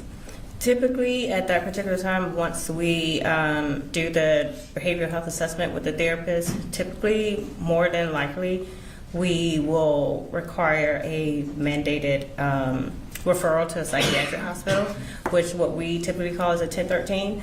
They are not allowed to leave our facility unless they have to take them to that psychiatric hospital. They are not allowed to leave our facility until that has been done. Okay. What if they presented with physical violence to parents, such as pushing or hitting? If we have deemed that it is an unsafe environment, we don't allow the child to go back with that parent because we do believe that the child needs to be safe and it needs to be a safe environment also between the child and the parent. Okay. What about property damage, like if the child was putting holes in doors or breaking windows? All of those would be concerning to a therapist at our facility. Also, if they're having the conversations with the parent and also the child, sometimes at that point we do make that recommendation to be 1013. Okay. And again, 1013 is inpatient. Yes, Okay. it is. What about if the child presented with panic attacks? That would not necessarily require a 1013, but it just determines what is actually discussed with that therapist at the time. What if they said phrases like, I have no control over what these things say and tell me to do? So those are type of situations or conversations that we primarily would look at. Those types of things, we would kind of, at that particular time, kind of decide if that child would need to go to a psychiatric facility. Most of what we do is homicidal ideation, suicidal ideations. If it is a plan, they have a plan and things of that nature, those are typically red flags for us. Okay. What if you find out they have a specific fascination with school shooters? That would definitely be a red flag for us. Okay. And what if you found out they also had access to firearms? That would be a red flag too. Okay. Just Ross? Yes, sir. Good afternoon, Miss Lee. For the jury, what's a custodian of records? What is a custodian of records? Medical records. Well, you said you're the custodian of records for Advantage Behavioral Health? I'm the business manager for Business manager. Yes. All right. Yes. So you're familiar with the records at that practice? Yes. Okay. And what is your educational background? So as far as my education, I do have education in medical billing and coding. Okay. So I do have an associate degree in that. Okay. And I don't mean this, but just to make sure I'm not getting the roles mixed up, you're not a therapist at Advantage I am not Behavioral a Health? therapist, Okay. no. But I've managed a Perfect. therapist, yes. Gotcha. Yeah. All right. Well, that must be fun. Okay. So according to this, there were 3 phone calls from this particular phone number. Is that correct? That's correct. And then it lists the duration of the phone calls by seconds. Is that right? Yes. Okay. But as you testified earlier, you're not sure what the contents of those were. Once we were able to talk to the staff, it was determined that what happened was we got a phone call from someone inquiring about the I don't know if I'm supposed to say the names or not, but they called about him. They called our crisis line, which we do have an on-site psychiatric facility. So there, Okay. that call was transferred to our main office, which we service kids. And how are you able to determine that? Determine what exactly? Well, you just said that someone called about this particular person and it was forwarded to this particular, where are you getting that information from? So we got it from the phone records. From the phone records, but how do you know what the contents of the phone call was? Because we can actually hear the recording. Oh, you have a recording of it. Well, not this right here, but yes, our phone calls are recorded. Your phone calls are recorded, but you don't have any recordings of these 3 phone calls? Is that correct? Not that, to my knowledge, I don't. Okay. Yes. Gotcha. But I gotcha. do know that this was, talking to our staff, they do recall the conversations, the call that was transferred to them. They all remember that. Who was the staff you spoke to? I didn't speak to, I don't remember. These people no longer work there. All right, so Judge, I'm going to object that that would be hearsay. And I would ask that to be struck and the jury be instructed not to consider that. You have a response? I didn't, I wasn't asking the question. I understand. I mean, testimony has to be based on first-hand knowledge. I'll ask the jury to disregard the comments that came from staff that administrated. Okay. Now, you were talking about a 1013, which is an involuntary commitment. It's not involuntary, it is voluntary. It is voluntary. Yes. So you can't hold the person Well, if they for don't a want to child, be there? For a child, we can't. Okay. Because we are not allowed to let that child leave our facility once we have 1013 now. Okay. And you said that could be based on an unsafe environment. It can be. It just Okay. determines what the therapist decides at that particular time. If they feel like it's an unsafe, if the child is going to do harm to himself or others at Right. that particular time, yes. Okay. And that would obviously be based on conversations with the child and with whoever else was there. Is that Right. correct? Okay. And when you were referencing an unsafe environment in regards to who you had been given some examples by the state, if one parent was abusing the child, that would be considered an unsafe environment. It would be. Okay. Now, is it still considered an unsafe environment once that parent has been removed, for example, from that home by, say, DFACS? It would not be if that particular parent was still, if that parent is still in the home, of course it would be an Of unsafe course. environment. Yes. Okay. All right.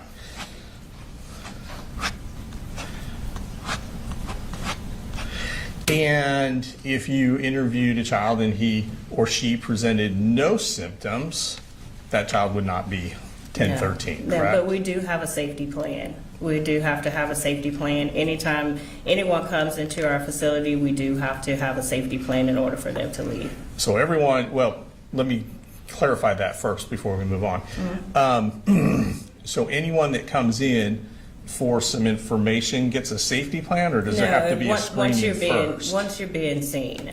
Once you're being seen, if you do speak with a therapist and we do a behavioral health assessment, Okay. at that particular time, we always develop a safety plan. So everyone gets a safety plan If who you sees do. a therapist? Yes. Okay. And you said y'all are open typically on Saturdays. We are. Are you open on holidays as well? We are typically open on holidays, as far as like Thanksgiving, Christmas. Right. Now, our office is not open, but our inpatient hospital is 24 hours. Okay. And so you'd be open, obviously, Monday through Friday as well? Yes. Okay. I have no further questions. Thank you, ma'am. No, you want to ask, excuse? All right, thank you, man, for your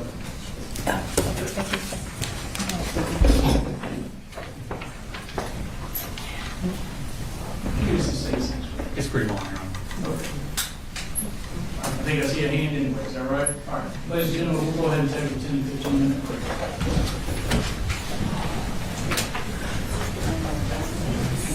What's that? Yeah, I think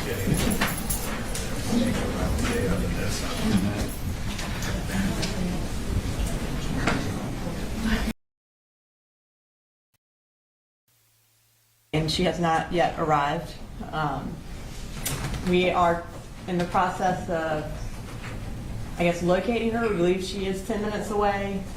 based on our efforts to find her. So Mr. Hobbs and I were discussing kind of other options. She would be our last witness for the day.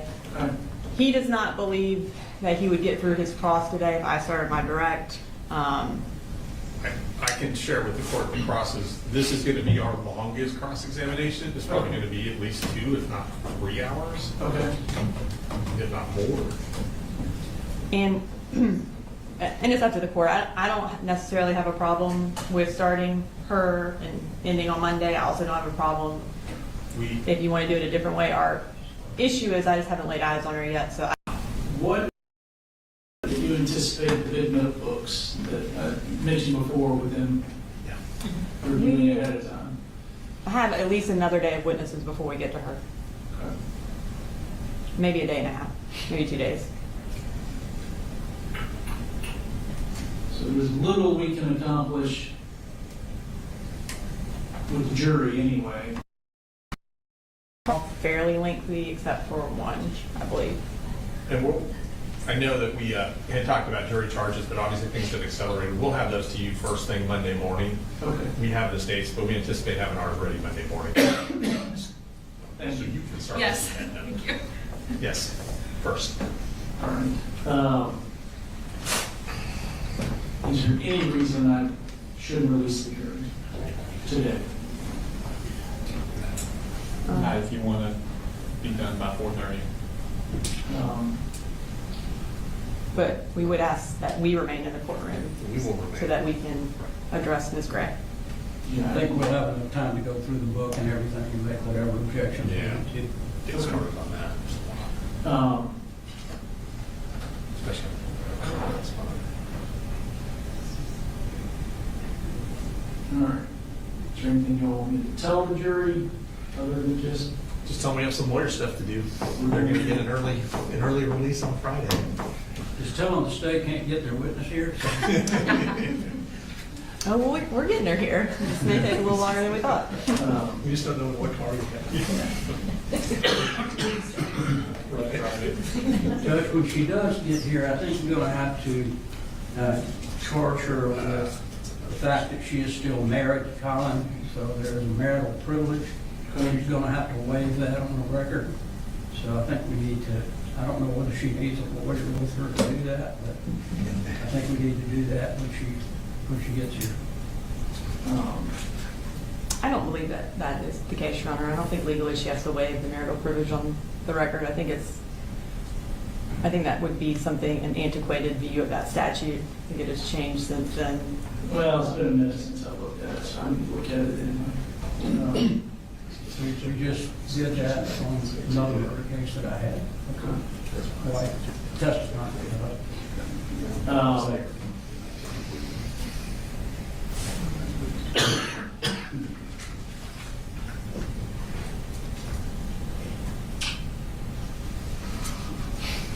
All right, if you want to go ahead and bring them.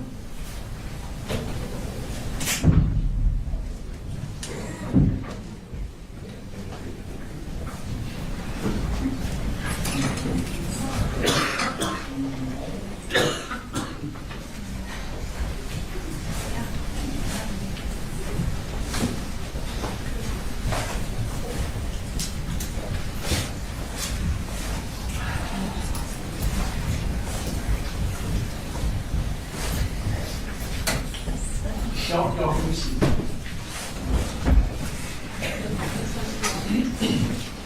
Ladies and gentlemen, there's no additional witnesses or evidence that's going to be presented this afternoon. There's some evidentiary things the lawyers are going to work on. So we're going to have to stop early. You've been very dedicated this week. I do appreciate it. I want you to know that. If you'll just feel relaxed, enjoy your weekend. See you Monday morning as usual. Again, stay off social media, don't watch the news. Be careful with your text messages and don't discuss the case. Y'all have a good weekend. You Thank too. you. Take care.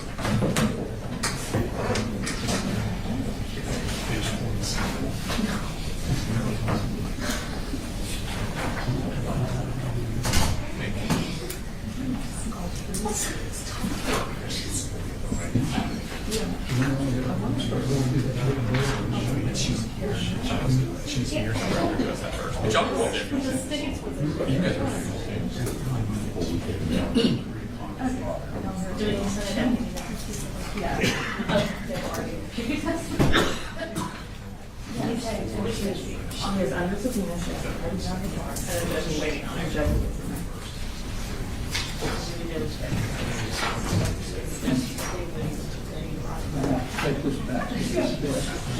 In that phase. Yeah.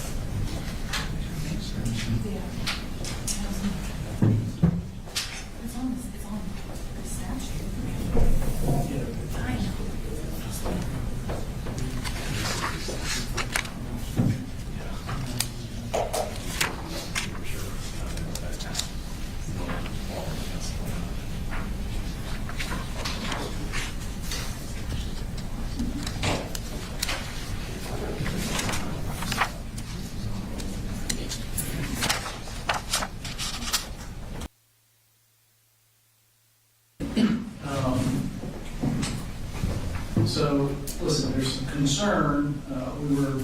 You were the next witness, and you weren't here when they were ready to call you. Yes, sir. So there's so we sent the jury home, and bring them back Monday morning. You would be the first witness Monday morning. Yes, sir.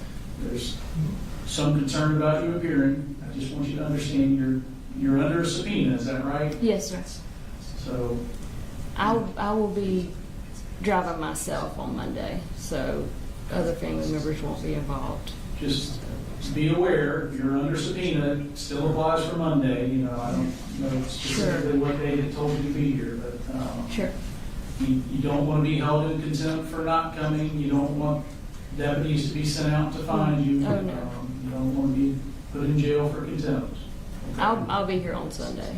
All right, so I'm gonna, you should be here by 8:15 Monday morning. Sure. Okay, Absolutely. and then check in with the DA's office when you get here. Yes, sir. Anything else we need to address with Ms. Gray? Nothing was there. All right, thank you, ma'am. Thank you.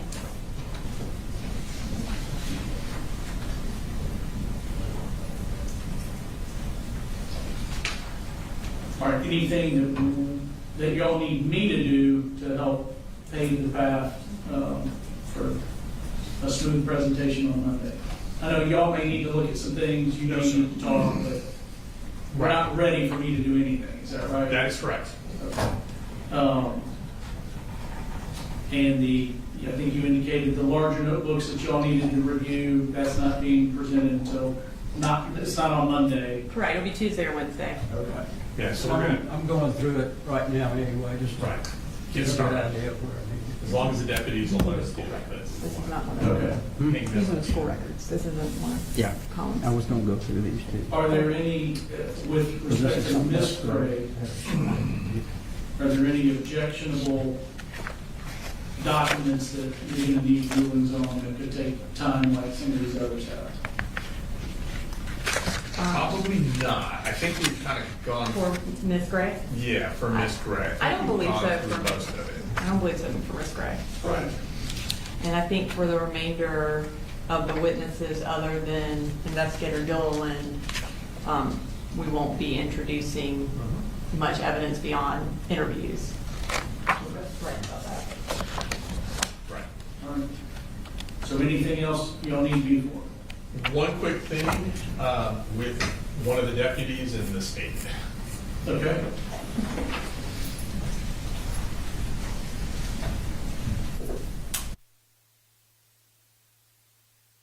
Need to address. No, sir. All right, well, I hope y'all have a good weekend. We're adjourned for the day. No.